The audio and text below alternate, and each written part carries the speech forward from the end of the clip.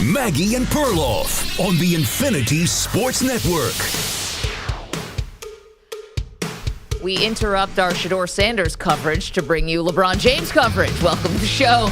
Maggie Gray, Andrew Perloff. But seriously, big night tonight for the LA Lakers because they're facing elimination. We'll get to everything that happened yesterday. We've got more draft fallout for you, new clip surfacing of Shedeur workouts and stuff like that, and more Belichick stuff for you too. But Pearl, I mean, this is a terrible spot for the Lakers to be in. They're down 3-1. Minnesota's got all the momentum. They're at home. And to be honest, I've been the big LeBron defender when it comes to you and me and GOAT talk, and you're a Jordan person and I'm more of a LeBron person. Yeah. But here's the situation, and even I can understand this as someone who's a LeBron Kool-Aid drinker. Another first-round exit, particularly this season, when Luka Doncic falls in your lap from the sky, would be a massive disappointment. And I'm not saying it's legacy-altering, but it certainly goes on the resume in a big way.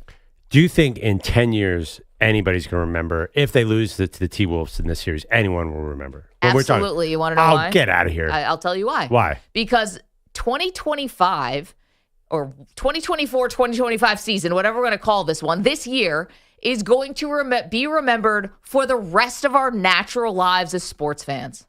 Because the Luka Doncic trade is a mile marker in the history of the NBA. That's not hyperbole. It's that big. Sounds a little bit like hyperbole. It's not. We do great debate every Wednesday. We have another one coming for you at 8 o'clock Eastern hour. It's a doozy, too. I love this one. But here's the situation. It will always be remembered, even more than whoever wins the championship this year. This is going to be remembered as the year when Luka Doncic was traded from Dallas to LA. And it's like, wow, the one of the biggest superstars in the league was traded. Then what happened? Well, then they farted out in the first round. Yeah, Anthony Edwards. That's going to be that's tough for LeBron, and you know how much I love that dude. Well, there's a couple things here. Do you really think I mean Luka's great, but is nobody, in my opinion, when that trade happened, said, "Oh, Luka's so good that he's going to carry the Lakers to a title this year." He's not. They just went to the he's finals. Not Michael Jordan. He just carried a team to the finals literally last year. Because the matchups just happened to fall right last year. I mean, come on. Do you really think that matchups? He beat this Timberwolves team. Ask Nico Harrison how close they were to a title. That team. Well, you want to take up for Nico Harrison? Have fun honestly, on that island. I think we forget the LeBron disagreement. I think we totally see Luka there. Luka's a very, very. He's a great player. He's not the kind of player who is instantly going to make you a championship team. Like Shaq going to the Lakers. It's nothing. It's not at all like that. Do you think he's like that kind of player? If he hadn't just made it to the finals. I know. Well, come on. Then I would have said it. But I just watch it. And you can say matchups, Pearl, they're 7-game series. It's not the NCAA tournament. You don't go on a Cinderella-type run. The team that wins is the team that's supposed to win when it comes to the NBA more than any postseason. Exactly the opposite of what happens in the NBA playoffs. You're telling me it doesn't matter which teams match up with which teams? Like how many 8 seeds have won an NBA title? Like that, the NBA is more chalky than anything when it comes to the playoffs because it's not hockey. There's not that kind of unpredictability. It's not baseball where there's unpredictability. It's 7 games where the best players prevail. Yeah, I think 99 times out of 100. So much parity in the West that it is, in my opinion, especially now, it's 100% matchup dependent. Like you get the wrong team. Obviously, the Nuggets match up way better with certain teams, particularly the Lakers, than other teams. So anyway, regardless of that, that's my point. Luka is not so great. It's again, I'll compare him to Kareem Abdul-Jabbar going to the Lakers, Shaq going to the Lakers or the Heat, Michael Jordan in Chicago. He's not going to carry a team. So it's a good team with LeBron, but I don't think anybody after this landmark trade thought, okay, they're going to win immediately. This was a good trade because it gives them 10 years of sustained success, not because it made any difference, any huge difference this year. Yeah, it got them into the mix, but they certainly were in top 3 in odds. Maybe they were. Yeah, they're a 3 seed. They're a 3 seed. Like, in the West. Yes. I know, but did you? The East is nothing. It's like we both made predictions here, and neither of us had the Lakers in the finals. Listen. It's tough because LeBron's 40. That's my point. LeBron is 40 and Luka's good, but he's not an all-encompassing superstar who's going to put a team on his back every year and take him to the finals. Listen, we're sitting here. It's April. I'm not talking about the finals. I'm talking about a first-round exit here. I'm not talking about winning the title should absolutely have been the goal, by the way. But that's aside. I'm talking about here you're on the brink of elimination and you're in the first round. And this is a Monday morning quarterback thing to go back now and say, well, what did we really expect from Luka? Come on. This is as motivated as Luka will probably ever be in his life, or should be, considering the team that just traded him and said, no, thank you. You just lost like $100 million because you can't sign the Supermax anymore. All this stuff, whatever your motivation is, whether it's pride, whether it's money, whether it's whatever, it's all going to come together for a potentially either a first round exit or maybe one of the great comebacks of all time, 3-1, but I don't know anyone in the world who thinks that's going to happen. And I think it does stick with LeBron. It's going to stick with both of them because you're right. Is Luka trade about the future? Of course it is. He's 26 years old. But the Lakers have always tried to maximize every moment of LeBron. I do think that. I don't think so at all because they have not built a good team around him. Well, 2 years ago, they were in the Western Conference Finals. So again, very, very thin trip to the Western Conference Finals. And we all know it. Okay. Come on. Yeah, that team might have been in the Western Conference Finals, but they were hardly on the brink of a title. You can't look at this roster and say they've been building a champion around LeBron. But my point about that is LeBron's 40. He needs so much help. So you're going to give him all this credit if he got all these superstars in there, and they haven't even given him the help. How many players did they play in the last game in the second half? Oh, it was atrocious. Their roster stinks. Yeah. Well, it stinks, but you also have two of the best guys, including one of maybe the top 3 players in the league. Top heavy. Okay, well, you know what? It is still a stars league. And the same thing we watched last night with the Denver Nuggets. And how did that end up happening? Why? Who was the best player on the court? Jokic was. And what happened? Jamal Murray stepped up. And that's how they won a title. Stars still do it. We don't have Detroit Pistons of 04 anymore. That's not happening. Why are the Nuggets no longer, what happened to the Nuggets, though? They lost all their depth because of the salary cap, and they didn't want to get into the second or third apron. I don't even know. Yeah, and now they're not. Apron. Now they're not a contender anymore because for that exact reason. I think the lesson is you need 8 guys or at least 7 guys. You can't have 5 guys and win. You saw what the Lakers looked like at the end of that game. It was an impossible for JJ Redick took a risk. But because they have not built a good roster, I think that's very clear. And so, they made some mistakes. They brought in Russell Westbrook, thought maybe he was the piece. But anyway, getting back to LeBron, what difference does it make? LeBron would have gotten, in your opinion, full credit for winning a title this year. Yes. While we're saying, basically the take is, well, they haven't gotten LeBron enough help.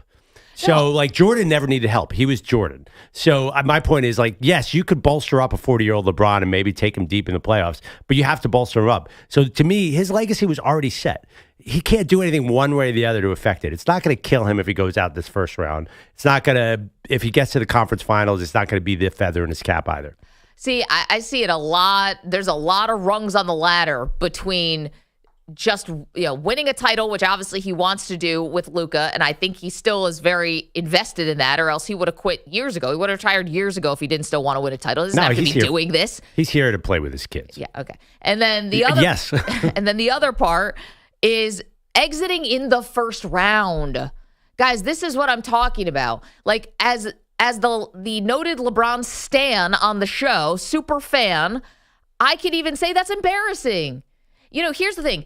The Luka trade was such a shockwave, and it even took Luka, it stunned him a little bit, right? It took him a moment to kind of get his bearings. But you know what? They ended up becoming one of the best defensive teams in the league, ironically, after he got there, because he's been a defensive sieve now in the playoffs. But they ended up putting together what you thought was going to be the super competitive team. They get the 3 seed in an ultra competitive West, and they're matching up against a Timberwolves team that, quite frankly, has not lived up to expectations this year. The expectations on Minnesota were way bigger last year. So to me, to exit to a team that, you have the 2, besides Anthony Edwards, we can quibble, but you've got the 2 best players in the series.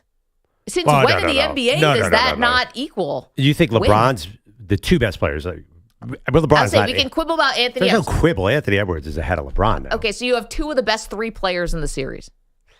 Yes, that's probably fair. And you're going to exit 3-1, possible gentleman's sweep, and everyone's who cares? It's LeBron. Guys, come on. That's going to hurt. That's going to sting. You know that the Lakers and the T-Wolves had the same regular season record, right? Listen, I'm just saying that no one was expecting much from the T-Wolves this year. They made a trade that made it look like the team got worse. They've got, on paper, they got guys who have been unproven in the playoffs, who have not done it in the playoffs, like Julius Randle and others, big question marks. And congrats to them. I mean, I'm not trying to take away from their moment. I'm just saying that for the Lakers to go out in a gentleman's sweep to them would be embarrassing. But I'm curious what people think. 888-710 for ISN. I mean, I'm not sure that's how NBA fans view the T-Wolves. It's almost like the team we forgot about. I'm like, oh, darn, this team is super talented. Every time, by the way, this series is not over by a long stretch away because the T-Wolves are quite poorly coached, in my opinion. Their offense can turn into hot garbage, and they need Jaden McDaniels to go off to win games. But they have your single least favorite player in the entire NBA. Who, Rudy Gobert? You'd love. Well, he's on the court. This guy.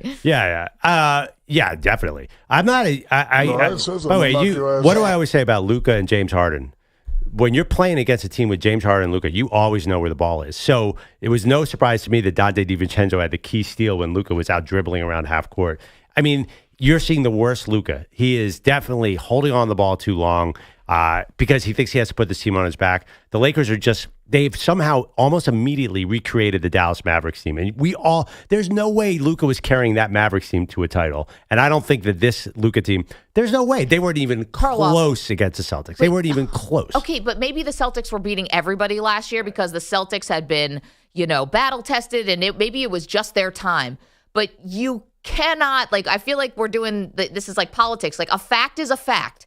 And the fact of the matter is the Dallas Mavericks made the finals last year, and they were led there by Luka.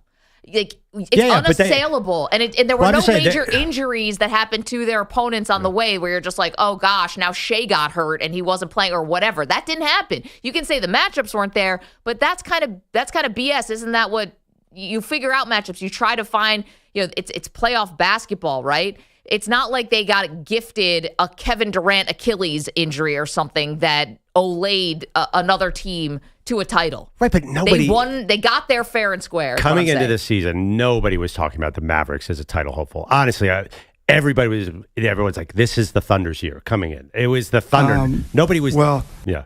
I mean, people were into I missed it. If like Dallas was some juggernaut coming in. They made this run last year, but there were a lot of circumstances around that.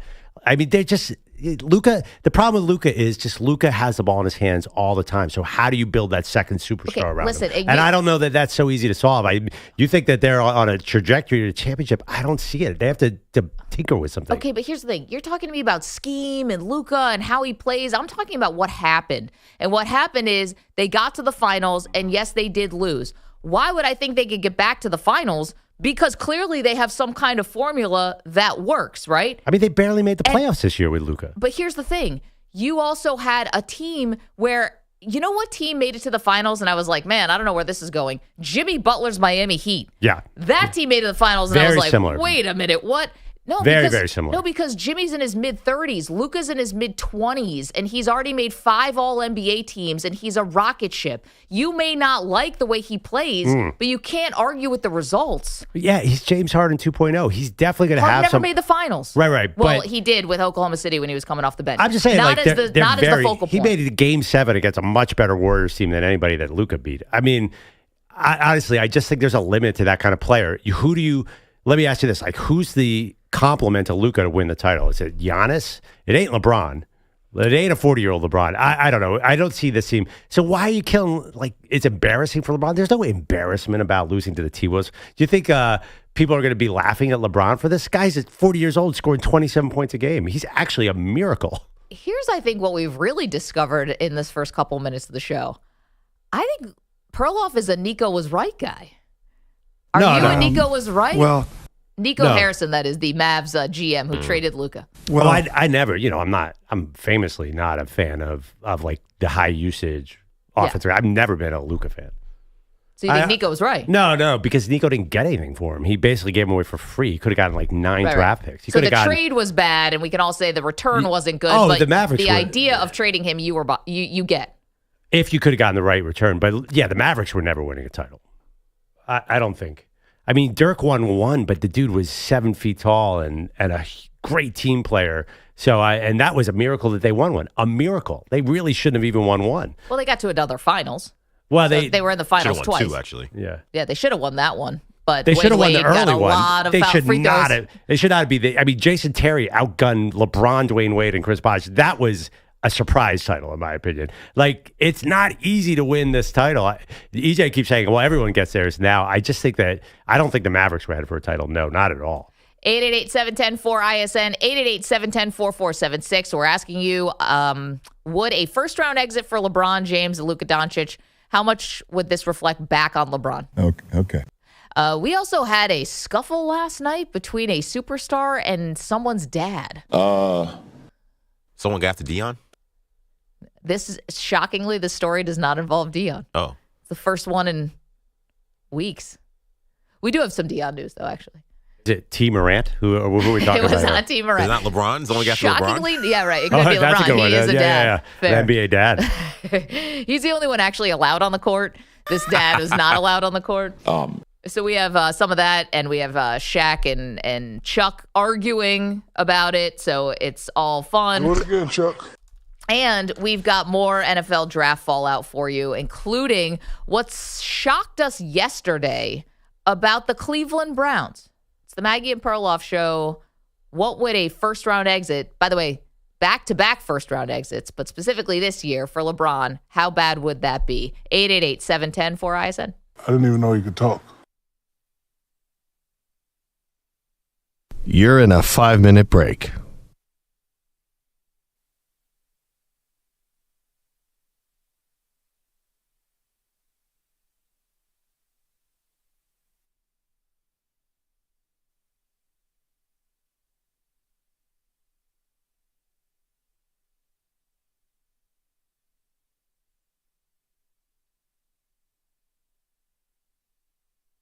Four minutes, 30 seconds remaining.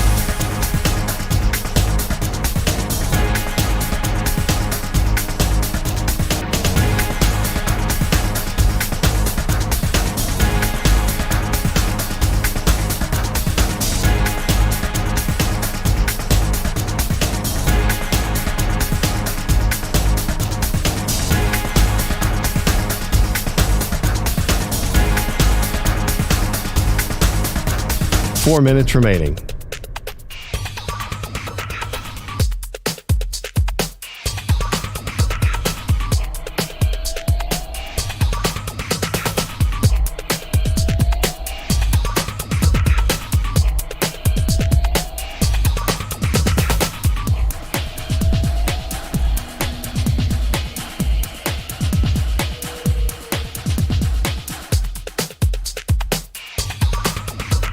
Three minutes, 30 seconds remaining.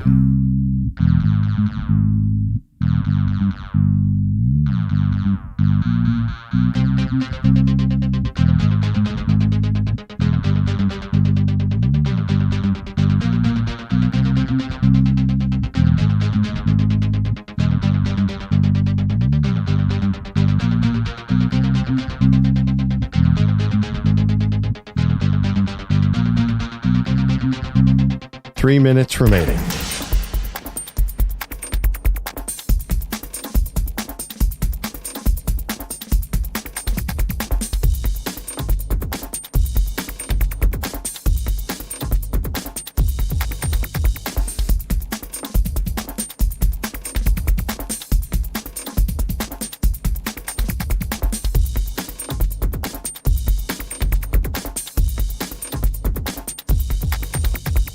Two minutes, 30 seconds remaining.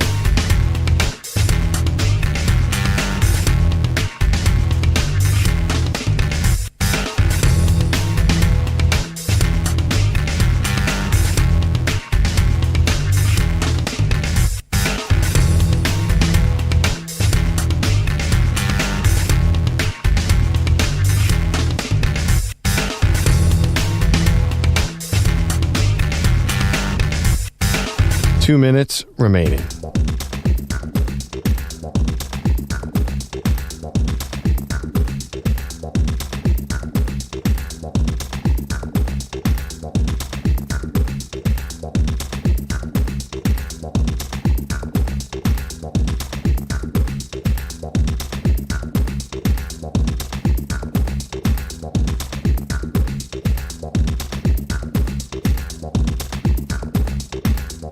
1 minute, 30 seconds remaining.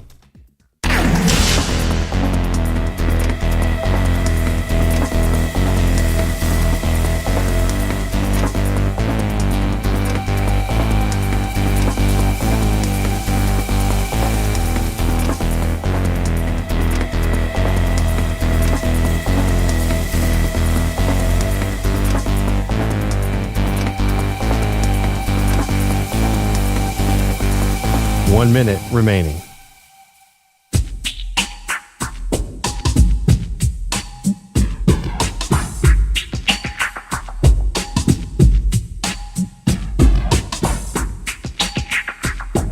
"45 seconds remaining.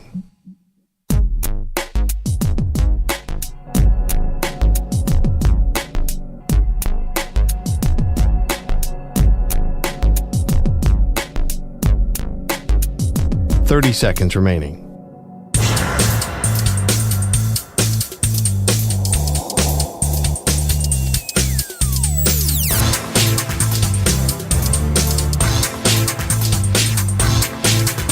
"15 seconds.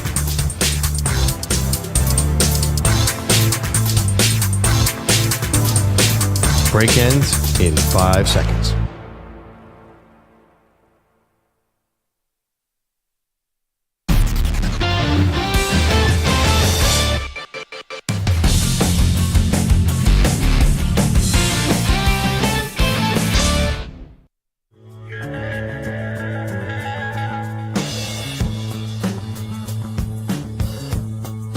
Welcome back, Maggie Perloff Show. So today is Wednesday. The draft was last Thursday night, the NFL draft. Yeah. And I listened to a lot of NFL podcasts, and I heard the same theme on every one.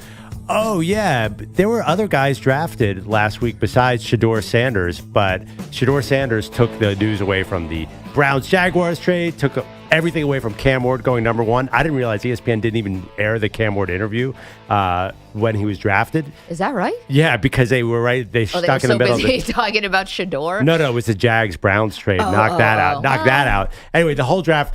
And then all these NFL podcasts do the same thing. They talk about the other draft picks, and then they get back to Shedeur. Because at the end of the day, that's anyone. It is the Shedeur draft. I don't care about the other 7 rounds. This was all about Shedeur Sanders, and it is going to be felt for a long time in NFL circles. I know. This stuff is so disingenuous, though. You know, it's like everyone robbed Cam Ward of his moment. It's like, it's a TV show.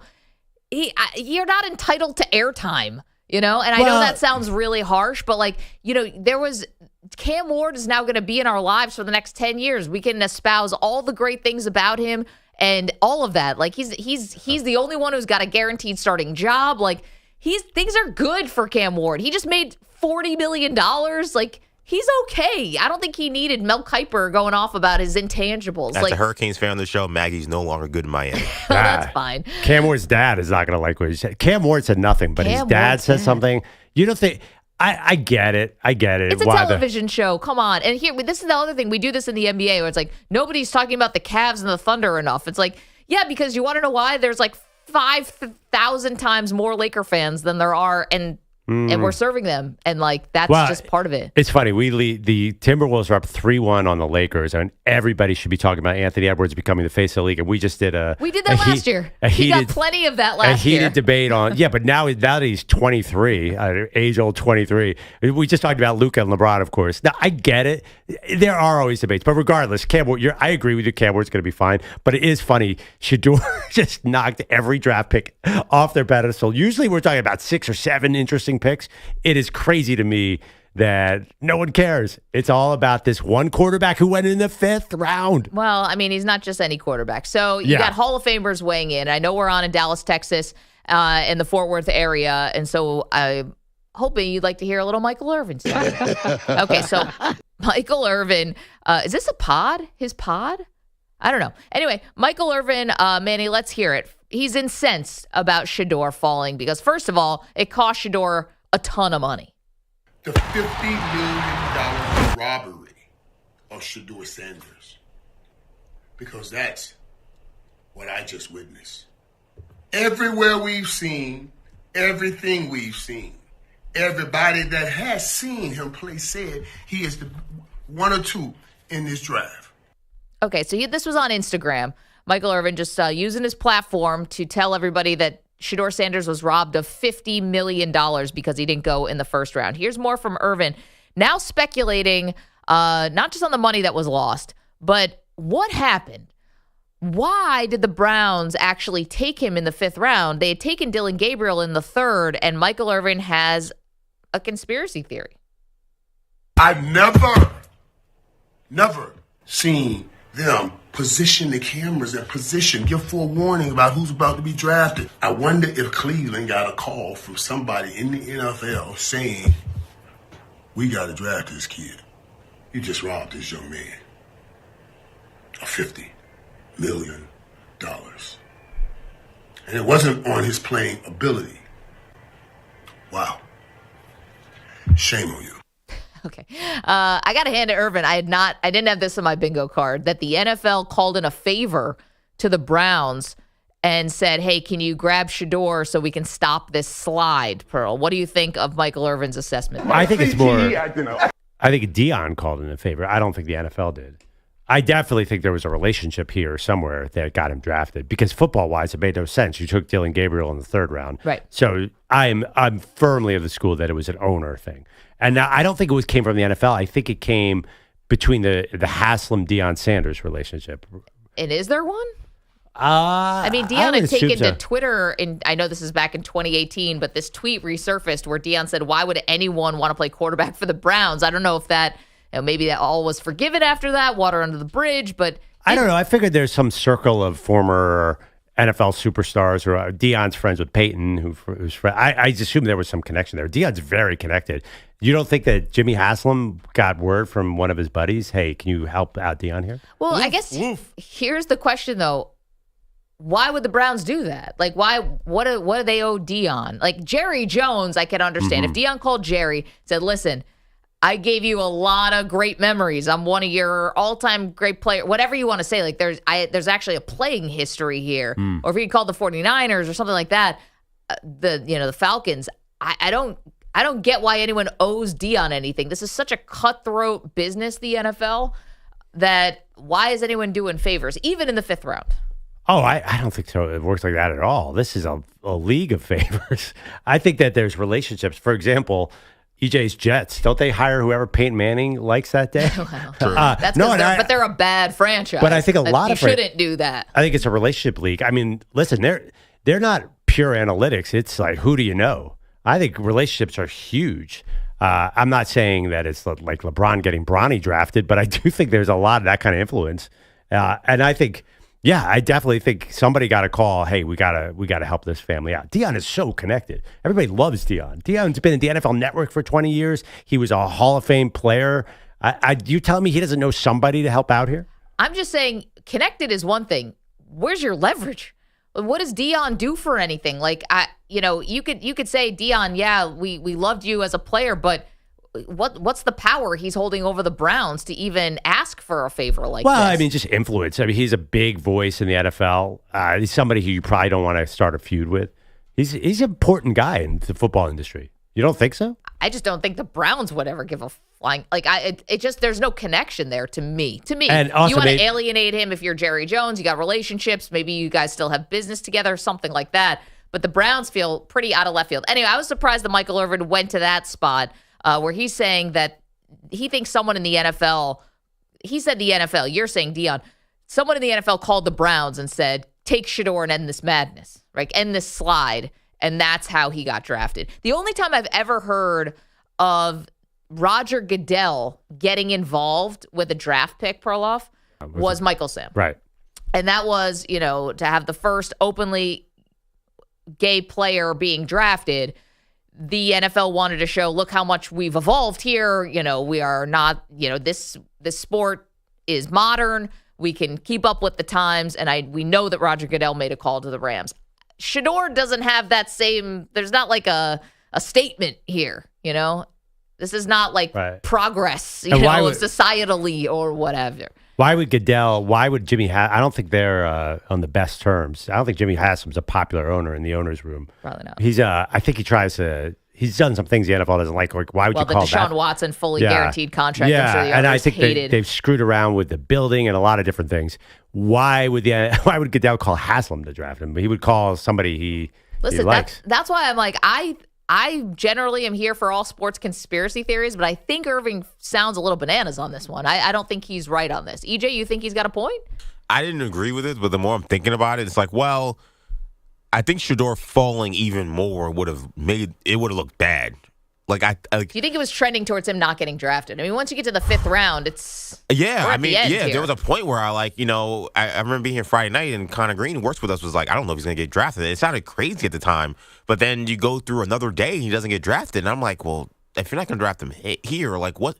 Why would you want to bring all this static to a 5th or 6th or 7th round pick? Like we still don't know the answer to that from Cleveland's side. To me, like the real answer. You deal with that because it's a 1st round pick. You say because the guy is good and we're gonna make the investment. Like why would you waste a 5th round pick on a guy who's gonna bring all these headaches? Yeah. Especially for, we've been talking about backup quarterbacks, right? And like, what do teams generally want out of their backups? Like to kind of blend in. Anonymity, basically. Yeah. And Shedeur is the opposite of that. So for the league, though, we already see how the conversation is devolved into race, culture, everything, collusion. Yeah. Like, imagine if he went further, if he was a 6th round pick or a 7th round pick or didn't get drafted, like, those conversations get a lot louder. So maybe, I don't know. I don't agree, but it is interesting. But why Cleveland?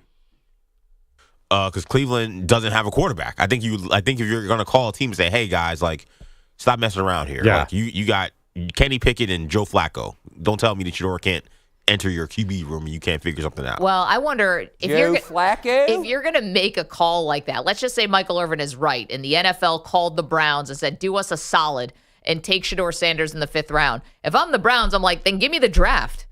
Like, then give me something. I want something really big here. I'm probably not getting a Super Bowl, but, being in Cleveland in February is not anyone's idea of a good time, but maybe give me the draft. Cleveland getting the draft definitely is something I could see happening. But I also think that, okay, we're still on this league conspiracy that doesn't exist. Well, I mean, Michael Irvin said but I also think Shedeur, Jimmy Haslam wants to get in on all this Deion fame. Like, I'm just trying to, I'm looking at some connections between Cleveland and Deion. I guess they met for a while in April. Like, I think Jimmy Haslam wants in on all this. Like this month. Yeah, this month. That they, he likes, I think this is like right up Haslam's alley. He's been looking for a star forever. It seems very consistent with the way he operates, right? I mean, the Deshaun Watson thing was pure Haslam. Sure. And the other thing, too, so I did know there was a connection. The QB coach in the Browns is Bill Musgrave, who's one of Deion's teammate and really, really good friend. Yeah. So Deion has friends. That's what I'm saying. I don't think he needed Goodell to make a call. I think Deion has a lot of relationships. In fact, I think if Deion could do this all over again, he would have managed the whole situation differently. You said it. He was way too arrogant. Deion was way too arrogant about where his kid was going. I don't think he understood. And then by the time he tried to tone down the rhetoric mid-April, about 2 weeks before the draft, it was too late. No doubt. 888-710-4ISN, 888-710-4476. What do you think? So we'll make a call to get Shedeur drafted, or did the Browns just hatch this one on their own? It's all pretty dumb. Andrew Bogusch is here with the latest. Guys, good morning. Your headlines are sponsored by Progressive Insurance. Your small business keeps you on the go. Progressive Commercial Insurance keeps your policy within reach with our easy-to-use mobile app. Learn more at progressivecommercial.com. Giannis, Antetokounmpo. I'm assuming the Manny and EJ of Milwaukee Sports Radio were laying out their best Bucks gear with Milwaukee up 7 in the final minute of overtime in Indiana last night. Giannis Antetokounmpo. About to extend this series to Game 6 without Damian Lillard, but then a collapse. Here comes Haliburton. Hits the timeline with 7. Outside the arc with 5. Driving in the lane at the goal. He lays it in with 1 3/10 seconds to go. Milwaukee has no timeouts. They have to go the length. Ball is going to be played in by Antetokounmpo. He gets it to Trent, and this one is over. Unbelievable. There were 2 Gary Trent Jr. turnovers before that Tyrese Haliburton hoop, then one more Milwaukee miss for a 119-118 Pacer thievery. Indy scoring the final 8 points of the game to end this series in 5. Afterwards, Giannis said they let down the injured Lillard. He came back maybe earlier than what he's supposed to, went down, sacrificed his body for us. And I felt like as a team, win or lose, home or road, playoff game, no playoff game, like the least we can do is show up and win a game for Dame. Giannis would not discuss his future post-game, but trade speculation, of course, is already swirling. Wait, and that's all that happened? He didn't get into a scuffle with a certain other star's dad? You're saving that one? I was leaving that for you guys. Oh. The Giannis Antetokounmpo. The Magic are also done, losing Game 5 at home to the Celtics, 120-89. This game changing in the third quarter. When Paolo Banchero picked up fouls 4 and 5, Boston outscored Orlando 31-9 to close the quarter with him on the bench, and they never looked back from there. The Knicks did not close out the Pistons, losing at the Garden 106-103. I'm sad. And the Nuggets took a 3-2 lead on the Clippers with a 131-115 home win. Jamal Murray, not sad. He scored 43 points in that one last night. He's good. In some other Luka Doncic news, he is covering the entire cost of restoring a Kobe and Gigi Bryant mural. It's in downtown L.A., and it was recently vandalized. He's a nice guy. The Edmonton Oilers won their third straight game, 3-1 in L.A., taking a 3-2 lead on those Kings. And Vegas took a 3-2 lead on Minnesota with a 3-2 OT win. The Wild had the potential game-winning goal with 75 seconds left in regulation wiped out on a challenge. The play was offside. Because once was not enough, the Yankees did it again. Gibson deals. Pitch swing on line drive, right field. Laureano going back. He's looking up. That's gone. Oh, baby. Oh. Ben Rice, line drive, home run. Just above the scoreboard in right field. It's 3-0 Yankees. Hey now. Dave Sims on Yankees radio. What he didn't tell you was that Ben Rice followed home runs by Aaron Judge and Trent Grisham. Back-to-back homers to start the game in Baltimore. Rice knew what was at stake. Yeah, it might have crossed my mind. I'm not going to lie, but you can't go up there thinking like that. You just got to simplify everything. Just look to make some hard contact, and that was my approach. The Yankees are the first team ever to hit back-to-back-to-back homers to start a game twice in the same season. 6 solo shots total in a 15-3 rout of the Orioles. Hey now. Back to you guys. Is that his signature call? Hey now. Oh, yeah. Oh, Do you yeah. not see the Howard Stern, Dave Sims back and forth? Nope. Apparently, well, Dave Sims has been doing Hey Now for a long time. He says it was influenced by a Frank Sinatra song that he liked as a kid. And Howard Stern show has also been doing Hey Now for a really long time. And so it was like, well, who's going to take credit for Hey Now? And Howard Stern completely backed down. He was like, hey, we can all say Hey Now. It's a compliment. I thought it was going to get contentious for a minute. And this is a different Howard. This is a new, lighter touch Howard Stern. When did all this happen? This spring? Like right when the season started. When Dave took over for John Sterling. Big Great. controversy, Pearl. I'm surprised that one didn't hit your timeline. No. All right. Well, you missed out. It's a fun 24 hours. By the way, Hey Now for me is Smash Mouth, by the way. Hey Now. Oh, that's you're not an all-star. that's not the Hey Now. Game You're on. wrong. You mean the Shrek? Yeah. About the Hillary Duff Somebody. song that goes, hey now, this is what dreams are made Oh, of. that too. Oh, yeah, big time. Wow. You guys are the worst. I was going to give Manny a lot of credit for discovering Aerosmith recently, but now that credit has been rescinded with the Haley Duff mention. I hated it. Hillary Duff. Hillary Oh, I'm Duff. sorry, Hillary. Haley's got songs too. Who in the heck is that? Yeah, come on. No, that's crazy. It's the sister. That's like talking about Wayne Gretzky's brother. Like It's Haley- a Frank Stallone. Yeah. comp, yeah. What was the Ed McMahon and Johnny Carson? What did he say? He said, That's correct, sir. that's Phil Hart. Well, that was the SNL. Did he have a interview. hey? He didn't say hey now? He or- may have. He said hey something. Hey-oh. Hey-oh. Oh, hey-oh, yeah. That Like, boy. let's laugh. Hey-oh. Yeah, there's a long history of hey now. I Well, think Dave we can Sims all has have got it. it now. And if the Yankees continue to hit home runs like this, he's going to have to say it every 5 Hey-oh. minutes. Pat Boyle, doing a great job on the overnights. Quickly, our pal Dave's in Kentucky. Dave, what do you think about this idea? Michael Irvin had it, that the league called the Browns and said, hey, do us a solid and take Shedeur Sanders. All right, so my thing is, what if everybody's completely wrong and the Browns took Shedeur because Deion's going to be their next coach. Could be. Why not? Well, I mean, listen, it'd be a big Shedeur leap, though, because he's only played for his father. Yeah, well, it's actually not a big leap at all. NFL? But here's the deal, though.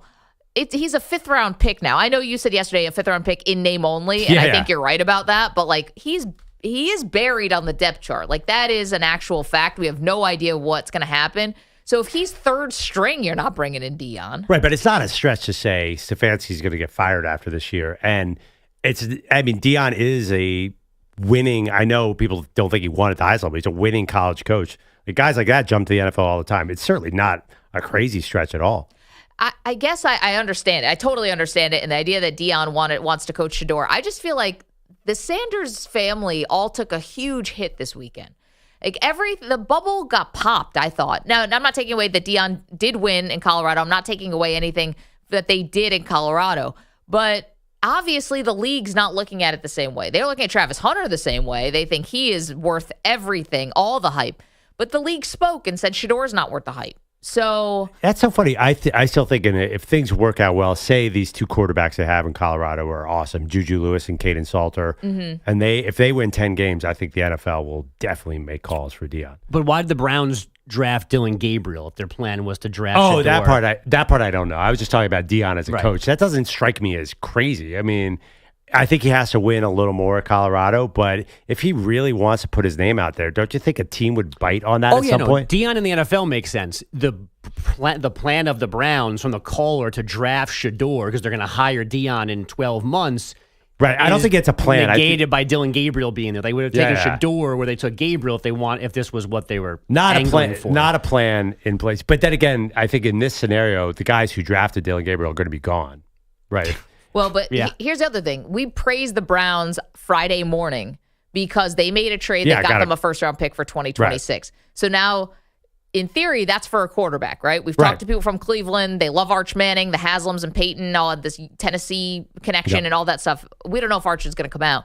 But this is setting up for next year for a quarterback. So you're going to bring Deion in to coach a non-Shedeur quarterback, potentially? Like to coach Cade Klubnik? Well, no. Doesn't make any sense. Well, no, I don't think in the scenario that we're painting, if Deion goes to Cleveland, then Shedeur will be the Shedeur has to be. But it's not unrealistic. Shedeur is on the roster, and they got Kenny Pickett, Joe Flacco, and Dylan Gabriel. It's not the hardest job to win. So it's totally. I mean, listen, would you be shocked in 3 years if Deion was coaching Shedeur somewhere in the NFL? And it might not even be Cleveland. Yeah, I wouldn't be surprised. I think I actually would be surprised if it was Cleveland, but yeah, it could be the next team. That's a good point too. But then I mean, listen, we're probably. I wonder, too, this is relevant to your Giants, too. If the owner says, I want to tank and get a quarterback next year, does that coach really get to stay? Does Stefanski really get to stay if they're 3-14? I think that's a dicey situation. Gerard Mayo, they're like, yeah, you have a year to work with.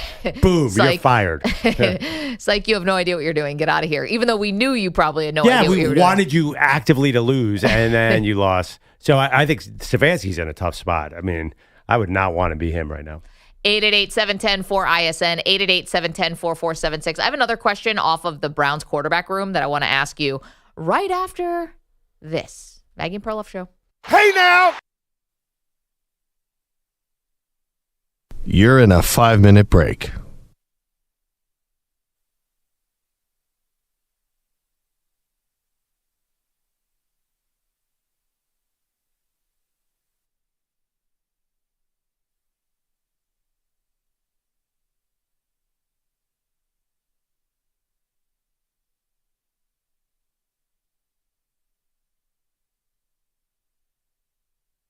Four minutes, 30 seconds remaining.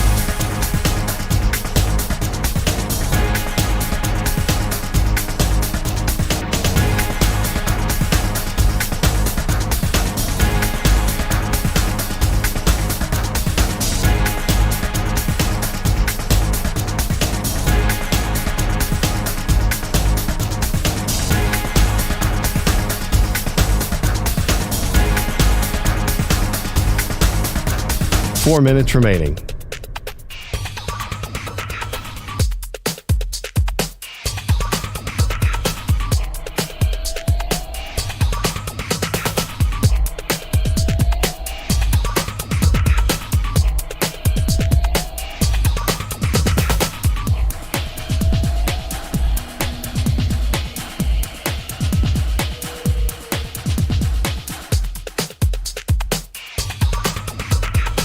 minutes, 30 seconds remaining.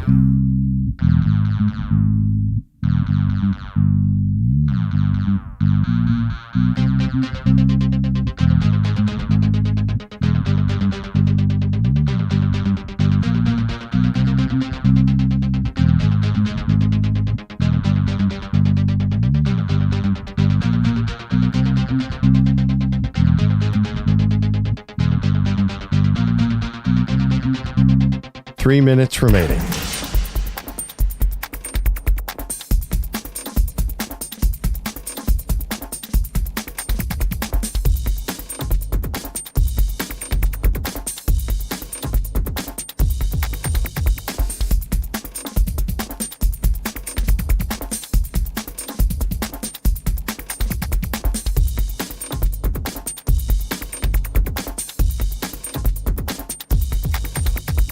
Two minutes, 30 seconds remaining.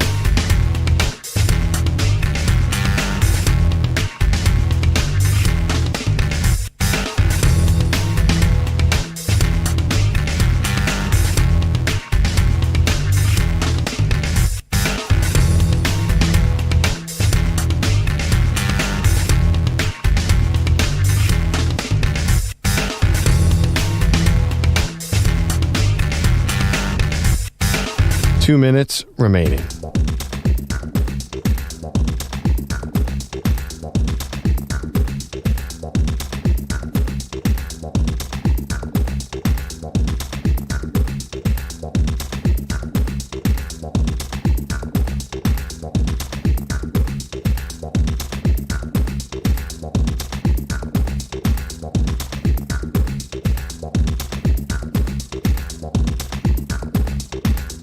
One minute, 30 seconds remaining.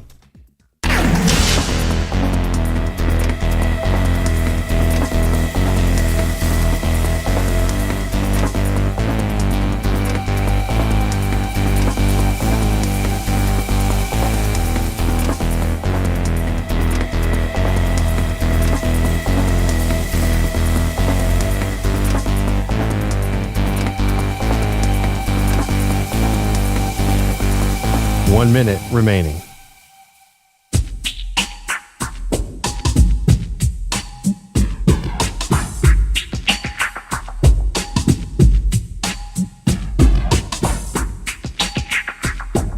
Forty-five seconds remaining.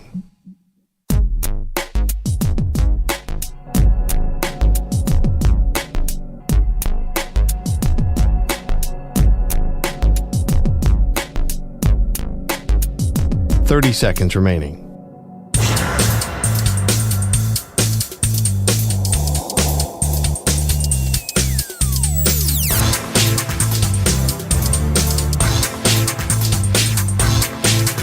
Fifteen seconds.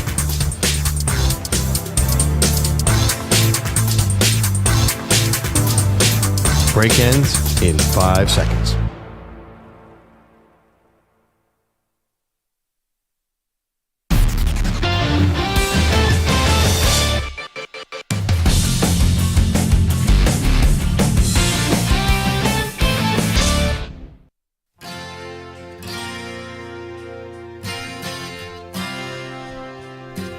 Danny discovers Tom Petty. Welcome to the show, Maggie Gray, Andrew Perloff. We were just talking about this theory that Michael Irvin, who I know has been through a lot in his past, Pearl, but he thinks that the NFL made a phone call to the Browns and kind of called in a favor or asked them to draft Shedeur Sanders so that he wouldn't fall any further than the 5th round. Right. That sounds kind of crazy. I don't know what the Browns, why they would want to do that, what kind of favor they asked for. Do they have any leverage here? All that. But can I ask you this other question off of the Browns quarterback room, which we've been talking about? Like, does Shedeur have a shot to actually start some games this year? Is that the question? No. Yeah. Is it the worst quarterback room in the NFL? Is my question. Oh. I think the Saints are probably of the most unknown with Derek Carr's injury, Spencer Rattler, and now with Tyler Shuck. Oh, this is exactly when Derek Carr, by the way, has 36 touchdowns. This is such Derek. Exactly when you count out Derek Carr, and he does this his entire life. If he puts in the effort, he could probably have a good year. But I would definitely I think Derek Carr plays. I think the shoulder thing is a contract dispute. It's a Secretly? weird way to play a dispute. Like, I'm so hurt, I'm but pay me. I'm positive this is about his money. I heard a thing the other day where he was complaining about his money a month ago, and then the shoulder injury comes out. And then, anyways, besides that, I am going to have faith in Derek Carr and give the Saints a slight nod over the Browns. Okay. I mean, there's dicier rooms maybe. Like, I have no idea what's going to happen in Indianapolis, like between Anthony Richardson, Daniel Jones, and now Riley Leonard. Like, I don't love any of those possibilities. give me The Anthony New York Richardson all Giants, day. like, do you love a Russell Wilson, Jameis No. Winston, now Jackson The Dart? Jets. The Jets, who decided not to go quarterback. It's Tyrod Taylor and Fields. And Fields is not so awe-inspiring. They may have the worst quarterback room. Jets?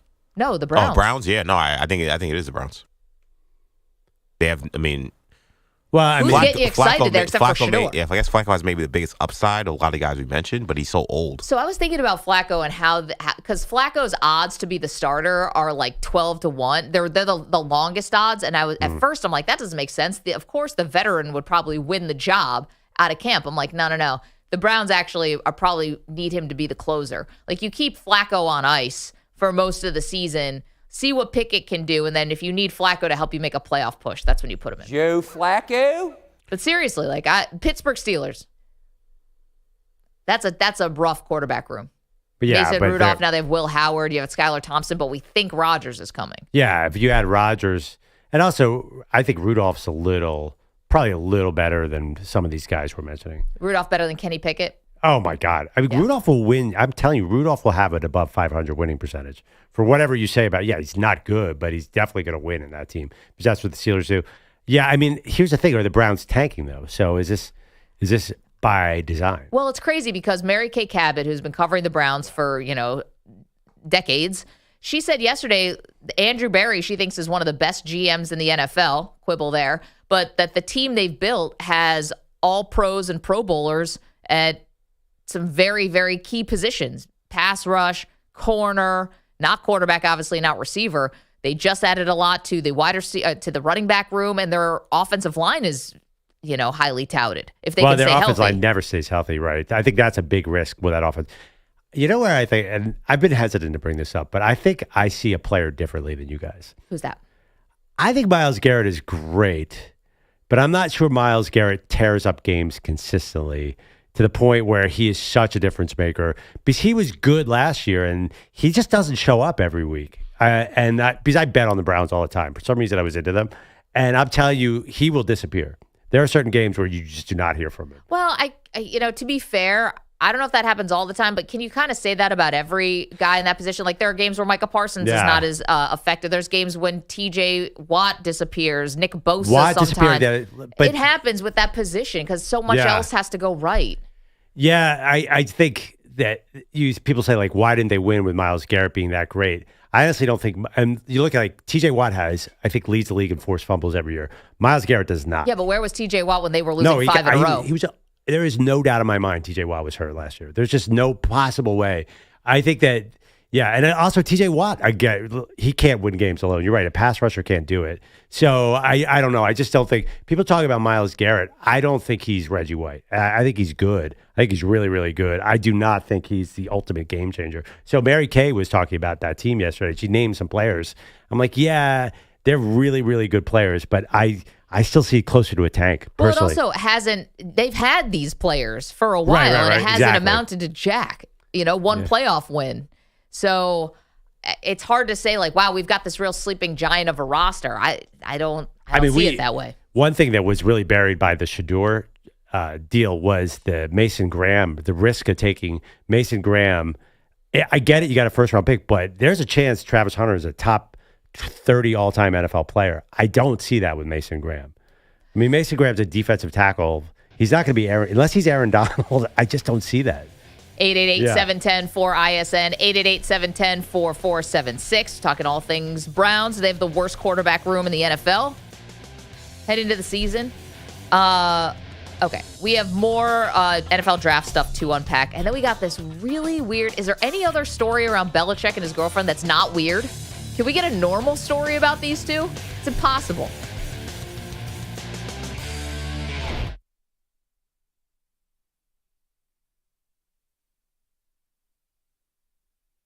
You're in a 5-minute break.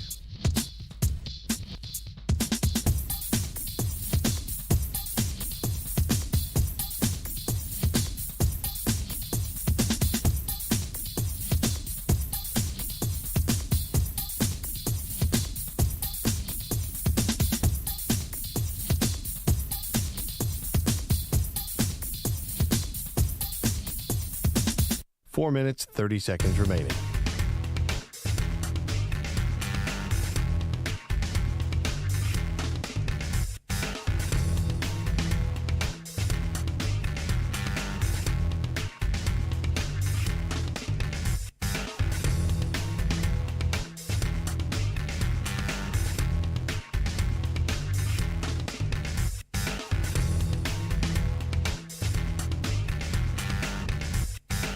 Four minutes remaining.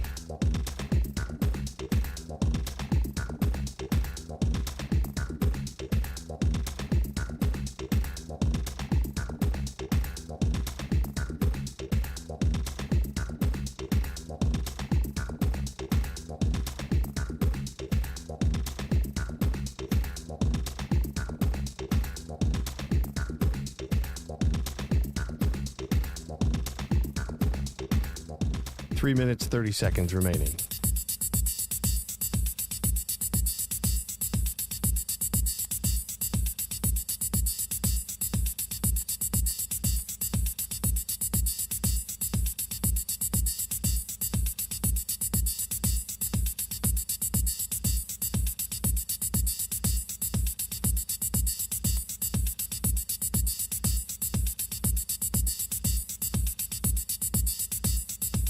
Three minutes remaining.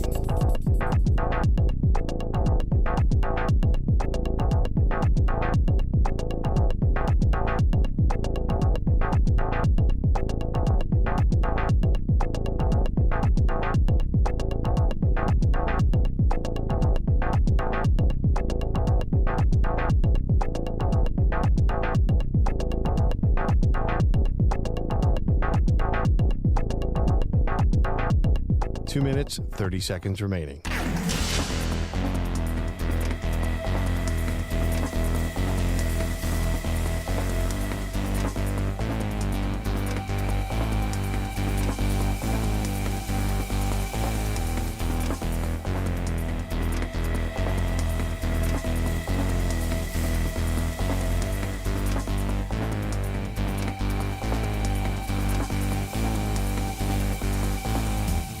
Two minutes remaining.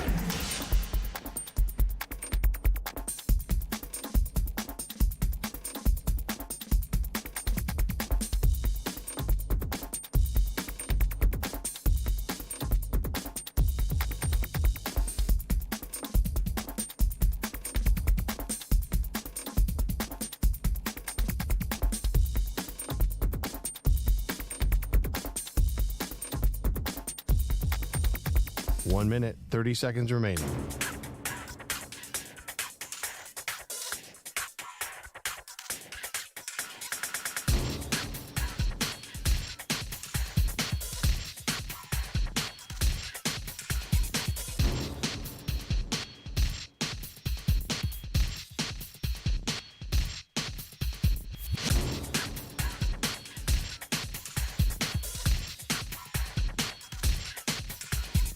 One minute remaining.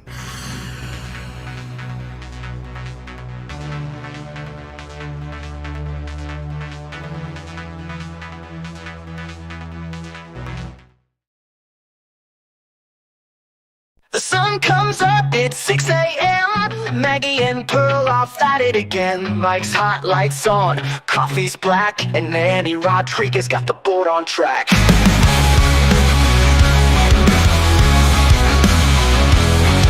He's riding them faders, cutting them clips, dropping sound bites with a country twist. A like old Pete who vanished somehow.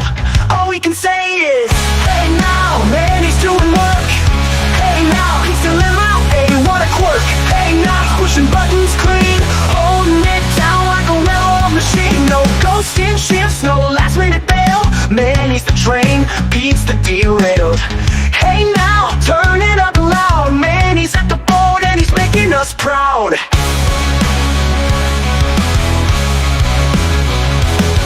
From hot takes to callers who scream, man, he's the wizard behind the dream. Crisp and that gold, smooth with the fade, a real pro touch, man, Pete's afraid. Everyone kind of clutching the pearls that Cam Ward got robbed of his moment at the draft, bro, because first there was a trade. Jacksonville trades up to number 2 to get Travis Hunter, so that kind of overshadowed the number 1 overall pick. And then obviously the draft kind of became about Shedeur Sanders. What else is new? Welcome to the show, Maggie Gray, Andrew Perloff. Now, Cam Ward is walking into the most known situation, right? He's going to the Titans. I know they came out yesterday and said he's going to compete for the job. Okay, sure. He's going to have the job, and then we'll see what happens with Tennessee from there. But as far as the other rookie quarterbacks in a non-touted class, who do you think has the best chance to succeed? I'm going to stick to my guns here. Mr. Jalen Milroe of the Seattle Seahawks. I just love the Seahawks. Every move they've made, to me, feels strong. I think they're building a good team. They have a crazy easy schedule next year. They get the NFC South and the AFC South. So that's like, so you think he's playing next year? Yes, I think he's getting on the field next year. How? I think Sam Darnold's, I think they're going to have quote-unquote packages for him. Okay. He's the best athlete quarterback to come in the NFL since Lamar. I don't even think there's a doubt about it. And I think the argument is who's going to be a better runner, him or Lamar Jackson. Lamar Jackson is the greatest running quarterback of all time. Okay. I mean, that quote is everywhere. So many anonymous scouts said. I mean, he ran a 4.40 apparently at his pro day. And you should watch highlights.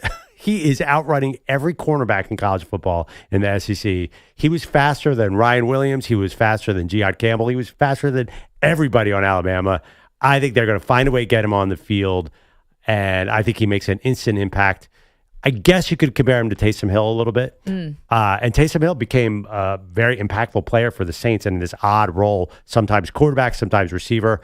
I don't know if they line up Milroe receiver, but I definitely think they have him in Wildcat packages, and he is going to be impactful from the get-go. I think Seattle's going to transform into this run defense team, and he fits right into that mode. Sam Darnold will still play, but I think this is going to be great. It's funny because I always wonder, we don't see teams do this a lot. Yes, Taysom Hill was an example, but even like the Steelers last year could have kept going back to Fields at times. And why didn't they? Well, I don't know. But I think it's because it's not that popular to do. It's not that easy, and you don't want to risk getting him hurt because you may need him as your backup because you're always one snap away from needing that guy, one injury away to the starter of needing that guy. I don't think they're going to approach Milroe like that. First of all, the guy's a house. I mean, he's gigantic, very, very muscular for what it's worth. And you're right, he could get hurt. But I do think that, I don't know who their third string is, or they just traded Sam Howell. But I don't think they're thinking like that. I think they're going to get him on the field. Wouldn't you get him on the field? Because you have Sam Darnold at quarterback. I don't think you're worried about taking him off the field for a down. Well, not to be mean on Sam Darnold. No, I get it. But you don't want him throwing 40 times a game. You want to have a ball control offense. Listen, here's your best argument there is that he's a third-round pick. So it's not like they've made this massive investment. So if he does get hurt, it's not like you just threw away the future of the franchise. But again, if you're in a playoff hunt, you want your quarterbacks healthy, and you may be unnecessarily opening him up to some risk. I want to see him on the field, and I think Seahawks fans are going to want to, too. Listen, I had tough situation for Darnold. When I was a kid, they you know who started this? Buddy Ryan's Eagles. Randall Cunningham would come in third and long. They take Ron Jaworski off because they knew Randall could run for 12 yards and get a first down. Especially because the defense hadn't adjusted to this running quarterback yet. I think Jalen's going to be very successful in that running. I mean, if he runs up in the Wildcat, you don't think he can get 8 yards like that? I thought Fields could have done the same thing in Pittsburgh. I think you and I were both saying here, why did they go to Fields in this particular situation? When you need a first down, get him out there. And then long term, I think he's better than people think. I think he's got a great long arm, and maybe in 3 years, he's a starter. Yeah, I mean, he's with now Clint Kubiak, so that's not a bad person to be with, but he obviously has a long way to go as a thrower. But he does have that ability to run. If you're asking me which rookie quarterback is going to step in and have the most success or has the best chance to succeed, I'm going to go with something I think is kind of obvious here. Aaron Rodgers has not signed on the dotted line yet, okay? Yep. So I think he's going to go to Pittsburgh, but let's see what happens. He's also 41.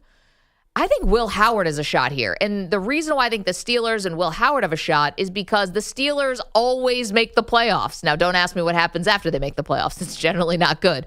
But if you're talking about success, making the playoffs as a rookie would obviously count as that. So do I think there's a world where Will Howard maybe beats out Mason Rudolph or, gets a chance to play? Absolutely. And then you kind of let Mike Tomlin and his history take over the rest. Even in a tough division, you make the playoffs. You've made the playoffs with dicier quarterback situations, quite frankly. So, Duck Hodges and guys they didn't make the playoffs. But you know what I'm saying? They've cobbled together weird quarterback combinations ever since Roethlisberger has retired. So, right, but I think Will Howard has a shot. But did Duck Hodges or Mason Rudolph ever? Mason made the playoffs. Right. I'm saying, did that ever amount to anything? Is that your definition of success, to sneak in at 10-7 and get knocked out in the first round? Well, I think people would say Bo Nix had a pretty successful rookie season, and Yeah, he made the playoffs, and they got blown out. But you're right, because you feel like there's a gigantic trajectory upside with Bo Nix. See, I think even if Will Howard sneaks in that situation you just described, he's going to end up like Duck Hodges and Mason Rudolph. I don't know. He comes in with he has a really big pedigree, like a decent, I would say decent, more than that. I mean, the guy comes in as a national champion, and I'm not going to hold it against him that he had a really good team around him, because a lot of guys who at Alabama had good teams around him. Joe Burrow had a good team around him. Like, I don't dock a guy because he had a good team around him in college. Like, you had a good team, it looked bleak for a minute, and you went on this all-time tear in the national championship run. So why do you think the NFL had no interest? He went in the 6th round. I think they're maybe making a mistake. And, I think the Steelers, we'll see. But I think the Steelers and Will Howard have the best chance of all these rookies to succeed. And it's not that Cam Ward can't. Cam Ward is walking into a situation, though, where I don't think the expectations are very high in Tennessee. They know this is the long-term play. And, maybe they make the playoffs. I don't know, though. AFC's I mean, I would bet on Cam Ward way over actually both our guys, because if you look at the NFL, I'd say 10 of the top 15 passers were number 1 overall pick. There's been one good 6th round pick in the history of the league, Tom Brady. So Will Howard's a deep long shot statistically. Well, Brock Purdy, I mean, 7th round, yeah. Yeah, I know, but it's like I know they're very, very, very few and far between. Yeah. But this guy played a lot. The difference now, though, Brady played a lot of college football, but like Will Howard's played a lot of college football. That's a good thing. Right. I mean, it'd be an incredible surprise if he was a longtime starting quarterback. I think Cam Ward, we didn't put him on there because Tennessee should be one of the worst teams in the league. I don't expect it to be Jaden Daniels. If we thought he was Jaden Daniels, we probably would have both said him, right? I think so. 888-710-4ISN, 888-710-4476. EJ, can you also put this poll up, please, at Maggie and Pearl on X?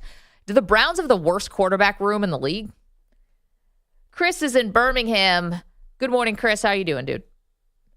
I'm good. I guess I'm going to throw a wrench in your non-conspiracy notion there, Maggie. Okay, wait, let me set this up for the audience. If you're just joining us, Cris is talking about sound we played last hour from Michael Irvin.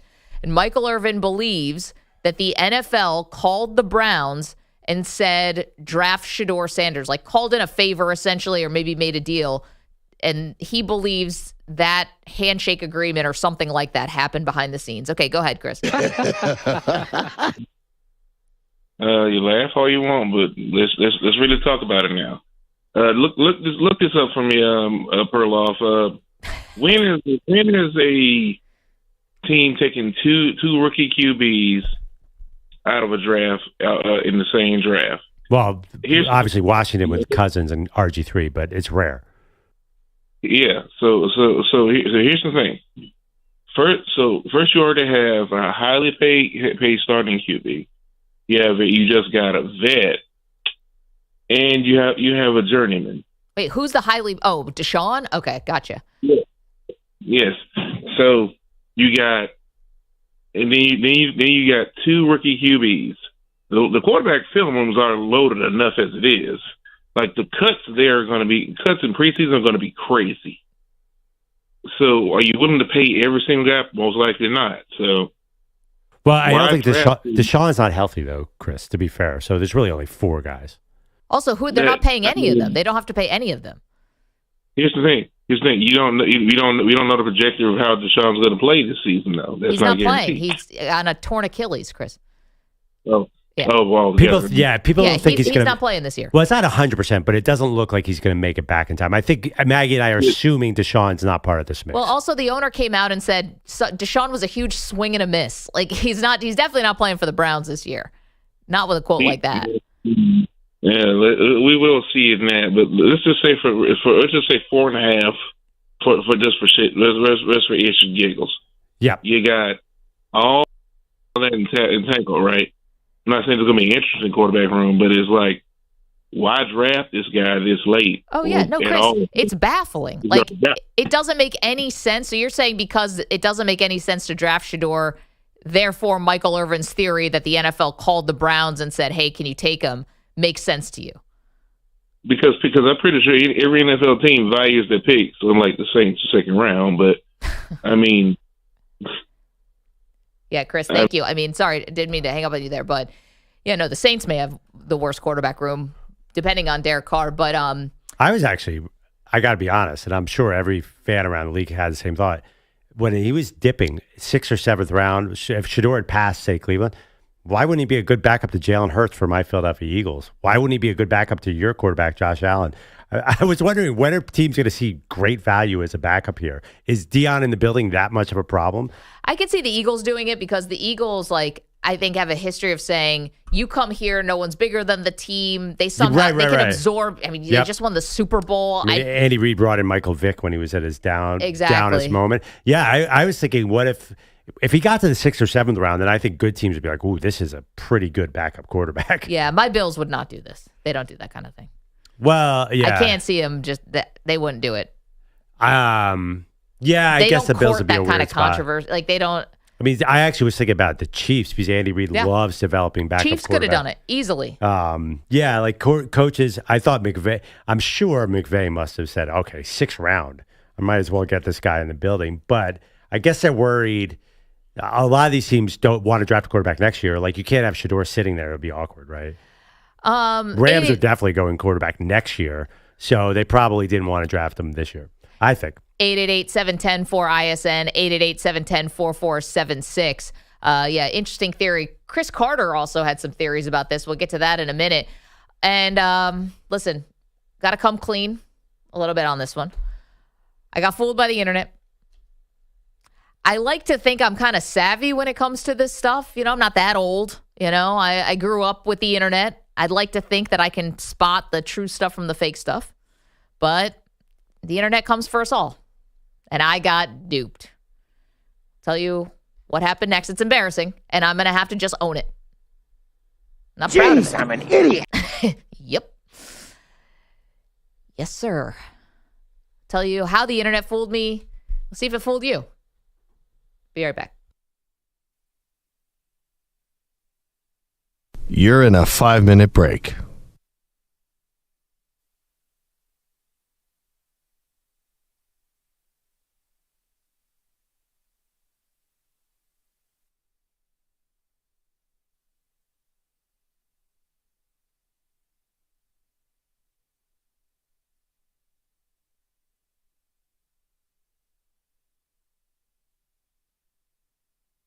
Four minutes, 30 seconds remaining.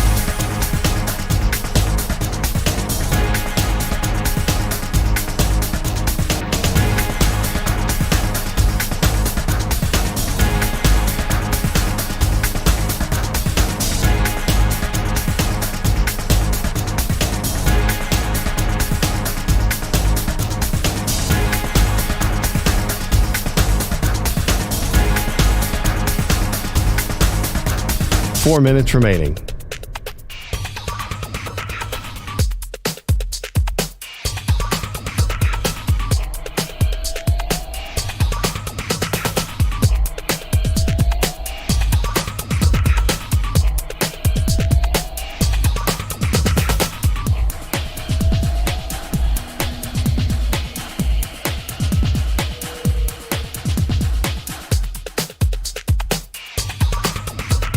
Three minutes, 30 seconds remaining.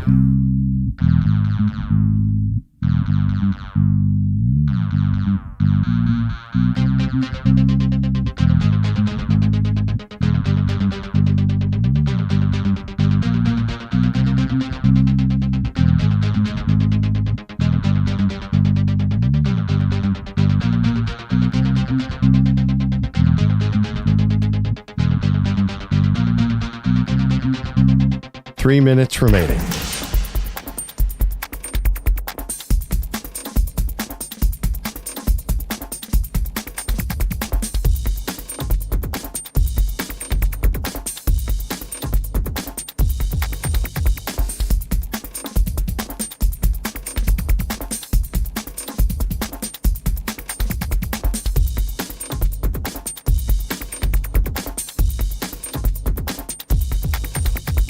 2 minutes, 30 seconds remaining.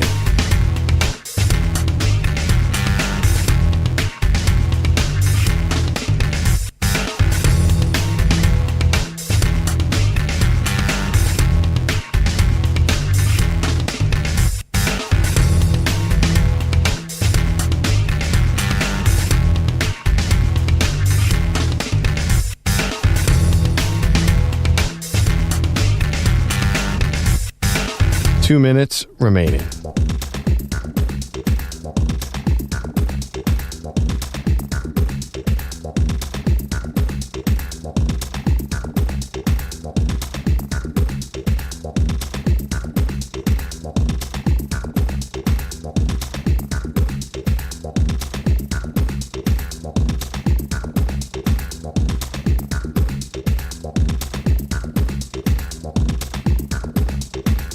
One minute, 30 seconds remaining.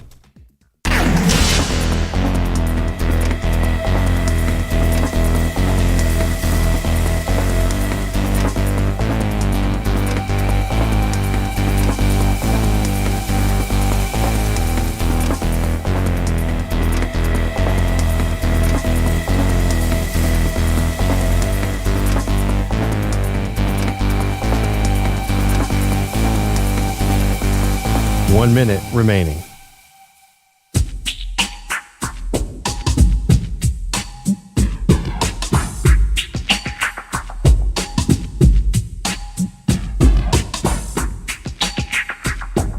.45 seconds remaining.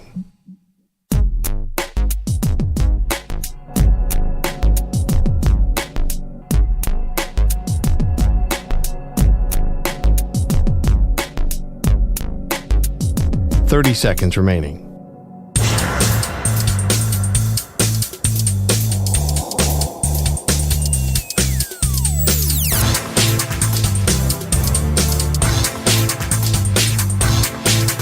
.15 seconds.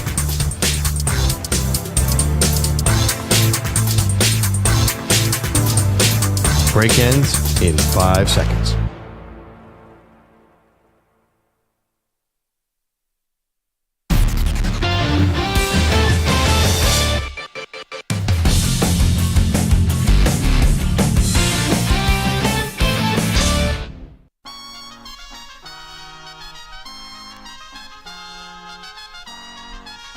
Welcome back, Maggie Perloff Show. So, I don't know if anyone was on social media yesterday, but something took over, which was right in my wheelhouse. A philosophical debate about animal strength. And that's basically for somebody who spent years debating who would win a fight between a grizzly bear and a shark in a tank full of water that's deep enough for the shark to swim, but the grizzly bear can stand. I mean, everyone has their thoughts. Everyone's debated this one. Yesterday was the new debate, but there was a miscommunication on the Maggie and Perloff text thread. There was some weirdness going on. I couldn't figure out what everybody was going on because you want to state what the debate was, Mag? Yeah, well, I'm just going to raise my hand on this one because I am an idiot. And I guess I didn't pay close enough attention to the story. And maybe just like my wires got crossed and I don't know. Somehow I just blanked on this. I thought that this story was real. Well, say what the story is. The story is, could 100 men win a fight over one gorilla? And so, guys, maybe I'm just distracted or the internet is so outrageous these days. Like Mr. Beast, this guy put two people together in a makeshift room and had them stay there for 100 days. People are trying to recreate Squid Games. You know, maybe I'm just my brain, like a brain worm got in there, RFK style, and like it just is hatched. But I thought this was somehow a real story, and I put on the text thread, "Where's PETA?" Like, oh my God, I know. And nobody, thankfully, you guys were very nice, and you kind of glossed over that. Well, actually, PETA did get involved. PETA but came it's not out, real. They're not actually doing this. Well, I think maybe I fell for this. I think PETA rebuked Mr. Beast. I think they came after him and said that was an insensitive comment. Like they think this whole debate is bad. It's like kind of a fantasy of animal cruelty.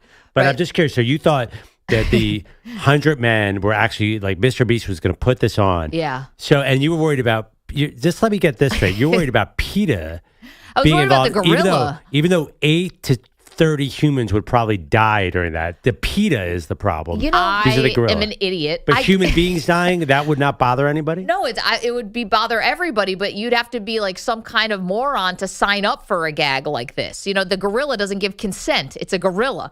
A grown person could say, I want to partake in the stunt or I do not. I guess here's my other part. Well, maybe in a free America, yeah. In other countries, I don't know if that's true. Well, oh gosh. Well, here's the other part. You think in Russia that anyone's volunteering to fight the gorilla? No. Did you say trial by gorilla? Yeah. I guess in my thought here, I guess I had not thought this through. I didn't think the people would die. I thought maybe you try to go against the gorilla and then you sort of get to run away. I don't know what I thought.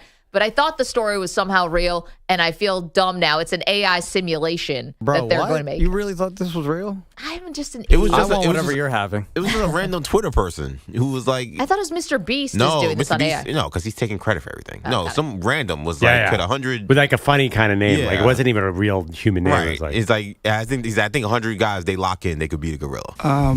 Well, by the way, think Maggie, that when the Michael internet's Phelps broken me. When Michael Phelps raced the shark, remember? Yeah, I tuned in. I thought he was actually racing a real shark, and I was super disappointed when it turned out to be AI because I thought they were going to have the shark in its own lane like a tank. I didn't think he'd be swimming next to the shark. So you have a history of being an idiot in this particular realm. Yes. I am an idiot. Didn't Tyreek Hill race a cheetah? What was that about? I don't think that actually happened. He said he was going to. He was going to. I don't know if it actually did happen. Guys, this is my blind spot. I mean, I like You to thought think they of would allow people to fight a gorilla, Maggie. EJ, the world is weird right now. No, all right? but that seems like a stretch even for this world. But like the internet is weird and people do things for clout and clicks and nobody wants to die, obviously. But you're telling me like, are we that far away from this with the Logan Jake Pauls of the world and all the stupid stuff you see online? If there was a fight between 100 people and a gorilla, the Paul brothers would be somehow involved, whether it be promoting or it'd be on Netflix, 100%. Exactly. Being involved, yeah. But let's get to the real story here. What's your strategy? If you got the 100 people, like, what are you doing? I've spent all day yesterday thinking about this. Who gets to go in the first wave that goes down by the gorilla? Because you have to wear the gorilla down. Not that I know this is inhumane. No, I know, but It'd be but you can't use a weapon or anything. Obviously, that would not be fair, right? Yeah, no weapons. That's the whole point of this. Obviously, yeah. If so you had Maggie goes first. Let's just get it out of the way. Honestly, like probably better for society I think, that I go first. Natural selection, the person who thinks this is a real I'm like, fight. who's here for the gorilla fight, guys? So 100 people with shotguns against a gorilla. No, Who I'm would win saying- that? Of course you can't use a weapon. Okay, well then how are you taking down a gorilla with your fists? Well, I think the point is you have to just keep coming at the gorilla in waves. Why don't we just get the world's best UFC fighters to go in that first wave? You want to talk about people with lethal fists? Why don't we get specialists? No. Like See, Tyson? you're totally thinking about it wrong, Manny. How's that? You put in the pawns first. The guys who are not UFC The fighters. Maggies. Yes, Right. the Maggies. You put yes. in the pawns. Let's face it, us. Okay. Yeah, we go first, and the maybe you gorilla's guys, too busy not this killing kid. us. Then the UFC fighters with actual skills come in and take You down think the they gorilla. could submit a gorilla? Yeah, they you could kill can't that use gorilla. jiu-jitsu for that. I think the pure.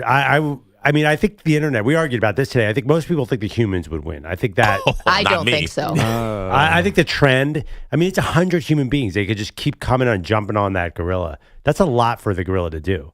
I think that 50 of those humans see the first 10 get swatted 25 feet in the air, and they just say, you know what, I'm good. I don't know. No, but they have no choice. That's the thing. The humans are desperate for survival too. We get Khabib to get a rear naked chokehold on that gorilla. We might be in some business. So you guys really think the gorilla could take out 100 men? You guys know how Yes. strong a gorilla is? Yes, I think the Have gorilla you seen how wins. fast a gorilla is? No.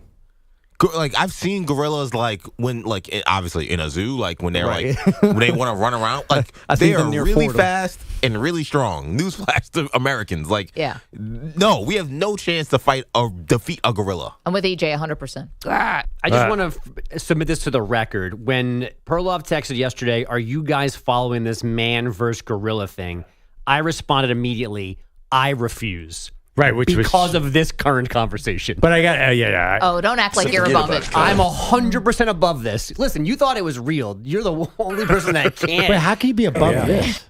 Yeah. Because now of you're above it? Because you're having a scientific conversation about 100 men fighting a gorilla and saying, no, that wouldn't work, but this is going to work. This is exactly why I refuse to even know that this is going on. Well, I didn't have an opinion on real or not because I didn't know what anyone was talking about. Use those critical thinking skills for once, Bogusch. No.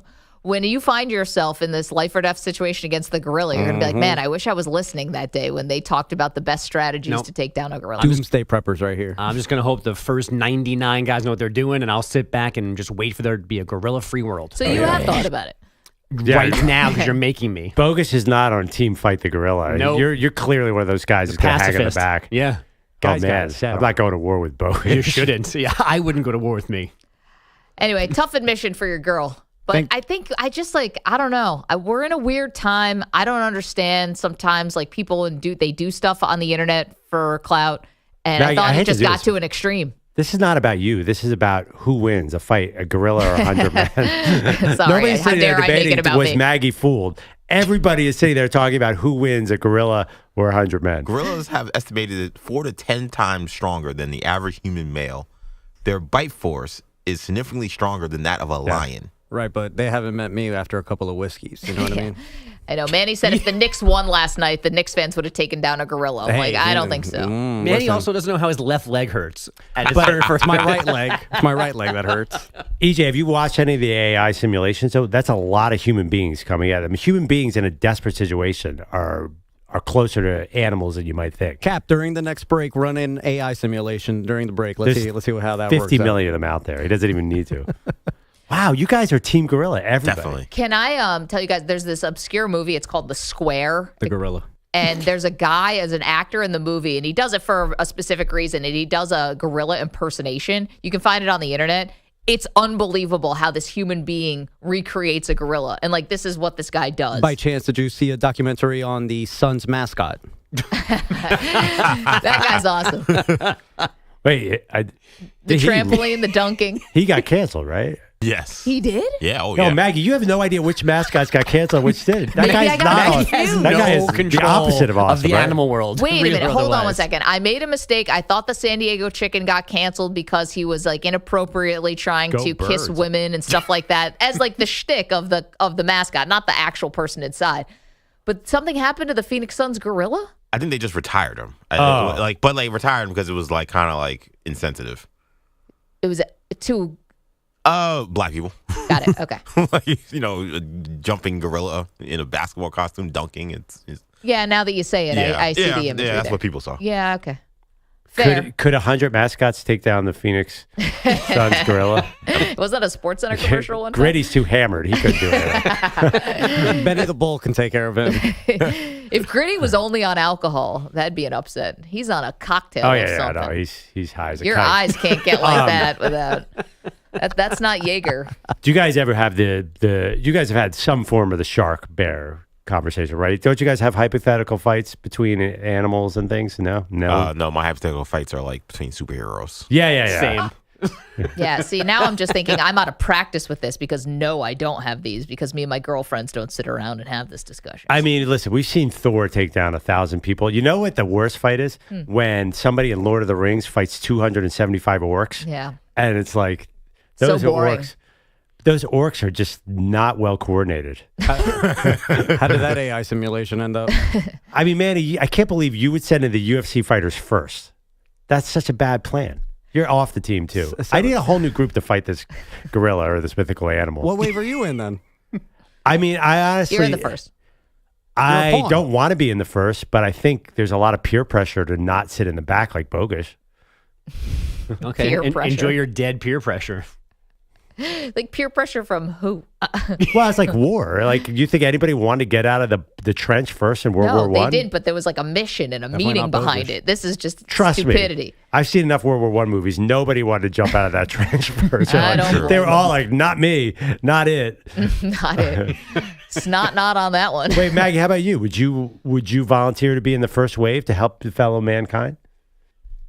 I mean, you probably could have gotten me there, considering I thought this was real. And Maggie almost signed up. I was who needs a 5'8", and a size 9.5 shoe? Oh, there it is. Oh, my shoes! I could have stopped the gorilla. Now it's a fair fight.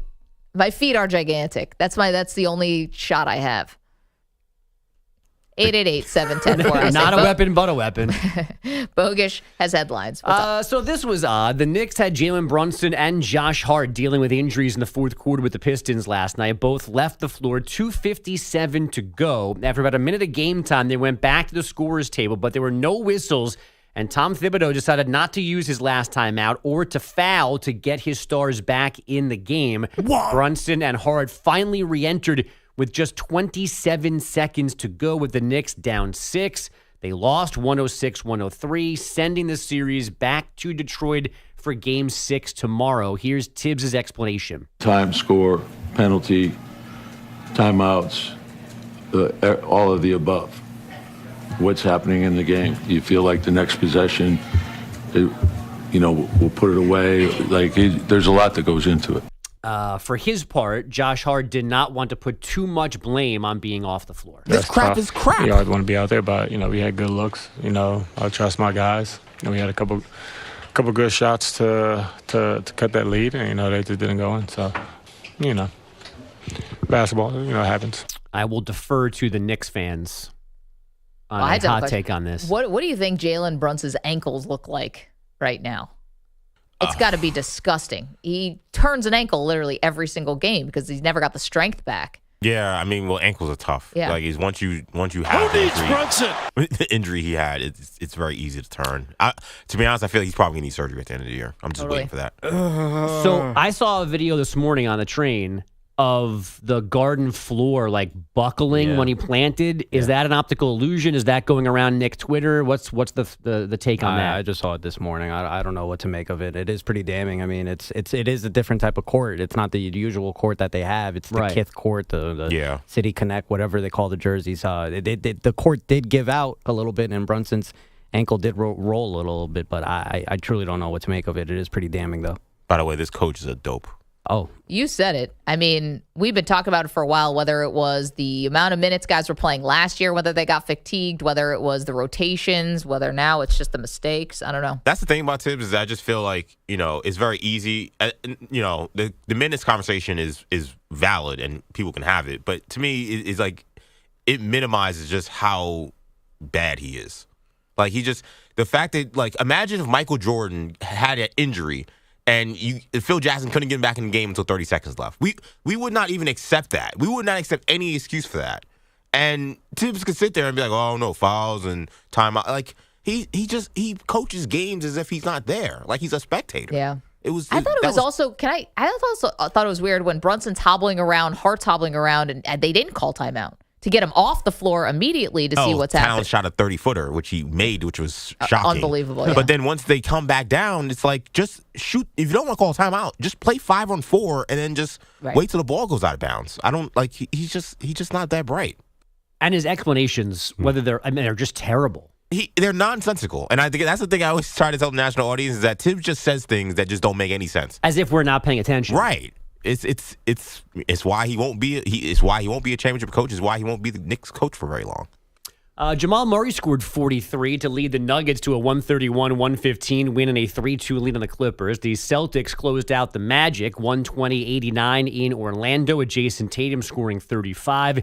And the Pacers scored 8 points in 40 seconds to eliminate the Bucks in Game 5, 119-118 in overtime. And after the game, Giannis had words with Tyrese Haliburton's dad, who came on the court to heckle him, and got in a quick shoving match with Benedict Mathurin. Giannis, out of Rumbo. On playoff ice, double OT in Carolina. It comes across. Aho wanted to get it to Jarvis off the boards.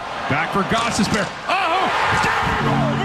Series over. Sebastian Aho wins it on the power play in overtime.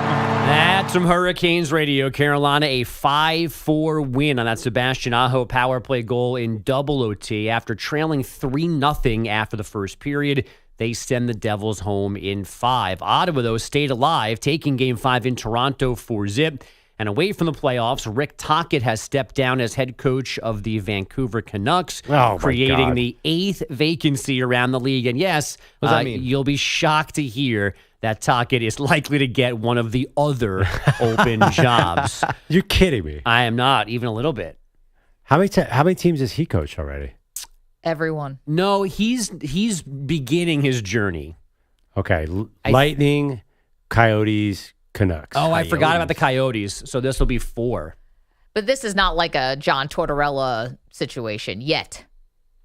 He's not on 8 or 9 yet, no. But he's on pace. Yeah. Well, this will be his 4th. Yeah, so he's on pace. Wow. And he's younger than those other guys that you're thinking of. The Tortorellas of the world. Peter Laviolette. I feel like I actually know more NHL coaches than NBA? baseball managers. It's a shorter list. I think being an NHL head coach might be better than being like an NFL head coach. Because you can always have a job, right? Like or college, yeah. Yeah, because then like NFL, like you get fired. Like you were really bad, you get fired. Like a lot of times, that's your last shot. You have to be an assistant somewhere. Like these guys, they get fired. You just change houses and you just go on to the next job. But with 8 Find openings, a new rink. that's a quarter of the league. They are stressing their bullpen with the amount of jobs they have to fill right now. You're right. It's like the biggest job security is being a fired NHL coach. Yeah. If you're okay with moving, like it's great. You got 2 countries worth. Right. Yeah, exactly. The Minnesota Vikings signed linebacker Andrew Van Ginkel to a 1-year extension yesterday. It covers 2026. He's now guaranteed an additional $22 million. Van Ginkel just made his first Pro Bowl and was a second-team All-Pro. And in case you were wondering, the Colorado Rockies did lose again last night, 8-3 to the Braves. They are now 4-25, the third team since 1901 to lose at least 25 of its first 29 games. Bogusch, is that bad? That is confirmed. Atrocious. Hey, I've got some other. We were just talking about the story. Someone was asking, could 100 men beat a gorilla? And you were asking. Well, Perloff was asking, and then whatever. But here we are having this conversation. In other animal-related news, did you see, this actually came out a little bit earlier in the month, but we were pretty busy with draft stuff. Did you see that scientists now feel like they can bring back the dire wolf and potentially the woolly mammoth? Yeah, I saw that. That's crazy. The dire wolf hasn't been around since 10,000 years is when the species went extinct. Is this like, we all know the plot of Jurassic Park, right? They still make these movies. It didn't go well. Do we want to bring back dire wolves and woolly mammoths? Is that fair to do? The species went extinct on its own.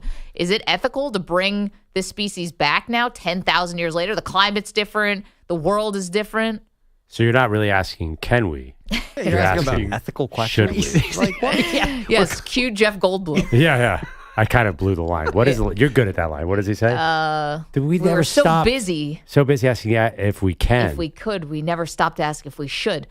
I mean, it you know, obviously, you don't want to bring After back a this T-Rex. on sports. Do you want them bringing back these species? I didn't know that like there's like 5 billion species, I guess, from when they could track the beginning of the Earth, and 99% have actually been extinct. Like we've cycled through so many different species. Yeah, I just think that there's so many ways we're all going to die that dire wolves is so low on the list right now. Yeah. It actually they never pets. didn't even dawn on me to be concerned about like a Jurassic Park situation, but I'm down to debate what would happen. I'll be honest, I'm not sure this is a Maggie-like admission, but when I saw this story, I thought dire wolves were only Game of Thrones characters. Yeah, me too. I had no idea. I did not know they were a real thing. No, not the slightest clue. I can't wait for the Savannah Bananas to have the dire wolf bat dog. Go ahead and pick up the bats. The dire wolf is its mascot. Savannah Bananas, some low A team in Florida. I mean, to have woolly mammoths. But the woolly around? mammoths are probably vegetarians, right? They're not super dangerous. No, but we might be eating them. How many woolly mammoths take down a gorilla?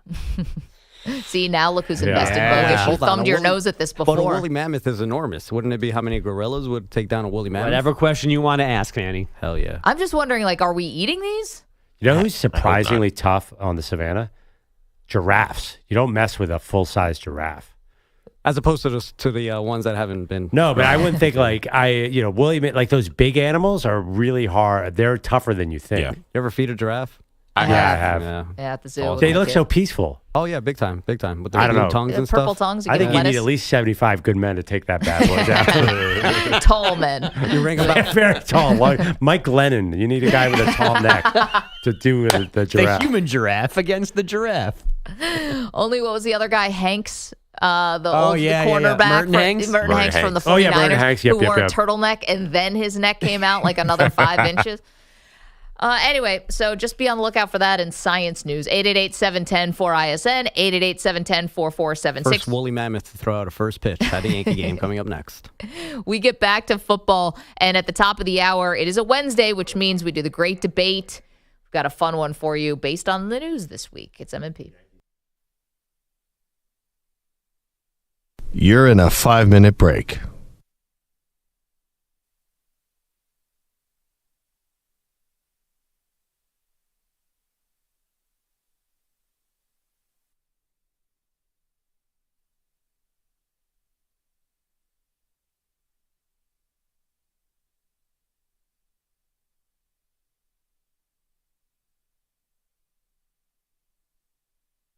Four minutes, 30 seconds remaining.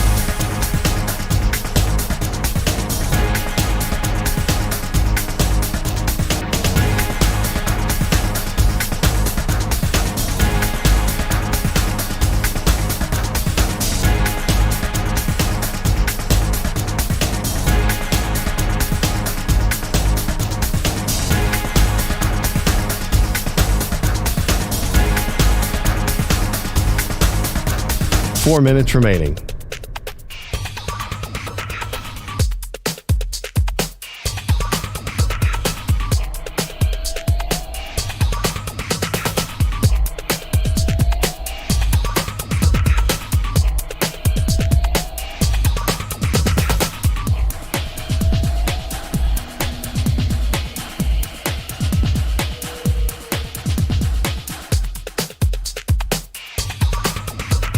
Three minutes, 30 seconds remaining.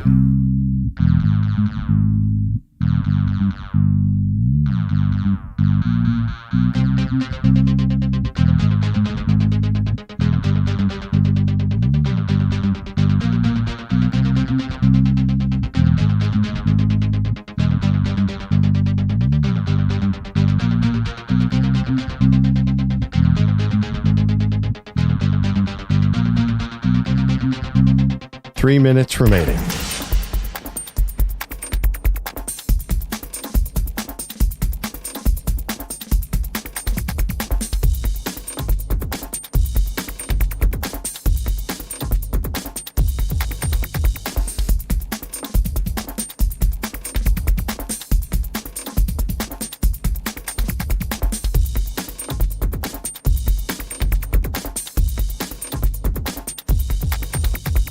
Two minutes, 30 seconds remaining.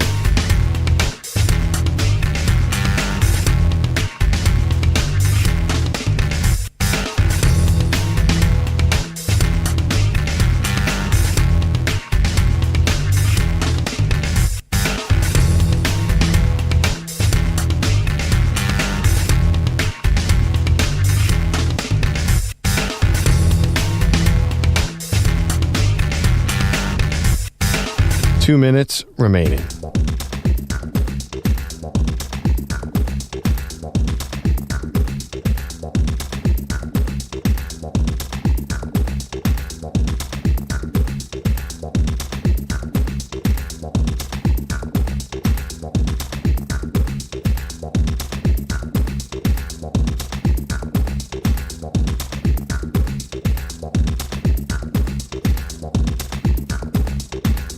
One minute, 30 seconds remaining.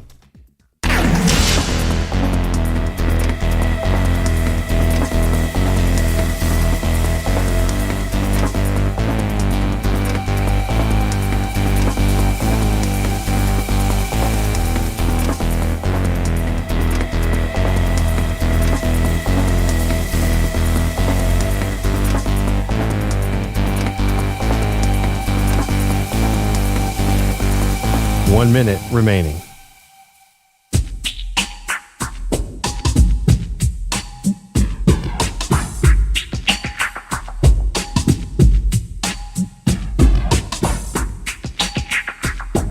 .45 seconds remaining.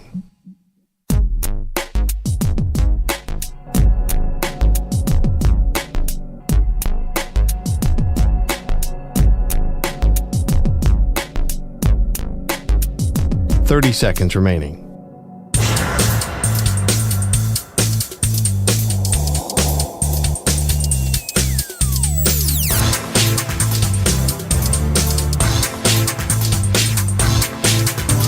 15 seconds.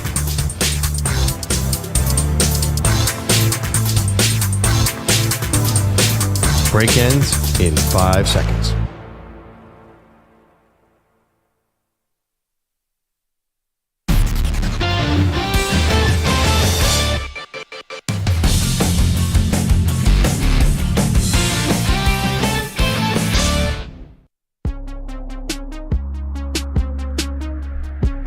Welcome back. Maggie Gray, Andrew Perloff. So we haven't really talked too much about the Milwaukee Bucks, Pearl, because, it was an interesting series with Indiana. Got really physical. There were lots of fights, and there were more fights last night, more pushing and shoving. Indiana wins the series. In overtime, they were down 7 with a minute to go and won the game. It was a thrilling comeback, but obviously tensions were super, super high. So after the game, Giannis not only gets into it with Benedict Mathurin, who is on the Pacers, got into it with Tyrese Haliburton's Giannis Antetokounmpo dad. His dad. Yeah. Who came onto the court and, according to Giannis, was acting disrespectful. So let's hear from Giannis. Manny, I'll take cut 18, please. I believe being humble in victory. That's how I am. Now there can be a lot of people out there that are like, no, when you win the game, you got tag. It's a green light for you to be disrespectful towards somebody else. I disagree. I've won the championship. They haven't. Mic drop. But they just beat you for the second year in a row. Anyway, Giannis said Haliburton's dad just completely out of line. And by the way, he first thought it was a fan, then realized it was Haliburton's dad. Having somebody's dad, which I'm happy for him, and I'm happy for his son, and I'm happy that he's happy for his son. That's how you're supposed to feel. But coming to me and disrespecting me and cursing at me, I think is totally unacceptable. Totally unacceptable. Okay? And I'm not the guy that points fingers, because in my neighborhood, snitches get stitches. So I don't want to say something, for him to get fined or anything. But it's not respectful. Yeah, and you want to know, first of all, I'm not surprised at it, but it's kind of funny to think in Greece they also have the saying "snitches get stitches." That's where it was invented in ancient times. Is that true? Yeah, they invented the Snitches Olympics, and also snitches get stitches. That's actually an old Greek proverb. Yeah. Socrates would take you out if you. Yes, Stanislas, that snitch. Yeah. Tyrese Haliburton, though, actually backs up Giannis here. Says his dad was in the wrong. Me and my pops have talked about that, and I don't agree with what transpired there from him. I think basketball is basketball, and let's keep it on the court. And I think that he just got excited, saw his son make a game winner, and came on the court. But I think we had a conversation, and I think he just needs to just allow me to just play basketball, stay over there. I'll come to him to celebrate. But I think just the emotions of the game just got excited there. Yeah, I mean, you got to be acting like a lunatic to step to Giannis. It's so big, yeah. Oh my gosh, and also come on, we talk about sports parents all the time and how angry we get by them and how out of line they can be. Your kid already made it all the way to the pros. You were in the Eastern Conference Finals last year. Your kid's on the Olympic team. At this point, you can't just be acting like you're some, soccer dad out there. Have a little decorum. Is there anybody who's just a little bit like, oh, this guy's kind of awesome? No. He was out there talking trash. He's out of control. He loves his kid so much. I just think it's about him. He's like a super Uber fan. I'm like, oh my God, this guy's crazy. He must, and he's still doing it, even though Tyrese said he's had talks with him. But he's got to take him out of the front row. You get your privileges revoked if you can't handle your business. Yeah, but on the flip side, I do hear Giannis sounds like a mess. He's obviously clearly upset. I think in a perfect world, after a loss like that, you don't want to be venting your frustration on one of the opponent's dads. Normally, he's definitely losing his cool here. Giannis should be we tried our best. He should do all the cliches and get off the podium. This was an interesting thing to me. He seems kind of sad and depressed about the way this went. Well, he should be. I mean, the guy for the second year in a row is out in the first round. Last year he was hurt. This year it's Dame that gets hurt, and he's got to be contemplating his future in Milwaukee. Everyone thinks he's going to ask out. He starts a 3-year extension starting next year, so he just signed on, but that doesn't mean anything in the NBA anymore. Listen, I don't love to judge a guy right in the heat of it. This just happened. You just lost in overtime when you had this lead. I think that it's Tyrese Haliburton's dad was completely in the wrong here. I put no blame on Giannis at all. Yeah, but I think, if Giannis was in his right space, he would use this as fuel and be like, I'm going to get this team next year. And he would just done the normal NBA star thing where you get out there and blame yourself for everything and walk off. I think my point is I think Giannis is starting to the pressure of being in Milwaukee is clearly getting to him. Being in Milwaukee or being an MVP with only one ring? Yeah, because he's in Milwaukee, he only has one ring. I just think that he does not sound like his most perfect self here.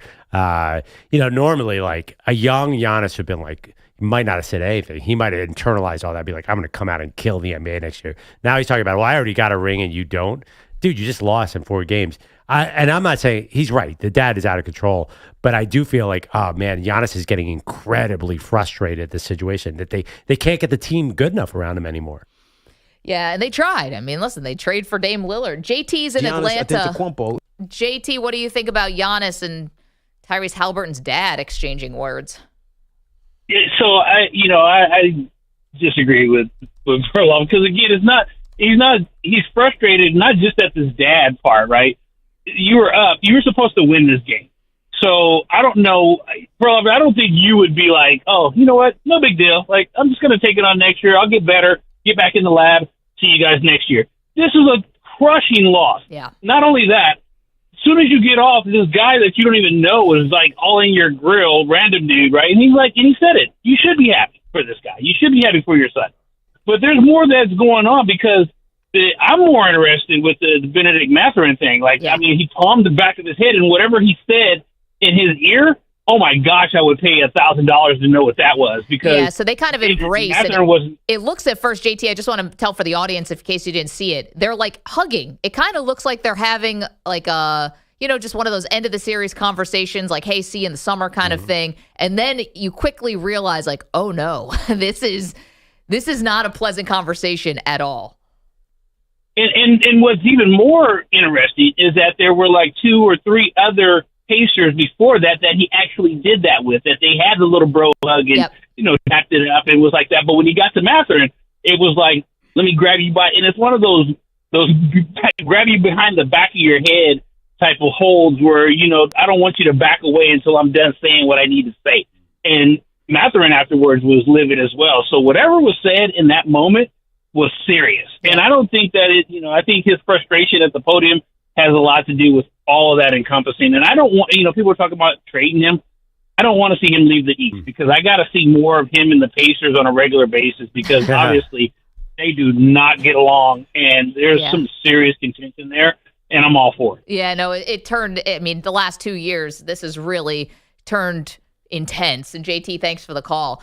It is a very good rivalry. Yeah. I think Giannis is probably out. I think the question is, does he try to get his way to EJ and Manny's Knicks?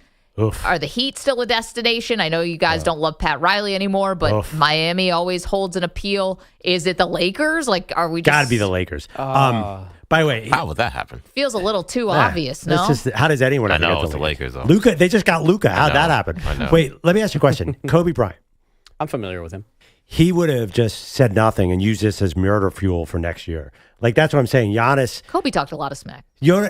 Kobe never said after he lost, oh, my God, I can't believe his dad said that to me when I had a ring. He just stewed, and he said, I'm going to go to the gym, and I'm going to be – the next 100 days, I'm going to work on ripping this team a new one. I felt like Giannis probably, if he looks back on this, he's talking about the wrong things here. He should be talking about it like, I'm inspired to come back and beat this team. But don't you think there's a almost like a security element, though? Like, a person walking on the court – to get into the face of an NBA player, it almost goes beyond just like wins and losses at that point, right? Also, Kobe would have said, not I have a ring and you don't. He would have said, I've got 5 rings and you don't. Or 4, True. I don't think Kobe would have said anything. Kobe would have just got that look on his face and it'd be like, oh, crap, he's coming back next year for my guts.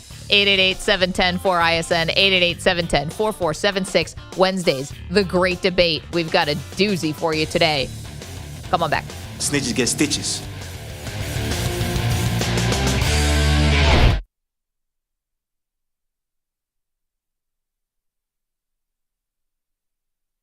You're in a 5-minute break.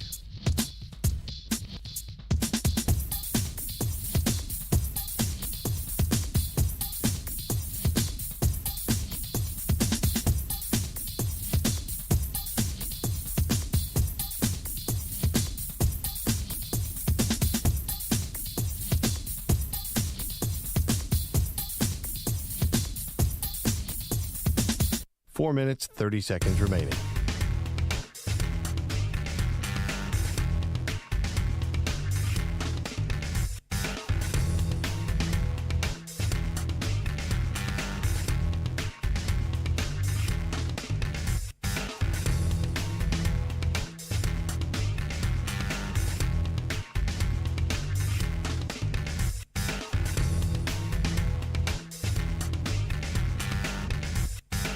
Four minutes remaining.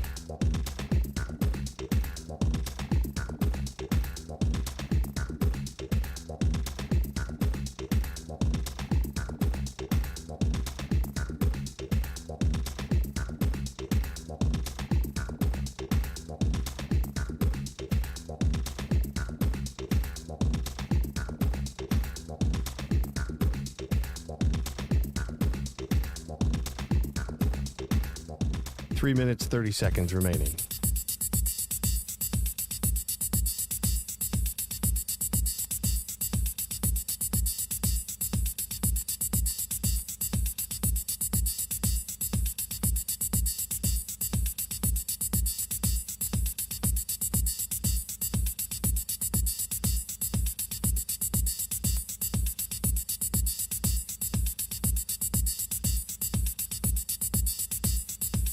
Three minutes remaining.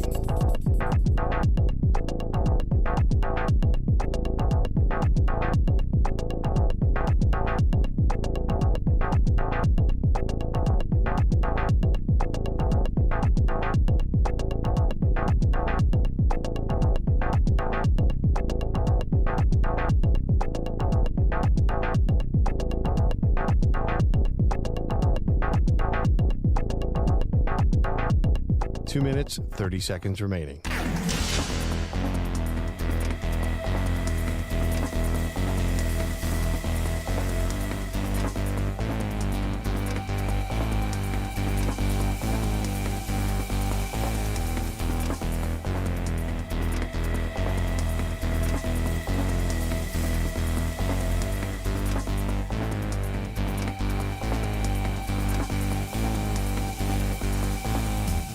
Two minutes remaining.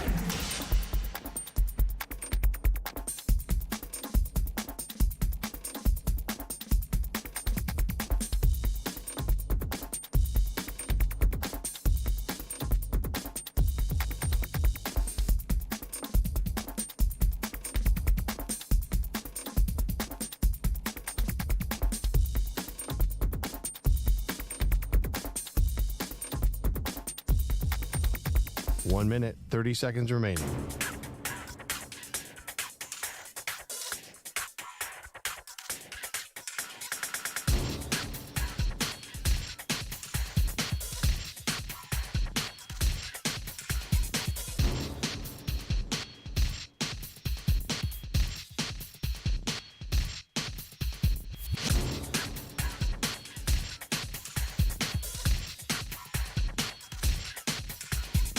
One minute remaining.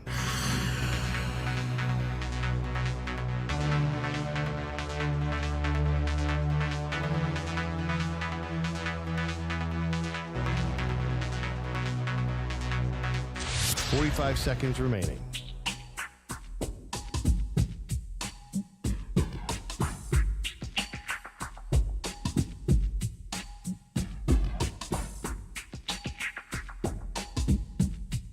Thirty seconds remaining.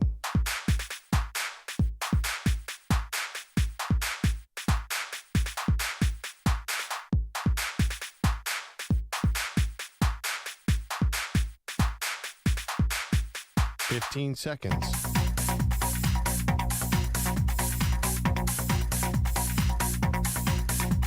Break ends in 5 seconds.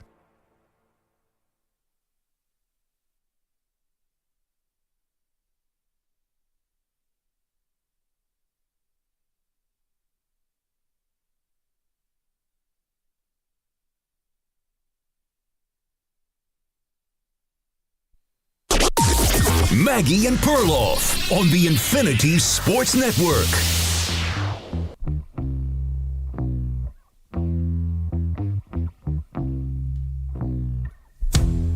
All right, the theories around this Shedeur Sanders drop are now getting a little out of control, in my opinion. Welcome to the show, Maggie Gray, Andrew Perloff. I think there's obvious reasons why, I'm always here for a sports conspiracy theory. I don't think this necessitates one. It was shocking. It's stunning how he dropped to the 5th round, all of that.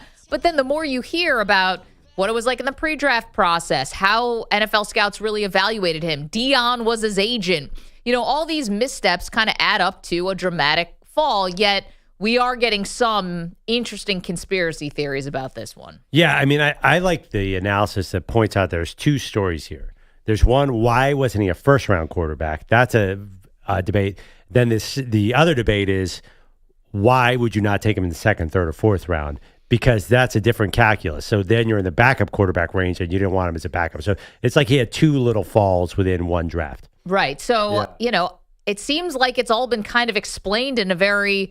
Yeah, the explanations work. ...real way, and I know it was still shocking, but here comes Michael Irvin, okay? So Michael Irvin, Hall of Famer, obviously, and, interesting dude. But to be fair, did work for the NFL Network for a long, long time, and, I'm sure has some connections. Here's what he thinks went down. He thinks the NFL was behind the whole thing.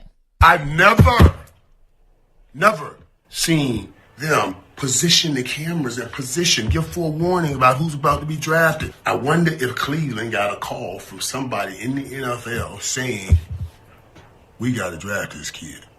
You just robbed this young man of $50 million. And it wasn't on his playing ability. Wow. Shame on you. Right. So somehow the I don't know who robbed him, right? Him not going in the 1st round. Obviously, he lost out on a lot of money. But is it the owners who colluded is in Michael Irvin's world to rob him, air quotes, of $50 million, and then the NFL, Goodell, etc., stepped in and asked the Browns for a favor? It's a crazy theory. But here's the thing.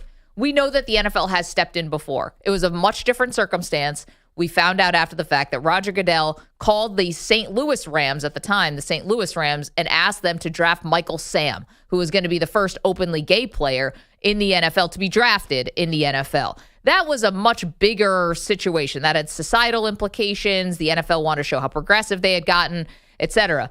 Shedeur is not like a victim. It's not a bigger cause here, right? It's just a football player that people think may have gotten railroaded, but not like for a societal reason, no? No, I haven't heard anybody say that. Let me ask you this question. This thing about costing him $50 million, like if Shedeur makes it, say he was a top pick, first 2, he makes about $8 or $9 million a year. Like here's the thing, if he makes it, he's going to get $65 million a year like every other quarterback. So in the long run, how is this costing him all that money? Is Michael Irvin saying now that he'll never make it as a starter? Because if you're a starting quarterback, you're going to make $200 million easy. Right. Kirk Cousins has made $300 million. So I get he's not really costing him $50 million. He's costing him, he's going to make $5 million on his rookie contract. He would have made $40 million over 5 years. Generally, a 5th round pick's not making $5 million. A 5th round pick for the whole duration of the contract. That adds up to $5 million for a 5th round pick. I didn't realize it got that high. That's like $1 million a year. Oh, Brock Purdy wasn't making $1 million a year. He was 7th round. He was making $800,000 a year. Okay. It's $4.68 million for 4 years. So here's the deal about the money. Yeah. That is so insignificant to me because Shedeur Sanders got 99 problems. Money's not one. He's Deion Sanders' kid. He's just been rolling in it with NIL. I'm sorry you didn't maybe max out your potential. It seems like you had a hand in it. You're not completely blameless here. And it's not like he was pulling himself out of poverty. So to me, money doesn't become a factor. My bigger thing here is Michael Irvin saying he thinks that Roger Goodell called the Browns and said, we'll give you the draft if you take Shedeur Sanders? Why? Why would they care where he goes or doesn't go? Do they think they look bad if he doesn't get drafted? Well, no, because I don't think any of that happened. Well, that's why it's this doesn't seem like it holds a lot of water to me, right? Well, I mean, are you just going on this Michael Irvin report, or are other people saying this too? No, I think that everyone's trying to explain this thing in this much bigger way when I think we actually got the explanation. It was a lot of factors that came together.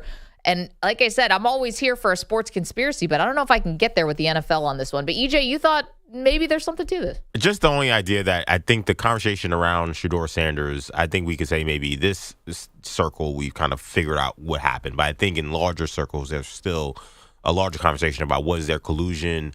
Was it because of how this young brash dude is carrying himself and they want to send a message? I think that conversation is not over. So I think if he did not get drafted, the conversation would be worse, right? I mean, it would definitely look like there was collusion. Right. So I don't think that was ever going to happen. I think he was going to get drafted. But if there was a case where the NFL got concerned, then, yeah, I don't think they wanted Shedeur Sanders not to get drafted. That would have been a terrible story for the NFL. You know, you're right. If he had not gotten drafted at all, it would have just looked very fishy, extremely fishy. Yeah. I guess my question is, why the Browns? You know, maybe because they're the ones who would play ball on this. Like, they had just drafted Dylan Gabriel 2 rounds earlier. It doesn't make any sense. I don't know why the Browns feel like they owe the NFL anything unless they negotiated for something behind the scenes. Well, what's the one thing the Browns did that really did fly in the face of the NFL?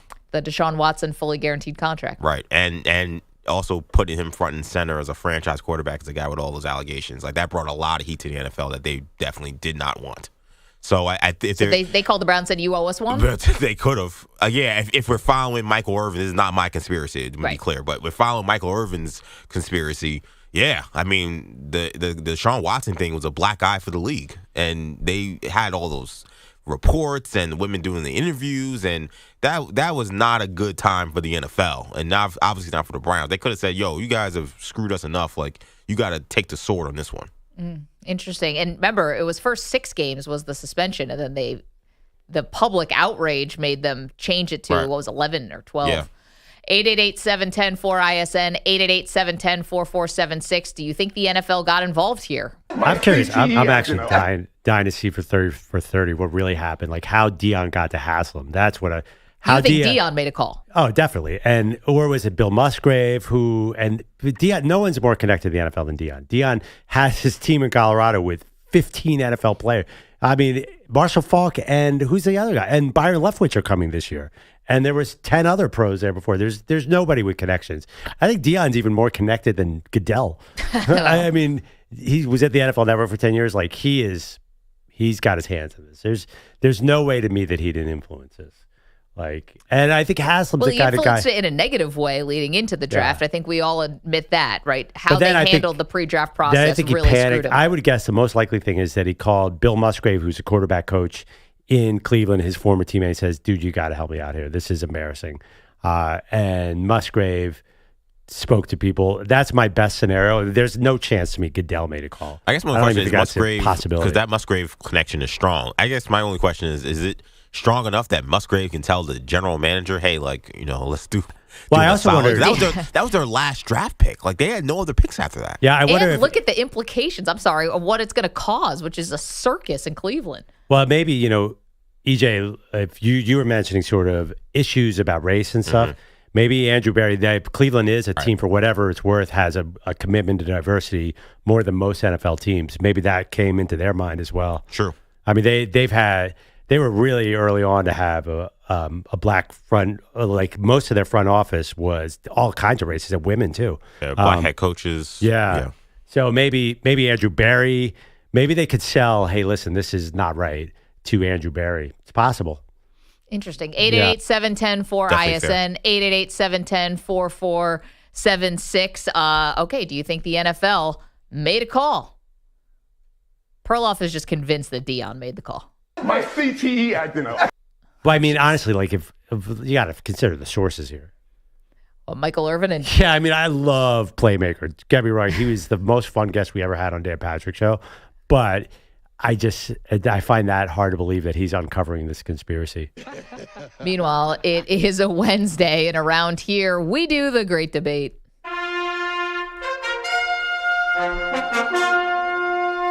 The Great Debate Series.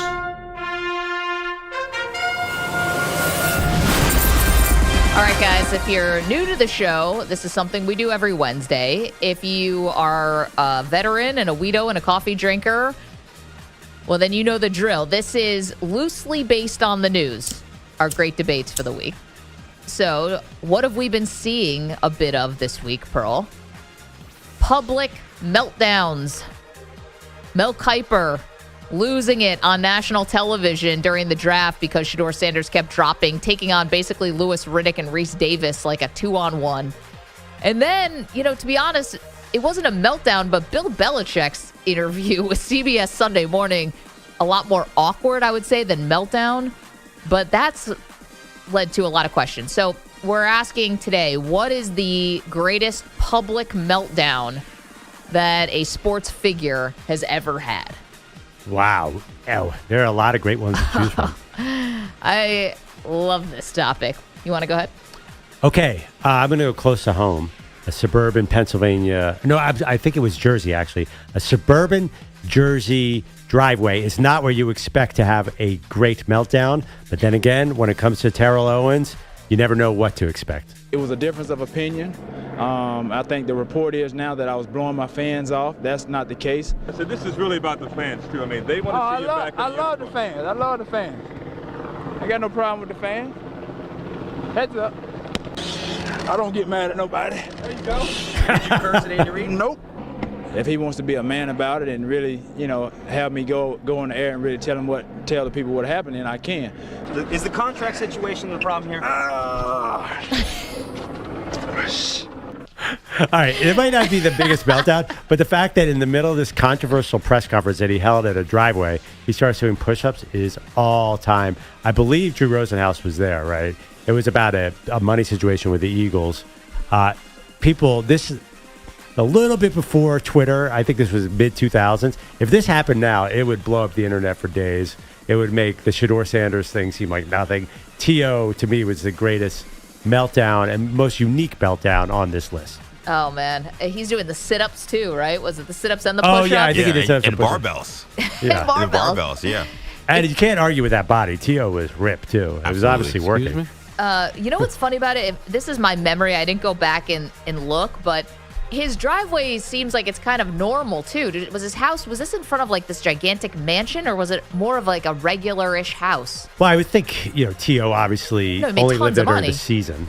Right. Like, it's like one of those, I think a lot of players have a normal house during the season and then have the nice house in Florida, right? It wasn't like the gates in front of it with like the big driveway that goes up to like a mansion. It was just kind of like he's basically in the street. So very, very fun. We're talking about what is the greatest sports meltdown, public meltdown by a sports figure, loosely based off of Mel Kiper Jr. I'll go with mine because I feel like mine is kind of, it falls in the OG era of this, right? Like, if you don't have this meltdown, I don't think you have subsequent meltdowns. And that's John McEnroe, the tennis star, caught crystal clear on a microphone, 1981, uttered his iconic line. You can't be serious, man. You cannot be serious. That ball was on the line. Chalk flew up. It was clearly in. How can you possibly call that out? How many you can miss? That piece walking over, everyone knows it's in this whole stadium, and you call it out? Explain that to me, will you? I mean, not only does this fly in the face of the decorum of Wimbledon, which is supposed, they don't even call it men's singles, it's gentlemen's singles. Manny probably only knows John McEnroe's being front row at Knicks games. This guy actually won 7 Grand Slam titles. He is an all-time great, obviously as a commentator. Play tennis? He's phenomenal, and he's so good. I love him on tennis broadcasts. But Perloff, if John McEnroe doesn't walk, T.O. can't run. You know? Yeah. And I think that's why he deserves to be the best public meltdown. Oh, he's the OG. There's no doubt. He invented this whole genre. By the way, don't forget he was great in Mr. Deeds, the Adam Sandler movie. And also he's the voiceover in this awesome Netflix show called Never Have I Ever. Dude, that personality was terrible when he was playing. It was awful for everybody. It worked against him. Then he took all that charisma into his post-playing career, and it works. He is an all-timer. Also, met him a couple times through DP show. He's a rock star. He brings his guitar everywhere.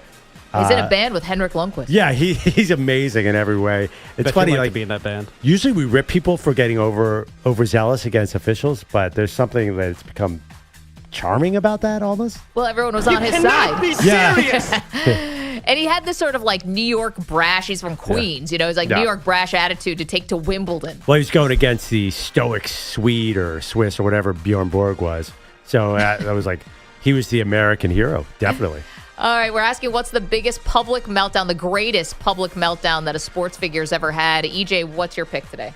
Okay, so similar to Perloff, when I think about a event that happened that if social media was around would have just broken the internet, I think about the Malice in the Palace. November 2004, Ron Artest, after getting into an altercation with Ben Wallace, at which Ben Wallace was at fault, to be fair.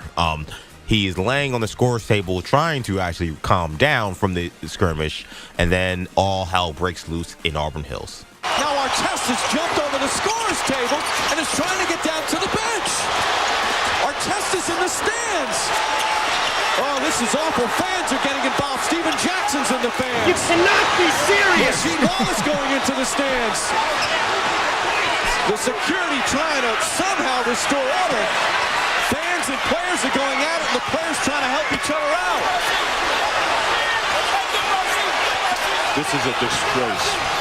Yeah, well said by the late, great Bill Walton there. It was indeed a disgraceful display in Auburn Hills. So Ron Artest hit with a cup from a fan who threw it onto the table. He then ran into the stands, started it's calling it a brawl, I think, is almost like unfair. It was almost like a riot that happened. Melee. Yeah, definitely a melee that happened inside the arena.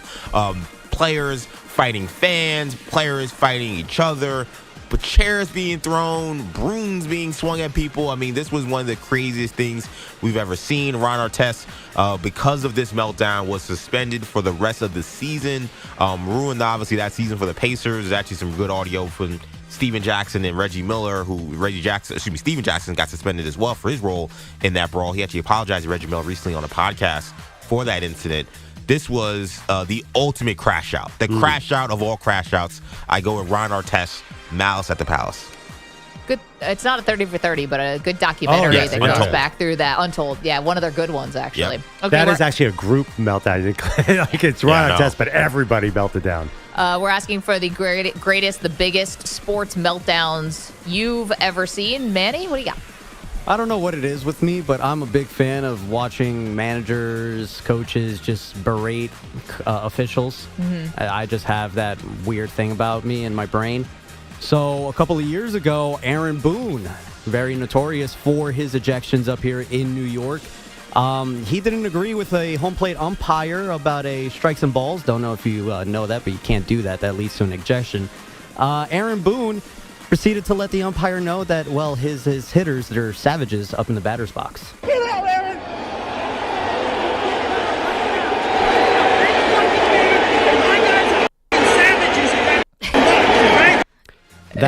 That little bit, that would go on for a little bit more, and not spectacular audio, but, you know, whatever it is. It's field hot mics, but whatever, I digress. Feels as though that ejection for Aaron Boone will end up being the most remembered one up here in New York, so that's why I'll go with Aaron Boone. Led to a lot of good memories as well with that saying "Savages in the box" for the rest of the summer and the fall. T-shirt. So yeah, I'll go with the Savages comment by Aaron Boone. Many baseball managers that you could have picked. Oh, I could have picked any. Lou Piniella, Lloyd McClendon, Earl Weaver. I was gonna say who? Tommy Lasorda, but keeping it close to home with Aaron Boone as the selection. Bogusch, the greatest sports meltdown is what? I'm going to do a baseball as well. This is one of my, to me, it's an all-time baseball moment. It is late July 1983. It's a George Brett go-ahead two-run homer, top nine at Yankee Stadium. But as he is getting to home plate, Yankee manager Billy Martin is at home plate showing Brett's bat to the home plate umpire for too much pine tar. They talk. They measure the bat on home plate, and then they throw Brett out of the game. They might be going to call George Brett out. Well, the Yankees win. He's out. Yes, sir. Brett is out. Look at this. Brett is out. And he's steaming mad. He is out and having to be forcibly restrained from hitting plate umpire Tim McClellan. And the Yankees have won the ball game 4-3. Brett is called out for using an illegal bat or with the illegal substance on the bat. However, the Royals actually won an appeal of that decision, so they restarted the game later in that season at the point after Brett's home run. And as an added bonus, the Brett meltdown led to a Billy Martin meltdown because he was so mad that they were replaying the game. He put a pitcher in center field and left-handed Don Mattingly at second base, restarted his argument, and was ejected before they restarted the game. A month later. I like your point out that you would never have a left-handed second baseman. Yeah, I mean, that's why he did it. He's offended by that. Yeah. The Royals won the game. They won the game. So weird. Because we have teams that contest endings, but they never really pick it back up.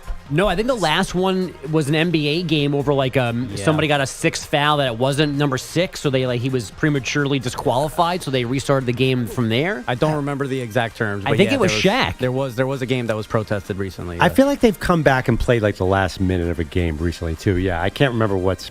I think the NBA's had the most recent one. Yeah. It's once every 30 years, though. I mean, this George Brett thing happened in 83. 83. Okay, there you have it. Thank you, Bogusch. The biggest sports meltdowns of all time. What do you think? And again, loosely based off of Mel Kiper going down the drain this weekend at the draft. I thought it was compelling TV, but he was certainly losing it. 888-710-4ISN over Shedeur Sanders not being drafted high. 888-710-4476. Let us know who you got. You're in a 5-minute break.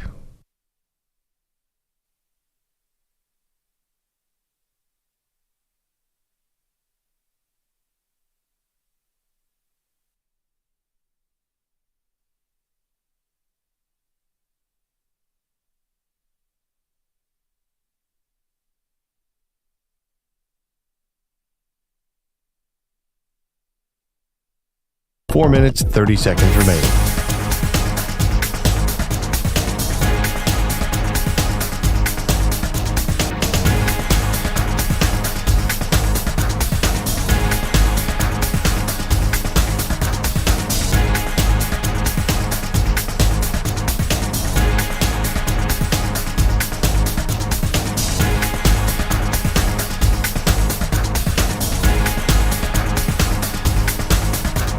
Four minutes remaining.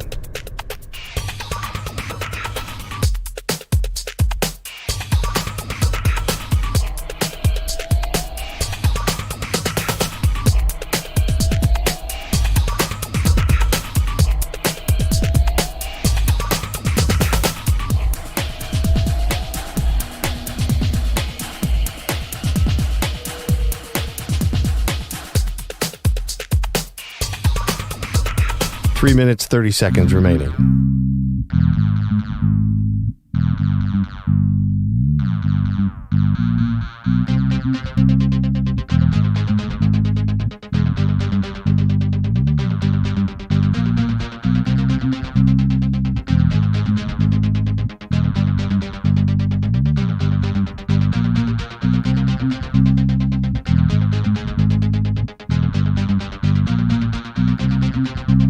Three minutes remaining.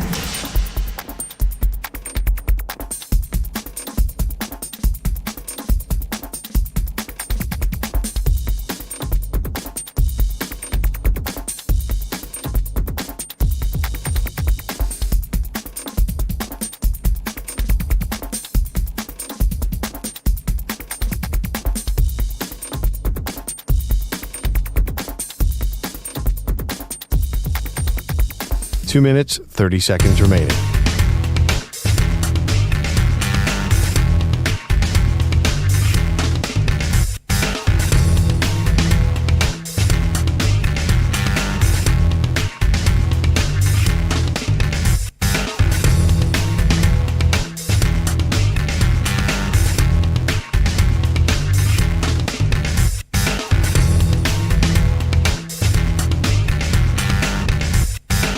Two minutes remaining.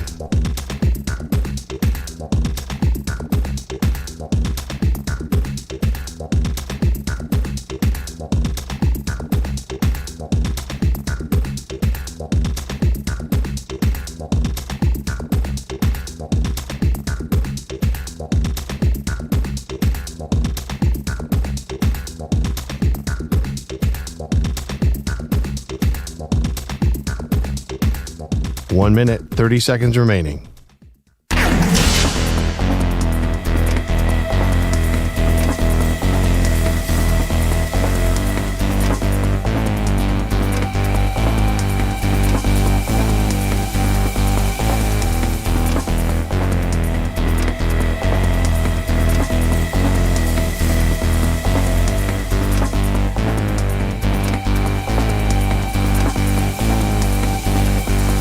One minute remaining.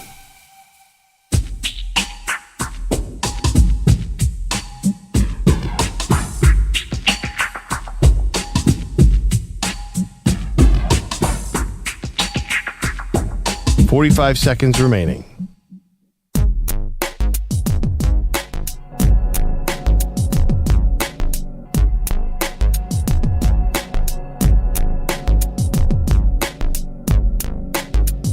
"30 seconds remaining.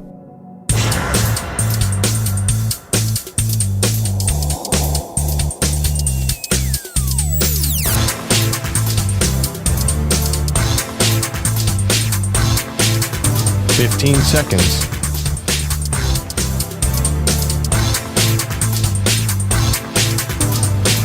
Break ends in 5 seconds.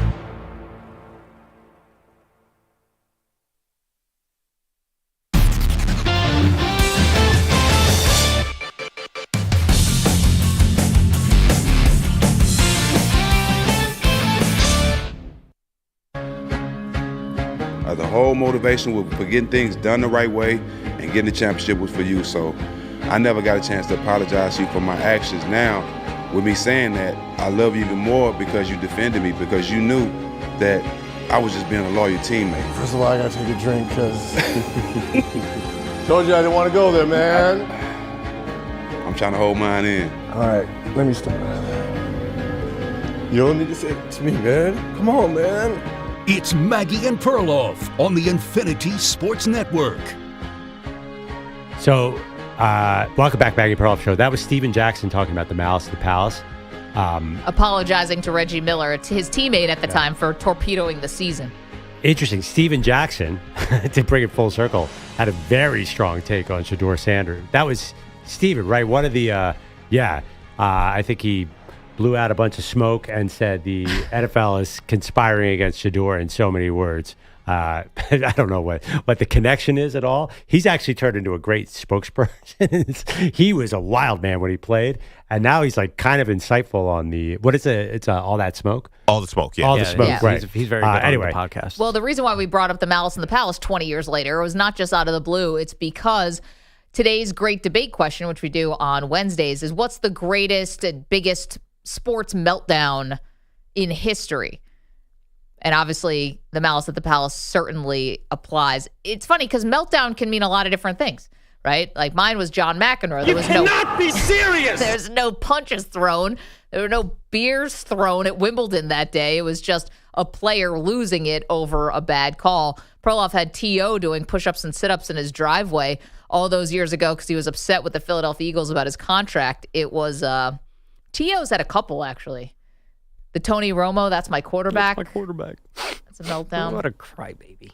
888-710-4ISN. You would not say that to his face. 888-710-4476. Let's go to Larry is in San Francisco. Larry, what do you have? The best public meltdown. Hey, Maggie. Hey, Perloff. Great show. Love hearing you in the mornings driving to work. Dennis Green coaching the Arizona Cardinals. My friend Ozzy and I were debating, but this is what we came out with the meltdown during a press conference. Say who, what we thought they were. Rant. Let's hear it. The Bears are what we thought they were. They're what we thought they were. We played them in preseason. Who the hell takes a third game in the preseason like it's bull? We played them in the third game. Everybody played 3 quarters. The Bears are who we thought they were. And that's why we took the damn field. Now, if you want to crown them, then crown their ass.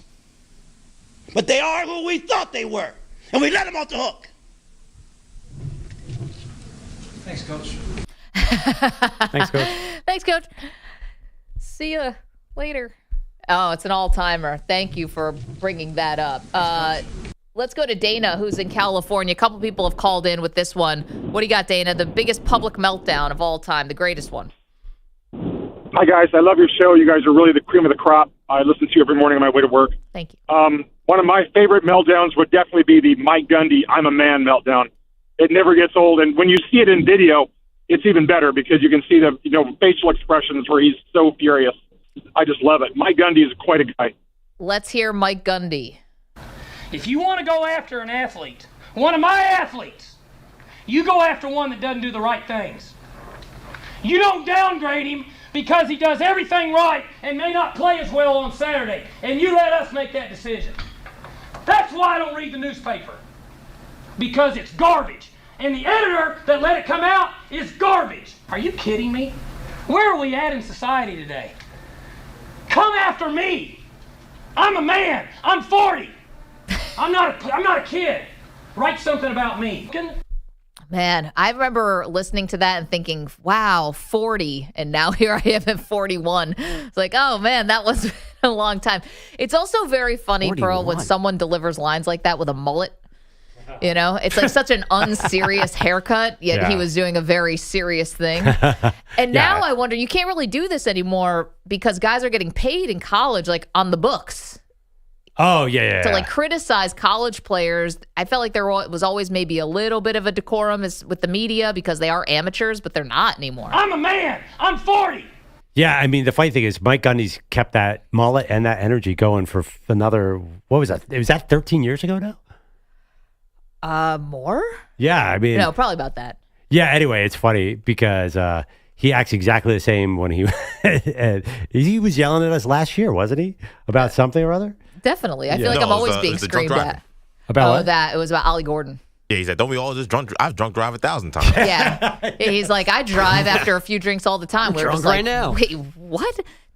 That's not good, Coach. That was crazy. You should stop that immediately. I'm a man. I'm 40. Keep them coming on the greatest sports meltdowns. We're also asking you today to weigh in on Michael Irvin, who said he believes that the NFL made a call to the Browns to get Shedeur Sanders drafted, to make sure that he didn't slip past the 5th round or out of the draft completely. What do you think about that? Let's quickly go to Dan in Pennsylvania. Dan, what do you think? Conspiracy here or not? Well, thanks very much, Maggie. You all are the best. I have to say no conspiracy because it's the Browns.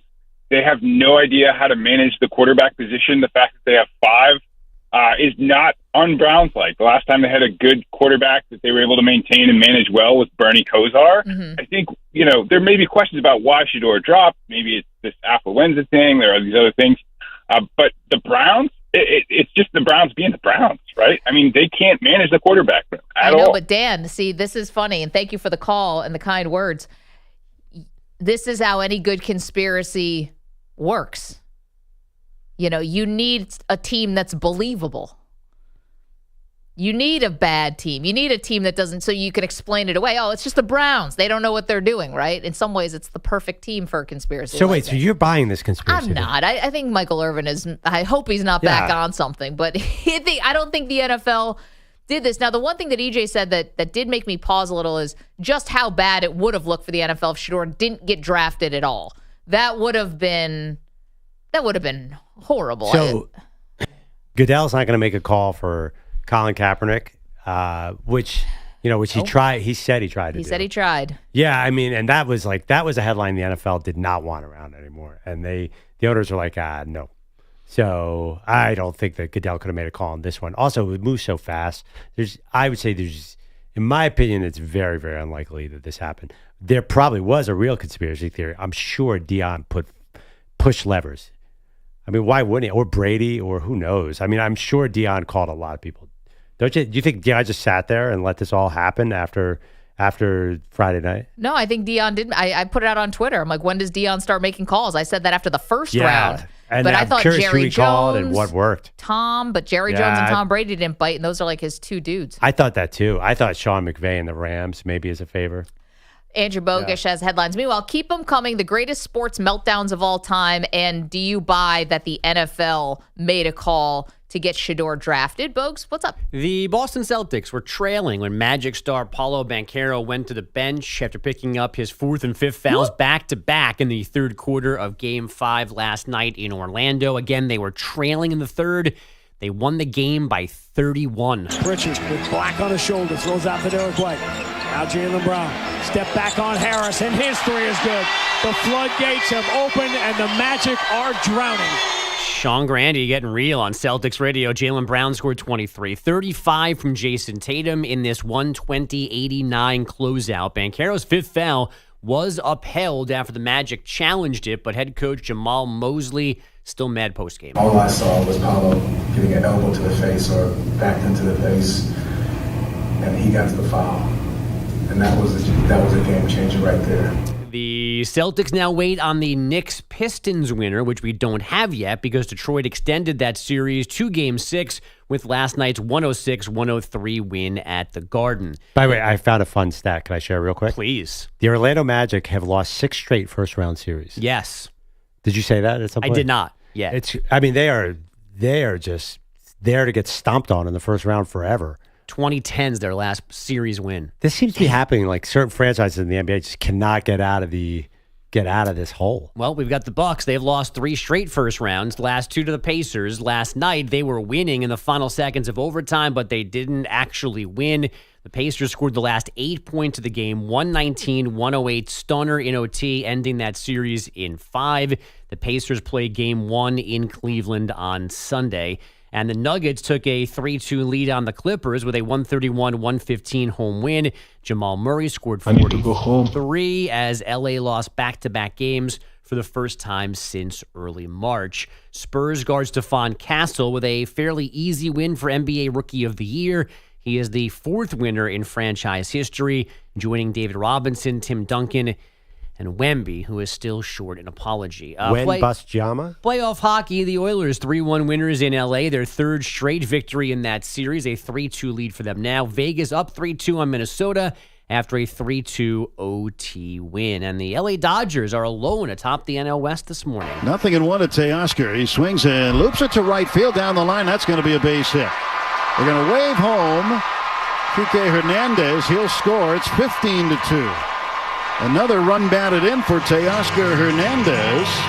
He's got himself a 4-hit night and 4 runs batted in. Tim Neverett, Dodgers Radio. Yes, LA, a 15-2 rout of the Marlins. While the Giants were losing in San Diego 7-4, so the Dodgers have a 1-game lead on San Fran this morning. And Hernandez leads the majors with 31 RBI after the 4 last night. Back to you guys. It's no longer Wilmer Flores? It is not Wilmer. That's heartbreaking. 31 already? And it's not even May. That is a hell of a month. Who's got him in the RBI derby around here? We didn't do that one. Not Manny. Only the home run Who has derby. Shohei? I do. Oh, you got one last night. Yeah. I got judged last night too. I'm actually feeling my team right now because I feel like Why once did I it bring gets this warm, up? once it gets warm, Marcell Ozuna and the Braves are going to start to hammer that Ozuna ball. from the Me and Braves? Manny are going to fly to the top. Hey, you know what? I really need Matt Olson to start swinging that. Dude, He's a you're going to lumberman. win this thing. We all after you. I'm telling you, you're dangerous. I've been saying that for the past 27 years. Manny, secretly dangerous. I don't think Manny's going to win this because when has Mike Trout ever stayed healthy for a full season? I'm sorry, Manny. How many times has Mike Trout won the MVP, Maggie? Well, that was a while ago, Pearl. Mike Gundy was just a man back then. It wasn't even 40. It could have been that long ago, but We're yeah. asking you, what are the greatest sports meltdowns in history? This is off of Mel Kiper kind of losing it at the draft as his number 1 prospect, Shedeur Sanders, kept falling and falling and falling. That's our great debate today. And then also, speaking of Shedeur, because we will constantly be speaking of Shedeur from here on out, do you believe that what Michael Irvin is posing, that the NFL made a phone call to the Browns to ask them to draft Shedeur so that he would stop sliding? 888-710-4ISN, 888-710-4476. It's the Maggie Perloff Show. And let's not forget shallow. You're in a 5-minute break.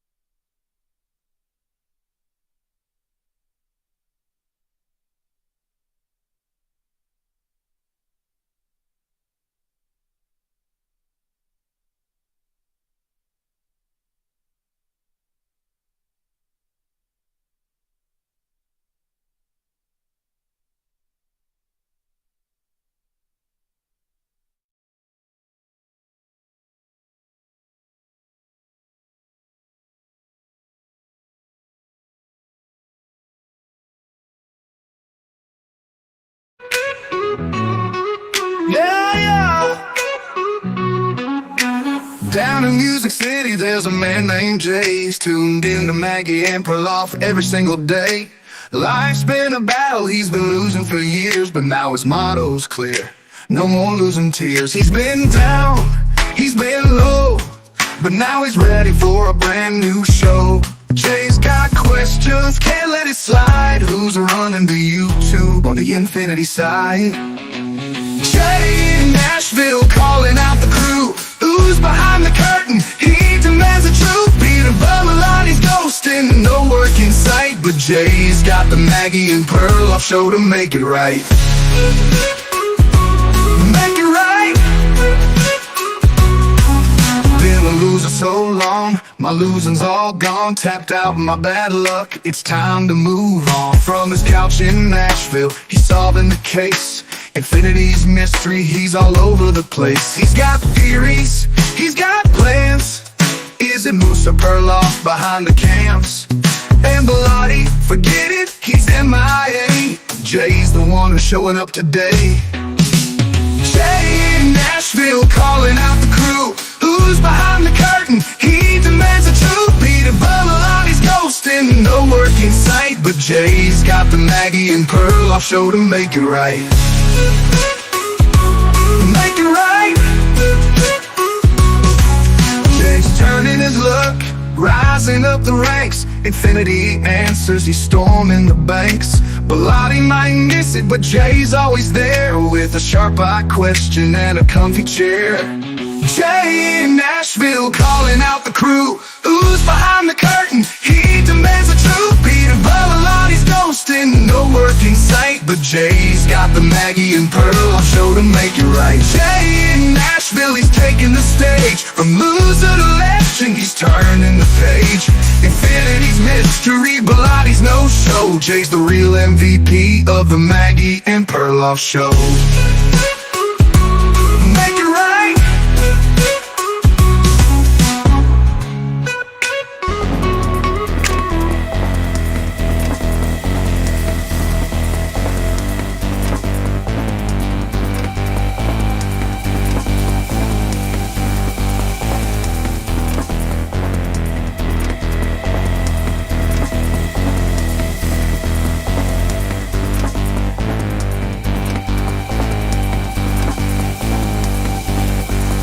One minute remaining.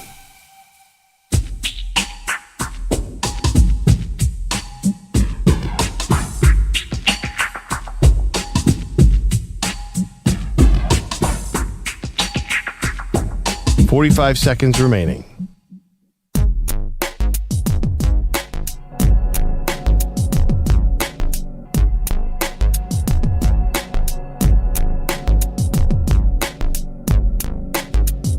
"30 seconds remaining.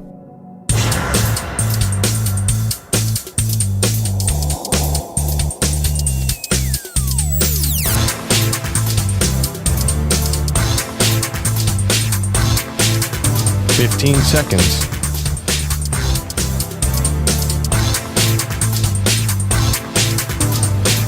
Break ends in 5 seconds.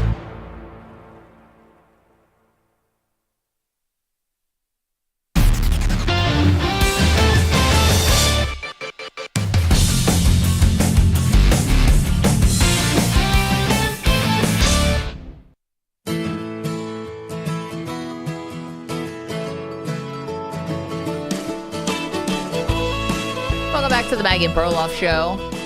Got a question out there about Shedeur Sanders. Do you think the NFL got involved? Michael Irvin thinks so. He thinks the NFL called the Browns to ask for a favor to keep Shedeur from sliding out of the draft completely, Pearl. You buy that at all? 888-710-4ISM. We got another question for you because it's Wednesday. We do the great debate. Today's great debate is, what's the greatest and biggest sports meltdown we've ever seen?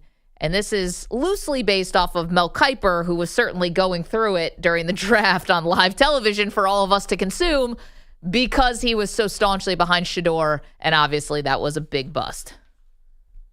So there you go. Let's get to you on the phones. Sean in Oregon. Sean, the biggest sports meltdown. What do you got?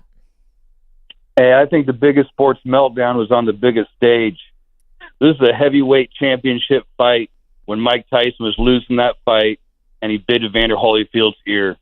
That was one of the greatest moments, the most dramatic moments in sports. And I'll put that up there. The only other big meltdown I remember was Simone Biles in the Olympics.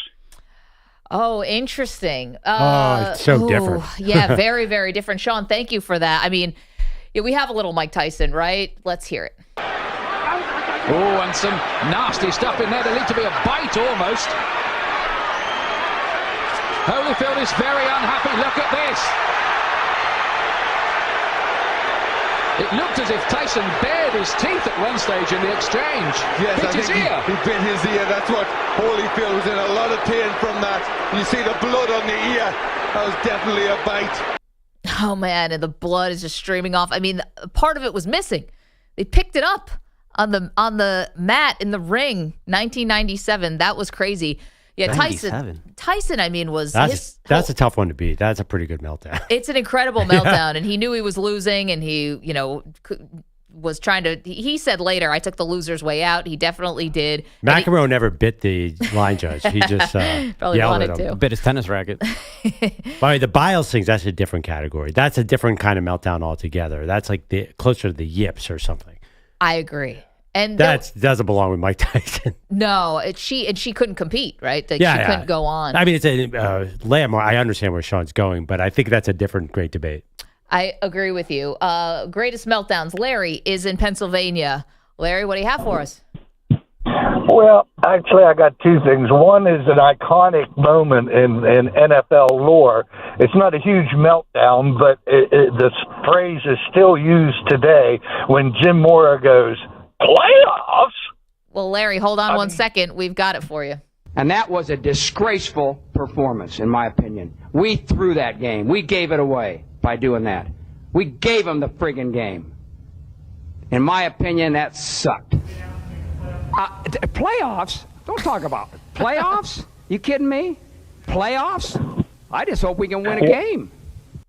You know, it's so funny. One more quick thing, Maggie. Sure. Earlier today, you were concentrating on a phrase, "Hey now." Yes. Well, Gary Shandling had a TV show years ago, and he was a talk show host, and his counterpart, his Ed McMahon, if you will, was, "Hey now, Hank Kingsley." That's what I was thinking of. I said Ed McMahon because I was thinking of Hank Kingsley's play on Ed McMahon. Hey now. Yeah.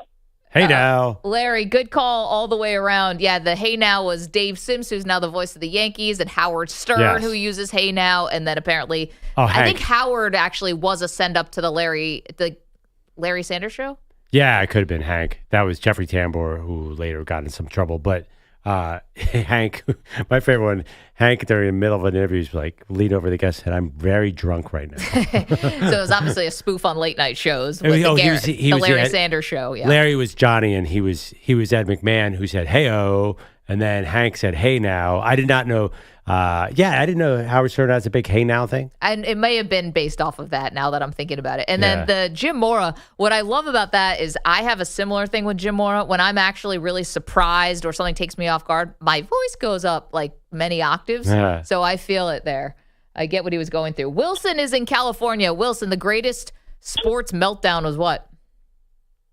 Well, good morning. I think you nailed the two actually earlier with McEnroe and the Malice at the Palace. But the one that comes to mind for me was Antonio Brown's meltdown during a Tampa Bay Bucks game where he stopped the game, tore off his jersey and his pads, and he marched off the field. Bruce Arians claimed it was because he didn't get enough touches. Antonio Brown said they were trying to put him in the game because he had an injured ankle and didn't want to go in. But that's the one that comes to mind. That and Bobby Knight throwing the chair.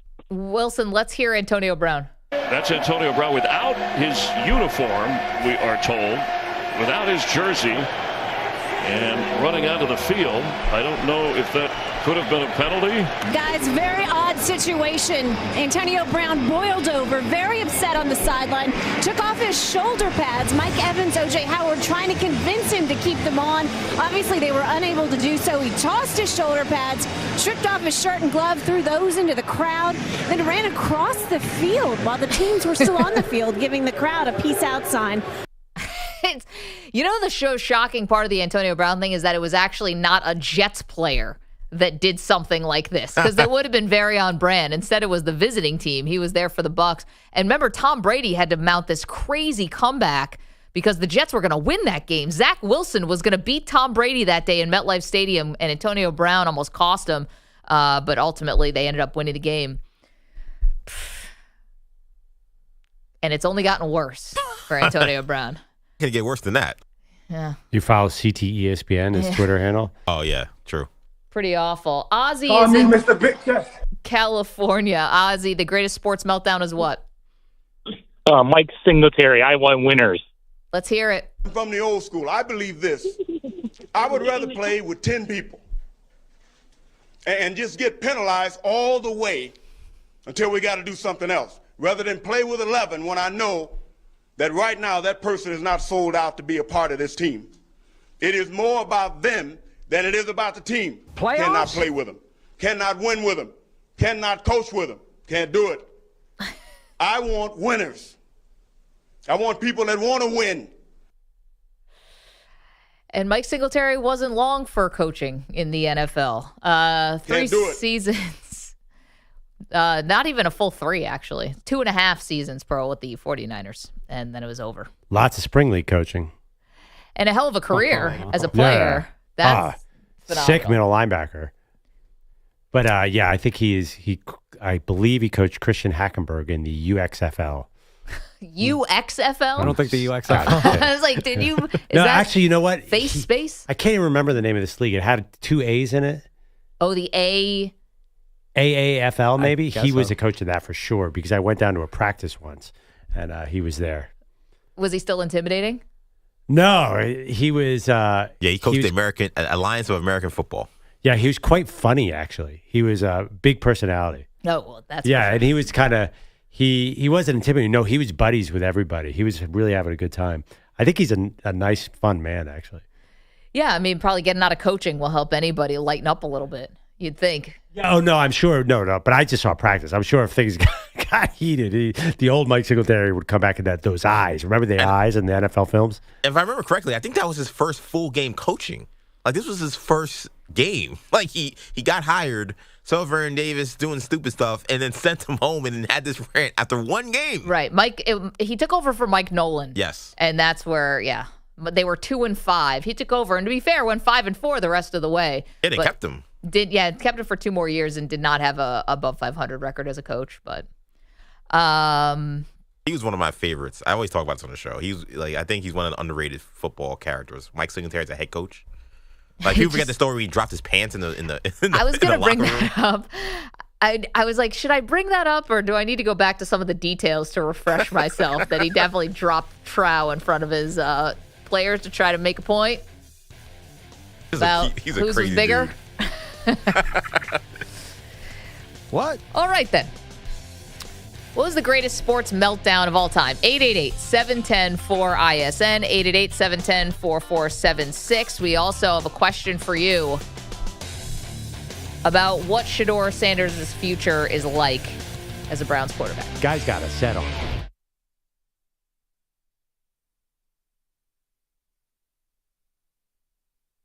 You're in a 5-minute break.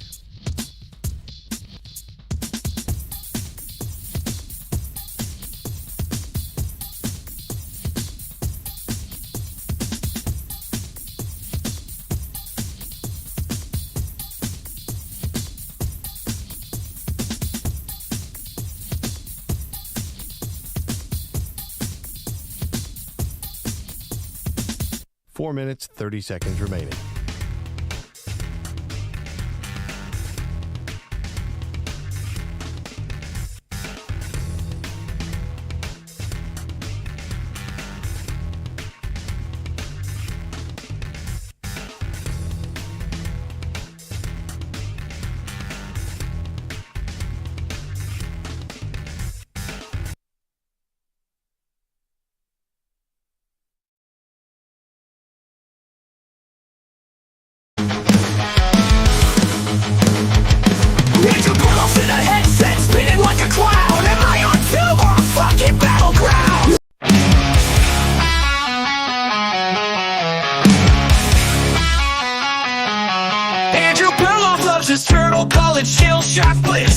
eats a kale and lettuce, then gives it a little kiss. Andrew Bogusch's turtles got a mansion in the tank with a slide, a tiny hammock, and a treasure chest bank. Two-tone Tony rolls in, his turtles got swag, cruising slow but steady, repping that reptile flag. Meanwhile, Kevin Lamel's got tacos on his plate. Breakfast, lunch, and dinner, he's got no time to wait. Turtle love, taco dreams, Andrew living supreme. Two-ton Tony, slow and steady crew. Kevin's got breakfast tacos, what's Peter gonna do? Joe Perloff's turtles chillin', basking in the heat. Bogusch's turtles flexing, got gold chains on its feet. Tony's turtles on TikTok, racking up views, while Kevin's tacos sizzle, serving up the news. But Bellotti's MIA, not a damn thing new. Work? Nah, he'd rather just hit snooze. We're out here hustling, making turtles the stars, and Pete's just ghosting like he's hanging on Mars. Turtle love, taco dreams, Andrew and... Hey, Robin, how you doing? I'm doing fine. My name is Robin from San Francisco, not San Fran. I know you sports people do that. Did I say San Fran? I think I said San Francisco. No, you said San Fran. That's what set me off to call you. The name of our city is San Francisco. The second thing I'd like to say, okay, we hate that. We locals hate that. The name of our city is San Francisco. Unless you were watching a different game than what I was watching, yeah, I think that 2 runs that Brock Purdy had something to do with them advancing and winning this game. Robin, I said he used his legs and his scrambling kept the comeback alive. I think you kind of have an axe to grind with me beyond the Brock Purdy. I have an axe to grind to you. No, I don't have. Don't project onto me. I'm telling you what I heard and what I. Okay, well, the first thing you said to me was, "Don't call our city San Fran," like you were wildly offended, which I don't even know if I said that. I'm offended. I am offended by it because that's insane to be offended by that. You are such a smart aleck. Bye. I'm not a smart aleck. I just don't want to get a. I think she kind of had it out for me a little bit before we even got started there. San Fran is offended. Did I even say San Fran? I don't know if you said, but I'm with Robin.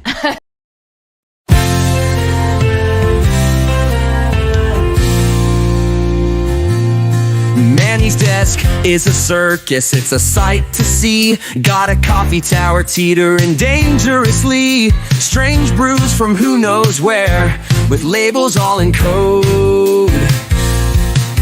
One smells like gasoline, another like a toad. And in the corner, what's that shimmer? Oh, it's Manny's trusty nose hair trimmer.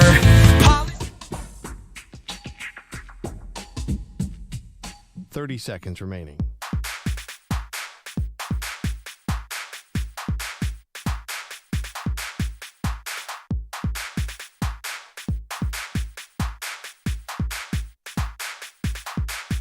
Fifteen seconds.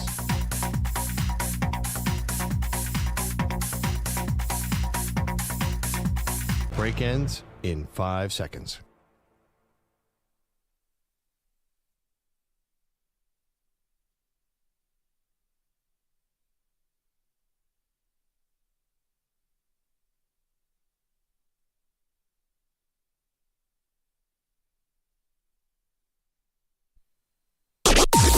Maggie and Perloff on the Infinity Sports Network.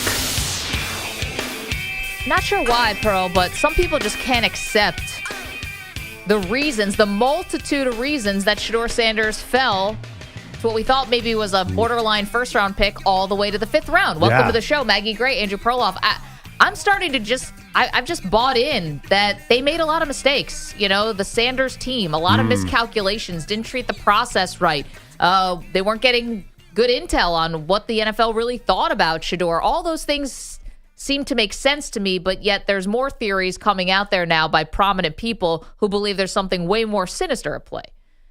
Oh, yeah, but I don't take any of that seriously. I mean, I think it's not just what you just said. Is it possible it's the whole Colorado thing? Like, just all the hype that he's been getting forever. It's not just the draft process. Is everything around Shedeur Sanders scaring NFL teams away? And is this an interesting lesson for draft prospects? You know, I mean, is all the Deion-ness and all the attention they've got? They've been the number one college program for 2 years. Right. They've won 14 games. Right. It's a bit of a circus, right? Yeah, listen, I thought 2 years ago was definitely way more circusy because, it was Deion's first year coaching at the FBS level, high major college, no disrespect to the HBCUs, but it is a little bit of a different, it's just a different level of football. This was going into the Big 12 and not that it's not FBS, but going into the Big 12. And the fact of the matter was they had some really dramatic wins and some terrible losses. You had rappers there in The Rock and the celebrities all came out for Deion, and it became a lot about Flash. Plus, Travis Hunter was really must-see because he was playing both ways. And then the second year, I felt like we settled in a little bit more. It was It was still big, but, I think, quite frankly, the biggest story last year in college football was the 12-team college football playoff and how that impacted things. Yeah, that's as opposed to just like the Colorado Buffaloes. Totally agree with you. But let me ask you this question, though. There's still a lot of hype around Colorado. Even last year, there was obviously a lot of hype. They had the Heisman Trophy winner. Do you think that it's going to be a circus in Cleveland?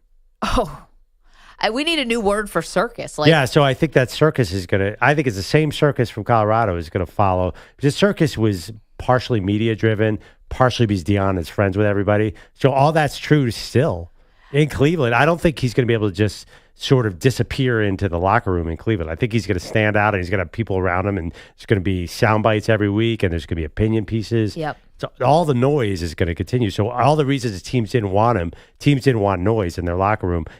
Cleveland's getting it. Well, and Cleveland's the worst place for it because, I don't think they've handled these things particularly well. Like if he had gone to the Steelers or the Chiefs or, the... Steelers, no, because he might have had to play. Well, but Mike Tomlin, I think, would have a way of kind of keeping the media a little at arm's length as much as he could. If he had the Le'Veon Bell situation, he had the AB situation. I know. I get that. I mean, I think if he had gone to the Rams, I think there were places where he probably could have gone a bit more to the back burner, but the Browns certainly aren't one of them. But it's funny because the Browns taking Shedeur is such a huge part of this story because there's so much that goes with the Browns, how terrible they are at evaluating quarterbacks, why they took Dylan Gabriel 50 picks before him, is the coach and GM on the hot seat, all that stuff is there. So here comes Michael Irvin on Instagram yesterday talking about first how Shedeur dropping out of the first round cost him way more money than you think. The $50 million robbery of Shedeur Sanders. Because that's what I just witnessed. Everywhere we've seen, everything we've seen, everybody that has seen him play said he is the one or two in this draft. Okay, so cost him a lot of money, although Shedeur, not to count his, what's in his wallet, but he was just at his own party that he threw where he had like $1 million in a Louis Vuitton suitcase. Like, he's cool. But here's more from Irvin, who says that he believes as Shedeur is falling in the draft, the NFL stepped in. I've never seen them position the cameras and give forewarning about who's about to be drafted. I wonder if Cleveland got a call from somebody in the NFL saying, we got to draft this kid. You just robbed this young man of $50 million. And it wasn't on his playing ability. Wow. Shame on you. Okay, so if the NFL did get involved here, and again, this is Michael Irvin. Which they did not. I don't know, but it wouldn't be because they feel like they owed Shedeur Sanders money. That's not it at all. I think they'd be worried about the optics of how it looked if he didn't get drafted at all, and what that could possibly, mean for the NFL. We know that Roger Goodell has made calls before on behalf of draft prospects. The one that most famously, a couple famous ones, but Michael Sam. What are the other ones? Well, so Michael Sam, because he would have been the first openly gay player to be drafted, and obviously that was a very watershed moment for the NFL in terms of progression, being part of progressive society, and all the positive message that sent about inclusion. But he said later he did call about Colin Kaepernick, but it was way after. Seemed a little after the fact. Right. Oh, okay. I thought you said about draft. Sorry, Colin Kaepernick wasn't a draft prospect at the time, but called on behalf of somebody. I just don't think Shedeur Sanders lands in either of those two guys' categories at all. Well, it gets down to like my issue with conspiracy theories. For example, my wife works for the government, and people think that the government is lucky if they can even fill out a lunch order, let alone have this deep conspiracy. What are you, Musk? I'm just saying, like, no, I know, like, the things that people think the government is doing in these deep conspiracies is so insane when it's so hard to run the day-to-day of any business, any city, any country. It is so hard. The NFL was running a draft. There's no way they had time to theorize how to... The league itself, there's just, to me, I give that close to a zero chance. Like the logistics of Roger Goodell actually calling Cleveland saying, hey, can you draft this guy? He was super busy. Everyone was busy. That's what I'm saying. It's really hard. That's my issue with conspiracies. It's just like, I don't think that they can execute these conspiracies. The NFL is not nearly as smart as we think they are. They do not have conspiracies. Like, trust me, they can barely get the games off on Sunday afternoon. Well, I don't know. I've worked there. There was so much energy that goes into actually putting on games and having officials who are sober and on the field. No, I'm just kidding. But generally, like, I just don't. I think in all that draft hoopla, I think that the NFL would not have really the time or the incentive to call the Browns and say, I just don't think that they could put all that together. I think there's a more likely explanation. Okay, so here comes Cris Carter. So that was Michael Irvin. So let's go from one Hall of Fame wide receiver to another. Can I hear, actually, Manny, I'm going to change it up. Can I hear cut 7, please? So this is Cris Carter on a podcast called Fully Loaded. He completely rejects, like Perloff, that there was any conspiracy theory at play. The number one thing that didn't happen was there was not a collusion message with the NFL owners. Okay, what? Okay, a lot of people think that. Because they wouldn't be able to keep a secret like that. And so they might do it, but they couldn't shut up about it. They wouldn't be able to shut up about it. But every owner is very, very selfish. Now, why would I do something to my detriment? Like, if I need a quarterback and I think this kid is it, what he didn't realize is the guys that have fallen in the draft before, they all had unusual traits. Like, they had some superstar qualities to them. Now, some other things happened that made them fall, but Shedeur and his family, they overplayed their hand. Them thinking that he was in the same evaluation mode as Eli Manning, they didn't play that right. Okay, so Cris Carter's saying it's just more flat out that the Sanders family made mistakes along the way here and that Shedeur wasn't this elite talent that they may have thought. More from Cris Carter saying Shedeur was taught a really big lesson here. Let me tell you what he understands today. Okay. He ain't running. Okay? Yeah. Let me tell you what. They taught him a great lesson. Okay. Like, you don't have this figured out. Your dad don't have this figured out. Who's they? NFL? Shedeur? The world? No, who taught you? Said they taught him. I'm just curious. Like, well, the system. The system. Okay, there's a system out there, man. Okay, so Cris is then later asked, that's Cris Carter, he's later asked, like, do you think he's going to learn from this? And he said no. He doesn't actually think that Shedeur is going to learn from this because, Pearl, he said there's nothing that he's seen so far that would make him think that he learned from this. Now, No. This is a big humbling moment in theory for Shedeur Sanders. If you're not going to take a different tact now, right, you have to be a little tone deaf, no? Yeah, I mean, not everybody changes, though. Not everybody gets lessons. We have countless athletes who've failed to hear the message. Yeah, human beings, yeah. And flame out of the end. You know, guys, remember, only 50% of these, actually 50% of the first rounders are productive NFL players, and fifth rounders, 10% at best. So most of these guys aren't going to make it. So maybe he won't learn. It does feel like, I think you and I feel the same way. It's like there is a loud and clear message to Shedeur to take a different approach to his profession. And I think he's going to get it personally. Don't you think he will? You know, I don't know.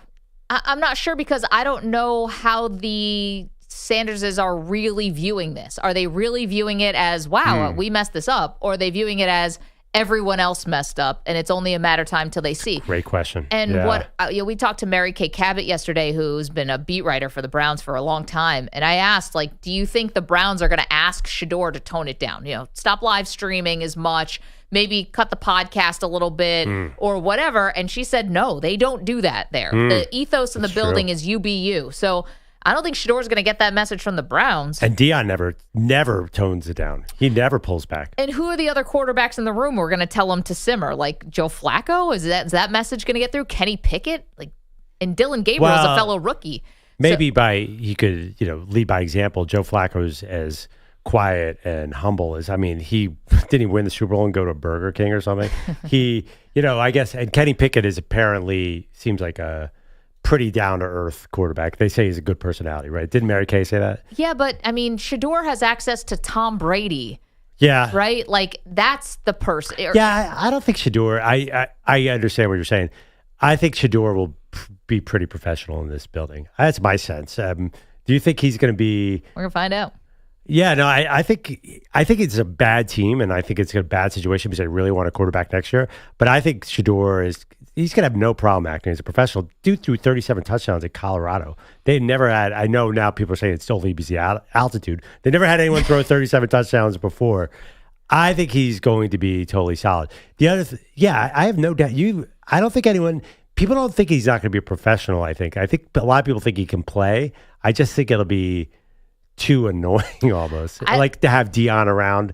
To be fair, and I would say this if he was sitting right here, he hasn't earned the benefit of the doubt yet, because we're coming off of a process where his professionalism was 100% called into question of how he handled himself in these pre-draft interviews. So he's kind of he has to prove it. I know he's got the stats from college and he has his college career to feel good about. His numbers retired and all of that. No one can ever take that away from him. But as far as proving you can be a professional football player, that's a 100% question mark. Well, I think, this is totally hindsight, but we should have known Johnny Manziel was going to flame out.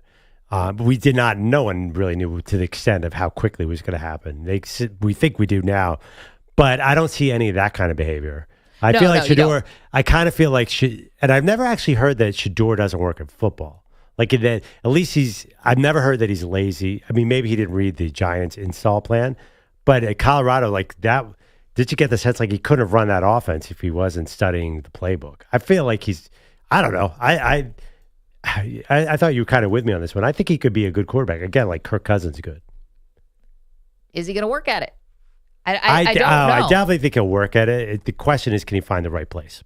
Joe is in San Francisco. Joe, what do you think about Shedeur?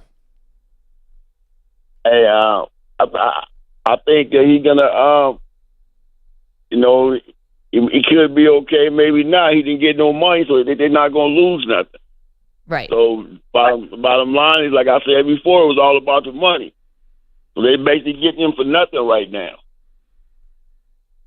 Right. So Joe, it's a fair point, but they could cut him, and financially it's not going to mean much. But Perloff, you have thought that, listen, it's not just as easy as cutting Shedeur Sanders, and you think you're going to get no attention for it. That's not just going to happen on the waiver wire, and it goes unnoticed. I was shocked. We had the Browns reporter from The Athletic said, he's just a normal 5th-round pick, and they can cut him. But then again, I'll be honest, I was shocked that Michael Sam didn't make the Rams. And you know why I was shocked? Not because of all the social implications. Dude had 14 sacks at Missouri or something. He was very, very productive. I didn't understand any of that. I'm like, why is this guy, how could he be the SEC Defensive Player of the Year and not make a team? Were you ever in the same boat? And I had the same question for Shedeur. How can you throw that many touchdowns at Colorado and not get a shot in the NFL? Everybody gets a shot. Yeah, he's going to get a shot, but what does he do with it now?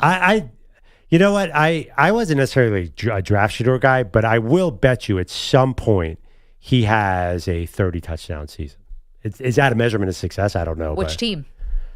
I'm thinking probably the NFC South, maybe Carolina. And is Deion his coach in this scenario that you're painting? Well, I hadn't thought about it before, but now I am. Now it's all I can think about. Yes.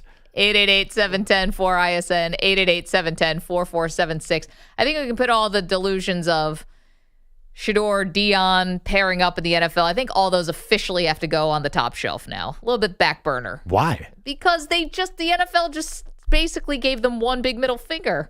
Well, okay, but you don't think this is going to come back next year? If Shedeur is on the team and the Browns are bad, as we expect, they have the lowest win total in Vegas odds, You don't think Kevin Stefanski's going to get fired, and you don't think the first name that everyone's going to talk about is Deion Sanders? Let's be realistic. A year from now, it could be a topic.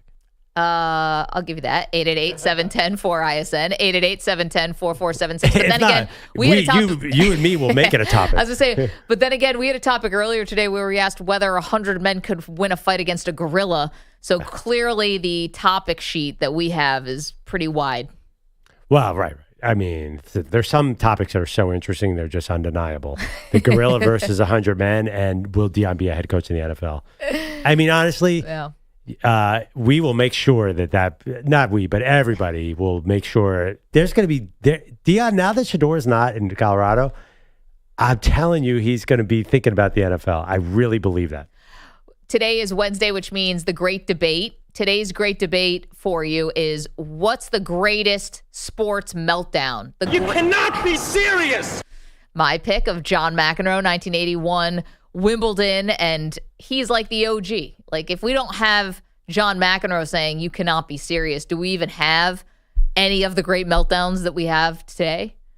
I mean, he just laid the framework for everything. But what do you think is the greatest sports meltdown? I would just say there are lots of crazy athletes. I think they would have found their way. We're talking about Ron Artest, who's one of them. I mean, that came later, though. And we don't have Charles Barkley throwing someone through a plate glass window is not on camera. I just think some people including McEnroe, are so undeniably hot-headed that they would have melted down eventually. 888-710-4ISN, 888-710-4476. The greatest and biggest sports meltdown of all time is what? Let us know. He's an idiot and a fool. You're in a 5-minute break.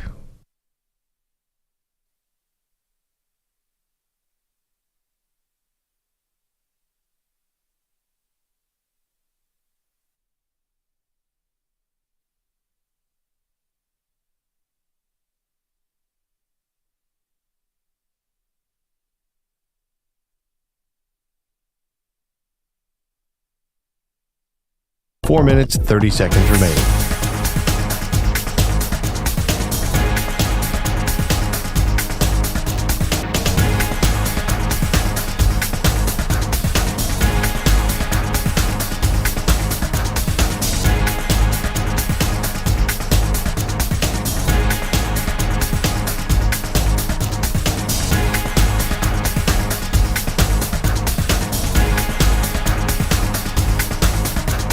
Four minutes remaining.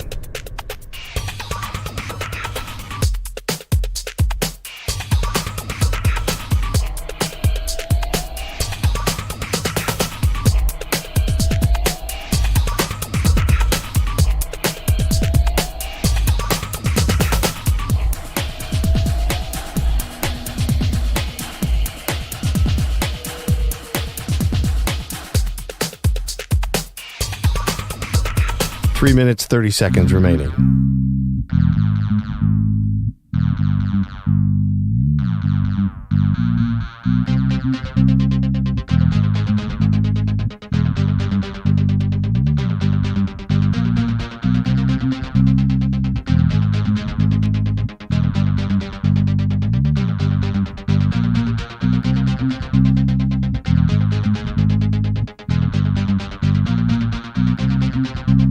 Three minutes remaining.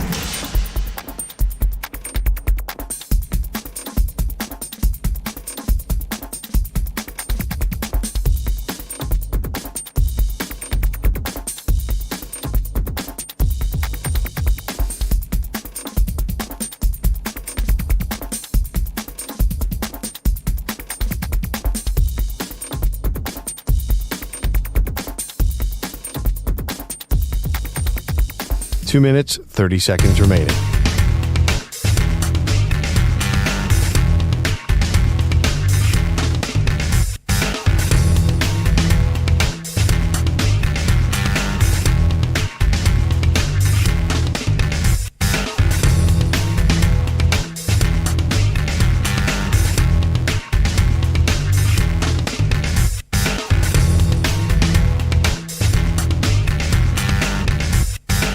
Two minutes remaining.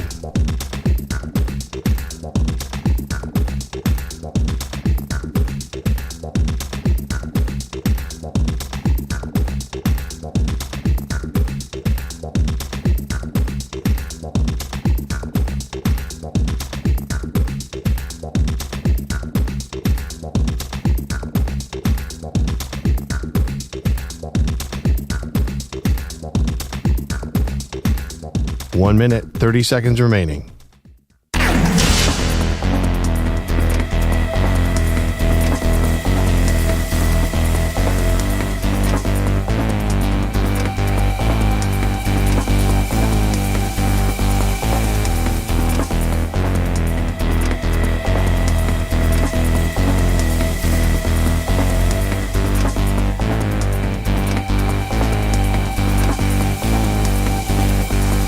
One minute remaining.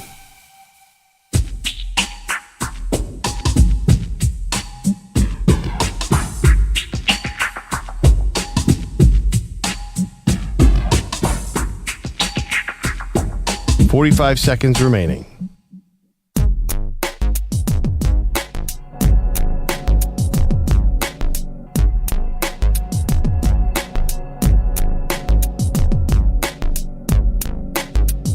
"30 seconds remaining.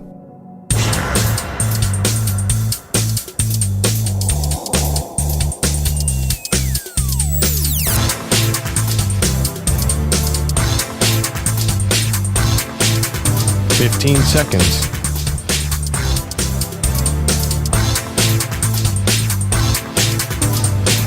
Break ends in 5 seconds.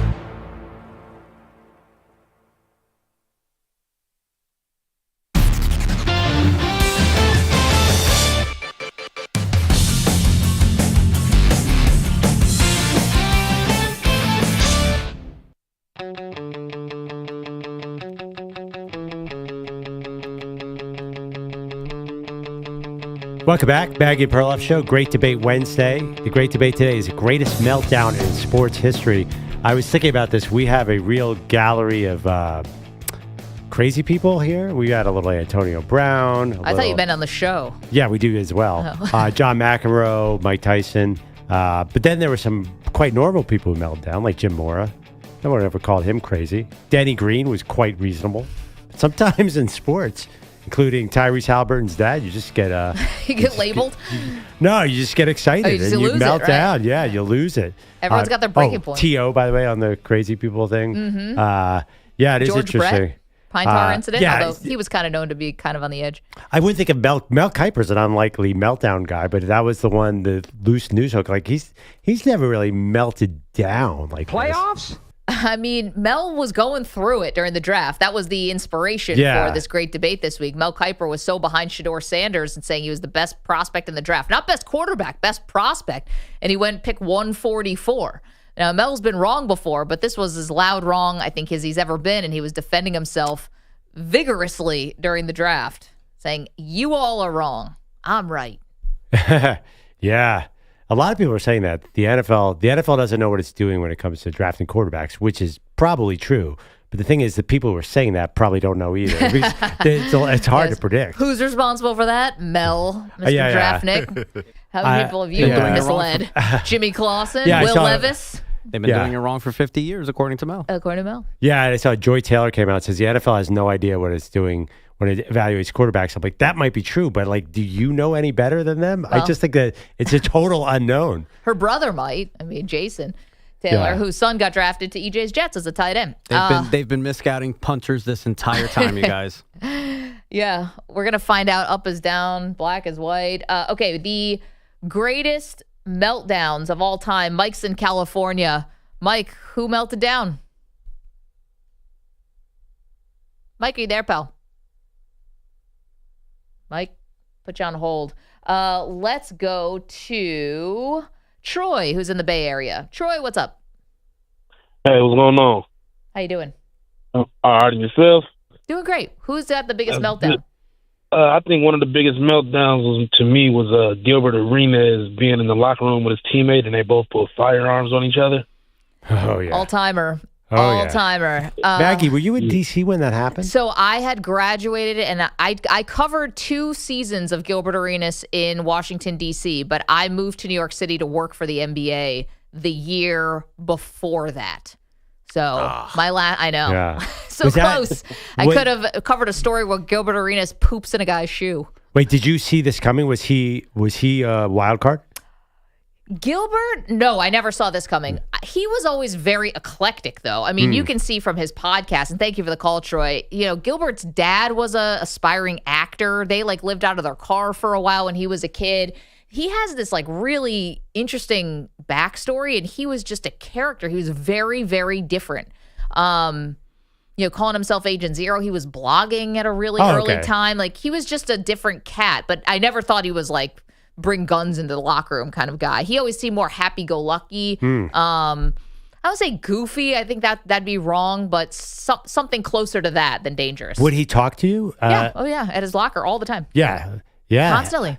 That's because Gil was the star of that I got to team. tell you, when the story came out, if you didn't know him that well, you would think, oh, this guy's, kind of violent or something. No. That's interesting for me to hear that. You don't really know the guy, but, I covered him for, 41 home games.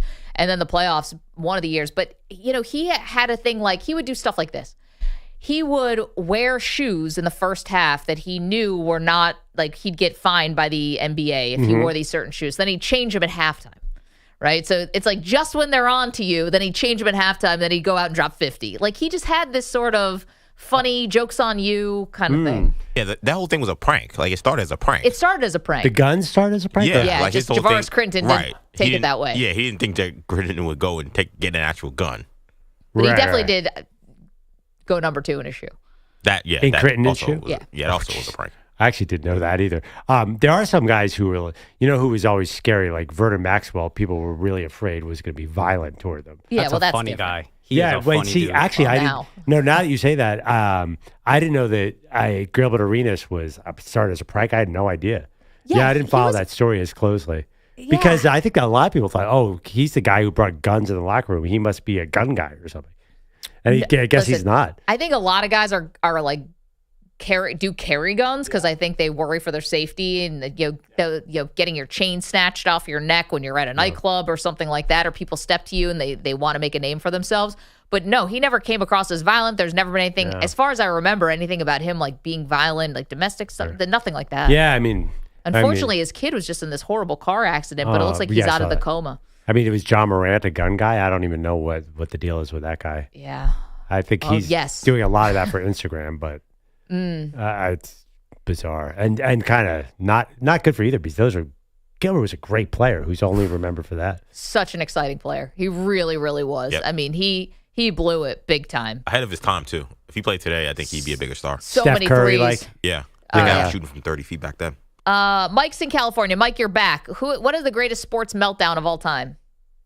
So one of my all-time favorites was in 2001 between the Saints and the Jets when Damian Robinson face masked Aaron Brooks and Kyle Turley lost his mind, drags him down the field, rips his helmet off, the scrum ensues, throws it down the field, and then tries to take on the Jets sideline. It's a memorable play. We've got it for you.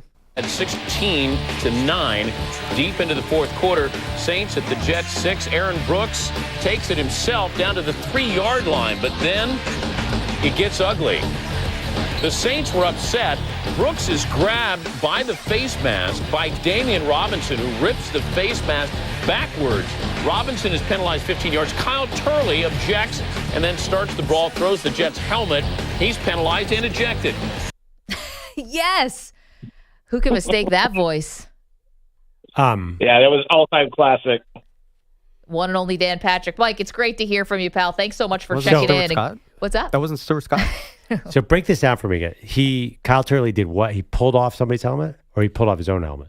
No, he pulled off a Jet player's helmet. Yes. This was Sunday Night Football. So not like Aaron Donald, who pulled off his own whose own helmet he uses as a weapon. Wait. No, Myles Garrett, I'm thinking of, pulled off Mason Rudolph's helmet. Aaron Donald did it too in practice. That's what I was saying. Aaron Donald swung his own helmet. I think he did, Kyle Turley was swinging the other guy's helmet, or he didn't even swing the guy's helmet. He just took some guy's helmet off and threw it 30 yards down the field. The video is crazy. You guys remember Kyle Turley? He was long blonde hair, tattoos. He looks like a maniac. No, but then he what's his story now, Pearl? Did he get sober? Kyle Turley? No. I'm sorry. I think that he was outspoken on concussions and CTE. No, I have not followed Kyle Turley. I remember he used to be at the Super Bowl all the time, and he would come around and he would play songs for you on his guitar. I think he's a cannabis guy. Cannabis, that's what it he's a big cannabis guy. Thank you. Kyle as an Turley, wow. alternative to painkillers. Yeah, I'm reading this stuff Thank now. you. Sorry, it took me a minute to get to that. Yeah, that is bad. I mean, I think what Aaron Donald did could also fit in this. That was a joint practice, right? Yeah. Sorry. I think it was the Browns. Yeah. And it led to our pal Zach Gelb having like an all-time interview that went viral, I think, because he asked about it. And the PR jumped in and said, Zach, we're not answering those questions. A little bit like Belichick's girlfriend in the Sunday morning conversation on CBS. Maybe that's where Jordan got her strategy from. Yeah, we'll get to her in a second because that story is not over. Hooray. Rick, though, is in Myrtle Beach. Rick, you have a great one because a lot of the people we've picked are kind of known for their meltdown, but they're known for other things too. You pick somebody who's only known for their meltdown. Hey, good morning. Yes. I think it was Single A Braves a couple years ago. Tim or Tom, I forget his name. Yeah. The coach or manager, he was arguing a strike, ran out, grabbed home plate, threw it, ran behind the pitcher's mound, got on his belly, crawled, threw the grenade at the pulled a John Morant and threw the grenade at home plate.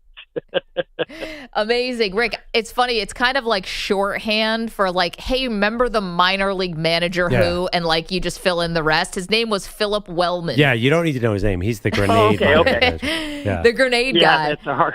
The Army crawl is by far my favorite part of it. The commitment to that bit. I mean, it went on for what, 5 minutes? Oh, it was. Yeah. Hey, I have so an honorable mention. Okay, go ahead. How about Dennis Rodman kicking the photographer? No doubt. Rodman, that guy sued he was him, all too. upset. I think that was against the Pistons, if I remember right. And he was getting slammed, and he fell to the court and right in front of the photographer and kicked him right in he got in a lot of trouble for that. Yeah, got in trouble. Rick, thank you. He got in trouble. He got sued. I mean, Dennis was spiraling, for 10 years now. Dennis spiraled. That was definitely one of his worst moments. Yeah. He was a bad boy Piston. I mean, he was like, I'm not excusing the behavior. It's just, of course, he was a complete wild card. Sorry, which team was he on when he kicked the photographer? This is the Bulls. He was on the Bulls. Oh, he's on the Bulls. Okay. Yeah, this is a Bulls T-Wolves game. Because the ultimate spiral was when he was a Spur, right? That's when he was in the car. Well, that's when he has the car with a loaded gun. Yeah, and thankfully did not pull the trigger and went on to have the Hall of Fame career. Become North Korea's favorite basketball player. And married himself at one point. Yeah. In a wedding dress. I wish I could love myself like Dennis Rodman loves Dennis Rodman. Okay. Yeah, he was definitely putting on an act. I don't think he loved Carmen himself Electra that for a day. Too. That too. Maybe 2 days. Actually, you might not even remember Carmen Electra. I mean, I know what her face looks like, but I know her because I know what her face looks like. Did she make music or something like that? It's funny that you would go to probably has made music at some go to point, the face. but- She was a muse of Prince. Oh, I'm familiar with Prince's work. Yes. I don't. Purple Dude. Is that her claim to fame, though? Yeah. Well, she was discovered by Prince. Yeah, but I think her claim to fame was she was America's crush for about 4 years, and she was all over MTV. And She participated in one of the most seamless handoffs, and one of the rare. You don't want to be the person who replaces a legend. are you going where I think you're going here? Hell yeah, better be. Carmen Electra replaced Jenny McCarthy on Singled Out. Yep. It was like no one passes a torch like that. It's like the Green Bay Packers. Marvin Rogers. Yeah. That's Michael Jordan and LeBron, Jenny McCarthy on No, there were no Singled Out. gaps. LeBron and Jordan, there was a gap in the between where we had to deal with like Michael Redd. This was seamless handoff. I'm just kidding. I liked Michael Redd. What was Singled Out again? It was a dating show hosted by Chris Hartwick. Who's still doing things. By the way, I told Maggie this. And I mean, technically he is. Not, she looked at me like I was crazy. Popular. I caught a show on MTV last night. Perloff came in and was talking about this. Go ahead. So you know what channel MTV is on? I was watching Knicks Pistons. I barely ever watch cable television unless it's sports. And the Knicks Pistons was so ugly. I'm like, I have to turn this channel. So I was flipping around. And there were about 4 Marvel movies on. There's a show on MTV where they catch another person cheating. Does anyone know this show? I saw the commercial with people like running and jogging over fences and stuff like that. It is the single wildest reality show I've ever seen. Cheaters are back? They just do not pull any punches. They have a private detective who follows the cheater around for 3 days. Then they confront them. There's inevitably a fight. It's like Jerry Springer meets Teenage Mom. It's hard to describe. Wait, I thought MTV only showed ridiculousness for 23 hours No. a day. Now they got new shows? Yeah. I don't know if this is new. Is it new? I think it's a new season. Yeah. But the commercial had me and my kids on the floor laughing because like a dude climbs like an 8-foot fence, flips over it to get away from this like SWAT team of private investigators. Yeah, but the host is unbelievable because all she's doing is drumming up controversy. Like if it seems like everyone's getting along, she'd be like, "You have any problem that he's sleeping with your girl?" So wait, the person doesn't know, or they do know that they're being cheated on? The person, they have a suspicion. They have a suspicion. Does their suspicion ever turn out to be wrong and the guy was just visiting his grandmother? That's Never. not good television. And somehow they always have footage of the other people hooking up, making out. So it's just people who are real sloppy, Turned out, too. they're like, what is this building that Tia's at? Oh, it's a swingers club. Oh, gosh. Yeah, Tia went to a swingers club. I can't describe the show. I think it's going to become a big phenomenon. If it's newer, I mean, it was pretty good. I mean. Is this going to be bigger than Jersey Shore? No, I mean, Jersey Shore was gigantic. That's a Goliath right there. But Catfish was big too. Maggie, enormous. Just get back to that. Did you come back? Were you a TRL generation? Oh yeah. Okay, so that was Staunch. that was your base. Oh like, yeah, that started every day. Okay. I thought Carson Daly was cool. He is cool. That's my mistake. He's cool now. It's in a middle-aged dad kind of way. No, I mean, listen, he's had a great career. He's on the Today Show. But no, I was a TRL, like watching what New York City looked like from where I was growing up always seemed so glamorous and amazing and, singled out. Like, I grew up where this was the ideal for women. It's like you want to be looking like and acting like some kind of combination of Jenny McCarthy and Carmen Electra on this show. Wow. It's a high bar, guys. Yeah, TRL, that's classic millennial content right there. Yeah, EJ, did you get TRL? Definitely. Okay. Yeah. EJ and I are both millennials, just at the different end of the spectrum. Right. I'm the early and he's the late. Yeah, I was watching like Maggie may have been like in high school. I was probably in elementary school or like middle school. Who's TRL? Yeah. Yep. There you go. It's amazing that these shows faded in a way. Like why TRL was like the biggest show forever, and now it just isn't there anymore. There's no music videos now. That's Yeah, why. I was going to say, I don't think people are doing music videos as much. That was kind of the crux of the show. You had to count down to the best music video of the day. Yeah, and then so it's slightly older. I'd slip over to VH1 for Remember the 90s. Remember those shows? It was just a constant stream of Bill Bellamy making funny lines about like the Fresh Prince of Bel-Air. I'm like, yep. What about Behind the Music? I think Behind big the one. I think that show's now called around the 2010s now. Yeah. Remember the aughts. Yeah, I think it actually was really Remember the 80s when I was watching. But that they created more content. Maggie, have you ever done one of those shows? Yeah. Oh, gosh. The fact that I was ever asked to be on a countdown show after I grew up with all those countdown shows, the top 100 songs, the top 50 greatest moments, the top most shocking MTV Movie Awards moments. Like, I wouldn't leave my house if that was on. Oh, I know. Okay. So this is how we all ended up By the way, here. these things don't exist anymore, but MTV might be making a comeback with this show. Trust me. Yeah, it's called apparently Caught in the Act. Yeah. It is 3 seasons in. Okay. Hosted by Tammy Roman. Remember Tammy? No. Nope. Original. Isn't she from the original Real World? Oh, that Tammy, who was, she was married to a basketball player. Yeah. That's who that is. Yeah. I'm like, that's the show. She's the host. She's like she's the host. 60. Yeah, she's 55. Yeah, Sorry, Tammy. Apparently, the Challenge Real World. Apparently, that's still going on. Yes. Challenge is definitely happening. She was also married to Kenny Anderson. I That's just who found was that getting out. And the biggest star now out of the challenge is Theo Vaughn, who was a Who's Road going to Rules probably challenge, be and the now next is vice president. is now the #1 interview in America. Like you have to go through Theo. Wait, Theo was on Real World? That's how he got famous. Shut yeah. up. I did not Him know that. and you know who else? Kyle Brandt. Kyle Brandt was also on Real World. And the Miz. And The Miz was also I knew on that. Real I knew Jamie The Miz. Chung. Yeah, Actress. Right. Yeah, sure. No, Kyle Brandt was also on a soap opera. Yep. Kyle Brandt from NFL Network. He was a soap opera hunk, like a soap opera star. How we got here, I have no idea. The problem is we left no time for Bogusch to do his headlines. I'll see you guys tomorrow. No, Later, you got to come back. No, it's okay. I'll see you tomorrow. Wait, hold on. No, we need some sports, folks. You got to help us here. I'm not here for that.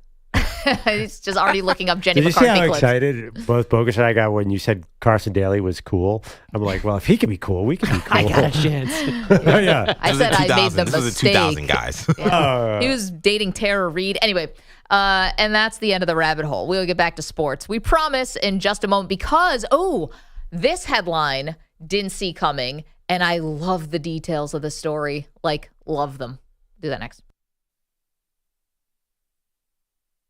You're in a 5-minute break.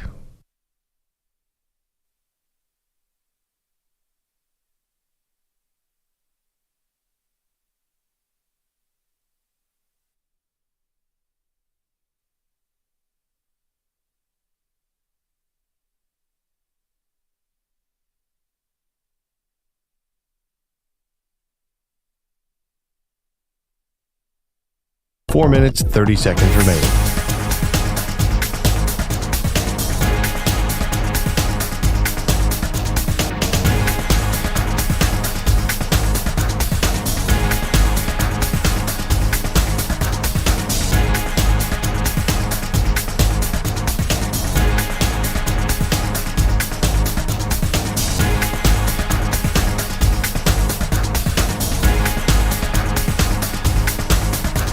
Four minutes remaining.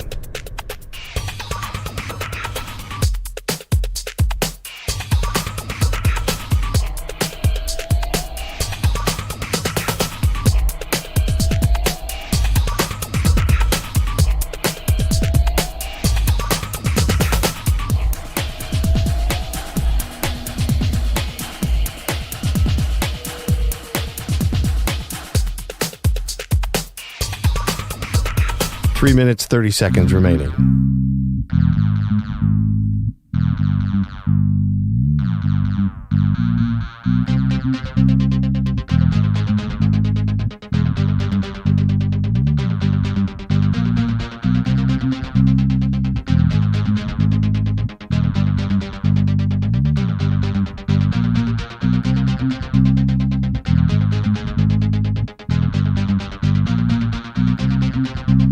Three minutes remaining.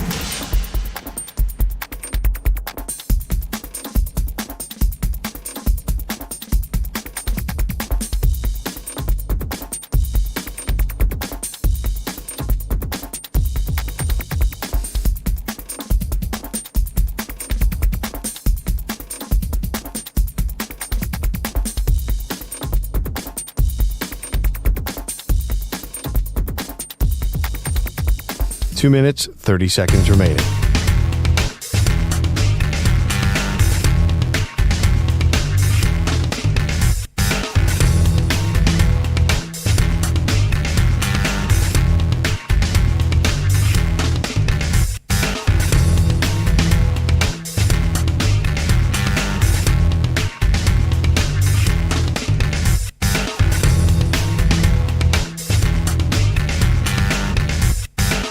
Two minutes remaining.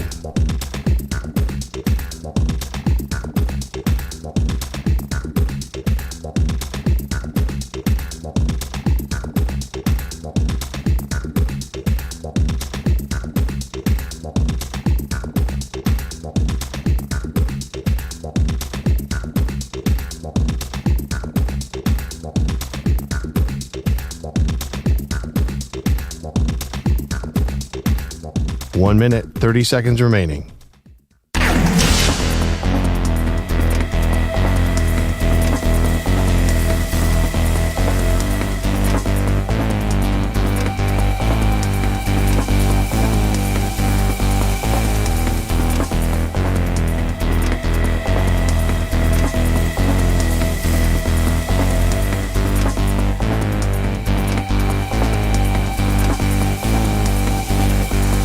One minute remaining.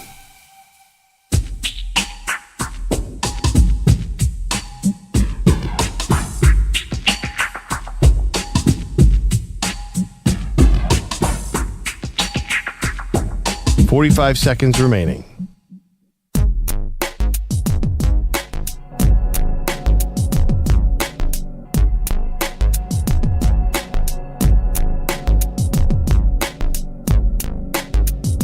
30 seconds remaining.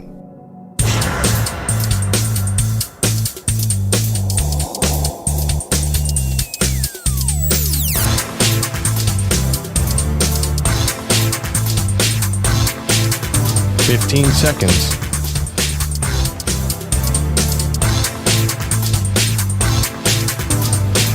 Break ends in 5 seconds.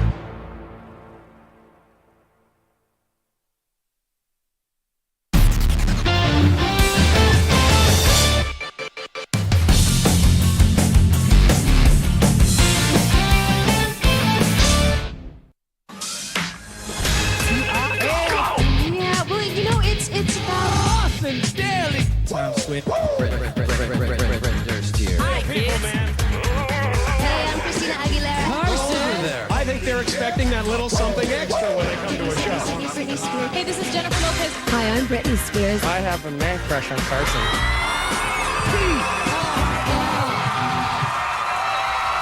Tough morning? We got you. It's Maggie and Perloff. Wow. Wait. I would have changed that edit. It's a little rough.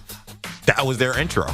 I know. That was Total Request Live. We got into a nostalgia bomb the last segment, and we missed Bogusch's update. Bogusch, bring us back to sports because we are a sports show. Well, the Milwaukee Bucks had a not great meltdown last night in overtime in Indiana. Multiple turnovers, 0 points in the final 40 seconds, allowing a 7-point lead to become a 119-118 season-ending loss. Cue his music.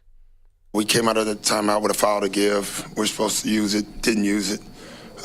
Those are the things that just kill you. And that, I think that ended up in a Haliburton three-point play. Docky Rivers. His Bucks with their third straight first-round exit, the last two at the hands of these Pacers. Now, when this game was over, Tyrese Haliburton's dad went onto the floor to trash talk Giannis to his face, leading to a forehead-to-forehead confrontation. Here's Giannis. Being humble in victory, that's how I am. Now there can be a lot of people out there that are like, no, when you win the game, you gotta, it's a green light for you to be disrespectful towards somebody else.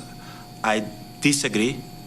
I've won the championship. They haven't. Snitches get stitches. Haliburton said his dad, John, was definitely in the wrong here. Giannis said he and the older Haliburton are now in, quote, a good place. Can I ask you a question? When you were saying, if you're Giannis, be humble in victory because I won a title and you didn't, is that a bit of an oxymoron there? Like, aren't you not being humble by pointing that out? No, he's just... I said, you don't know me. Those are his credentials. He's an expert. Yeah, he's saying if I was humble, then I you understand. should be humble. Right. He's like, yes, I am humble because I'm better than everybody else. You don't know me. And that's then by I said, definition the exact exactly. opposite of being humble. That's called being braggadocious. He's saying, I've won, so I know how you should behave in winning. Tyrese Haliburton and John Haliburton are newbies. Exactly. I know what he's trying to say. I'm just saying. I honestly, I meant this before. Giannis should just shut up and say, we got our butts kicked. I'm going to get him next year. Well, on what team? Because you heard the spin doctor there. I don't know if it's going to be the Bucks. Limited drama in Denver and Orlando last night. The Nuggets dropped the Clippers 131-115 behind 43 from Jamal Murray for a 3-2 series lead. And the Celtics knocked off the Magic 120-89 in Game 5 in Orlando. Boston will not know its next opponent until at least Thursday. The Pistons forcing Game 6 at home with a 106-103 win over the Knicks at the Garden last night. Former Mets ace Jacob deGrom got his first win since April 23rd of 2023 last night. Six scoreless, just 4 hits, 7 Ks as his Rangers pounded the A's 15-2. Yeah, it's been a while. So, obviously the goal is to win, especially the team. So tonight was trying to go out there and put up zeros and give these guys a chance, and they did a great job of scoring runs. The current Mets won again last night, 8-3 over Arizona. They are now 21-9 for the season. The first 3 Yankees went deep in a 15-3 rout in Baltimore. The Bombers, the first team ever to start multiple games in the same season with back-to-back-to-back homers. The Red Sox went deep 5 times in their 10-2 victory in Toronto. And last but not least, the Golden Knights in wild and overtime last night. The winner would have a 3-2 series lead. It ends up at the left wall for Hayes. Drags it back, put it into the corner. Pearson centered. They score! Brett Howden, a hero again! 3-2 in overtime. Brett Howden gives the Knights a 3-2 series lead. That's Dan Duva on Golden Knights radio. Should mention as well the Hurricanes knocked out the Devils, taking their Game 5 in double overtime, 5-4. Guys, back to you. Bogusch, thank you very much. Quickly, Dom is in California. Dom, you have a comment on this quarterback draft class that we've been crushing for the last couple weeks. Yeah, I just think, I don't know if you agree with me or not, I thought it was a really good quarter. It wasn't like there was a whole bunch of great quarterbacks available, but the ones that were taken, and it seemed to be that there were quite a few, were all pretty good that'll probably catch on with the team, when they get down to the final cuts and things, and they just wanted your feed. I mean, all the way from Cam Ward to Riley Leonard and Will Howard. Yeah, Quinn Ewers. I mean, listen, Dom, a lot of them. It's an interesting point. I just don't know if the ceiling's that high on these QBs. We're going to find out. But do you see the next, MVP coming out of this class? I think we'd be shocked. Well, but we didn't see Patrick Mahomes, who fell to 10, being an MVP necessarily. So to be honest, I don't think a lot of people saw Josh Allen as a surefire MVP. He was a bit developmental at the time. Yeah, but that class was touted. That 2018 class. It was Baker, it was Sam Darnold, Lamar, Josh Allen, Josh Rosen. I mean, they didn't all work out, but people were excited about that class. Yeah, I mean, but listen, I don't think Lamar was any more touted than these other guys. He went to 31. I didn't think that class was such a guarantee. Baker Mayfield shot out of nowhere and was undersized. I didn't think that was a generational class. Sam Darnold was the one everyone was watching. Yep, Darnold and Rosen. Was in. Yep. Now, I kind of disagree with that because Rosen was Josh Allen was very iffy. People are like, he stunk his last year at Wyoming. Next year's class, I was looking at a lot of look-aheads. Like, next year's class is all guys who weren't good enough to go in this year's class, like Drew Aller and Cade Klubnik. So there's no guarantees. I think that's an interesting point by that. I think that every quarterback class, it could be good. It really could be good, believe it or not. Well, we'll see what happens with Ward and then Jackson Dart are the two first rounders, and then obviously Shedeur is the other big one. Quickly, the Daily Deion. Daily. Do you believe that? Deion. You believe that? All right, so this is not Shedeur related. Just a quick update on Deion, and if you are somebody who may be looking for a new home in Texas, I want to find out exactly where it is. Yes, outside of Houston, Deion Sanders' mansion is for sale right now. It's 8 acres. You get your own pond. You got a private dock, swimming pool, kitchen, entertainment space. It includes a 14-bay garage with 2 oversized bays. You also get a grand foyer with a floating double staircase, marble floors, floor-to-ceiling windows, built in 1999, 5.95 acres. Did I say that? 9 bedrooms, 11 bathrooms, Pearl. That's a lot. Oh, that's lovely to have that many bathrooms, so many options. Prosper, Texas. So this is the town that Jerry owns, right? Yeah, sorry, did I say Houston? This is according to the Houston Chronicle. Apologies. It's in Prosper, Texas. Yeah, so this is a weird little town that Jerry Jones owns the whole town. Like, Main Street is all... So I wonder, he's like, well, I guess Shedeur's not going to the Cowboys. I might as well get rid of this place. That's my thought. Or the Texans or any Texas school. Well, I'm wondering, listen, you got your kids drafted now, you downsizing. I don't know if maybe that's it. Your kids they're out of college. Now they're on to their professional careers. Or is this a good sign for Colorado? Maybe he's really putting down roots in Boulder. Yeah, but the funny thing is he bought a mansion in Berea, Ohio. Yeah, right. Where the Browns proud.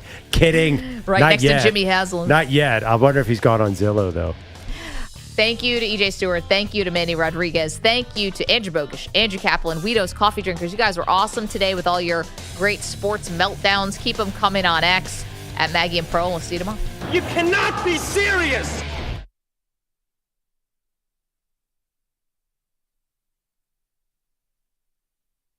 You're in a 5-minute break.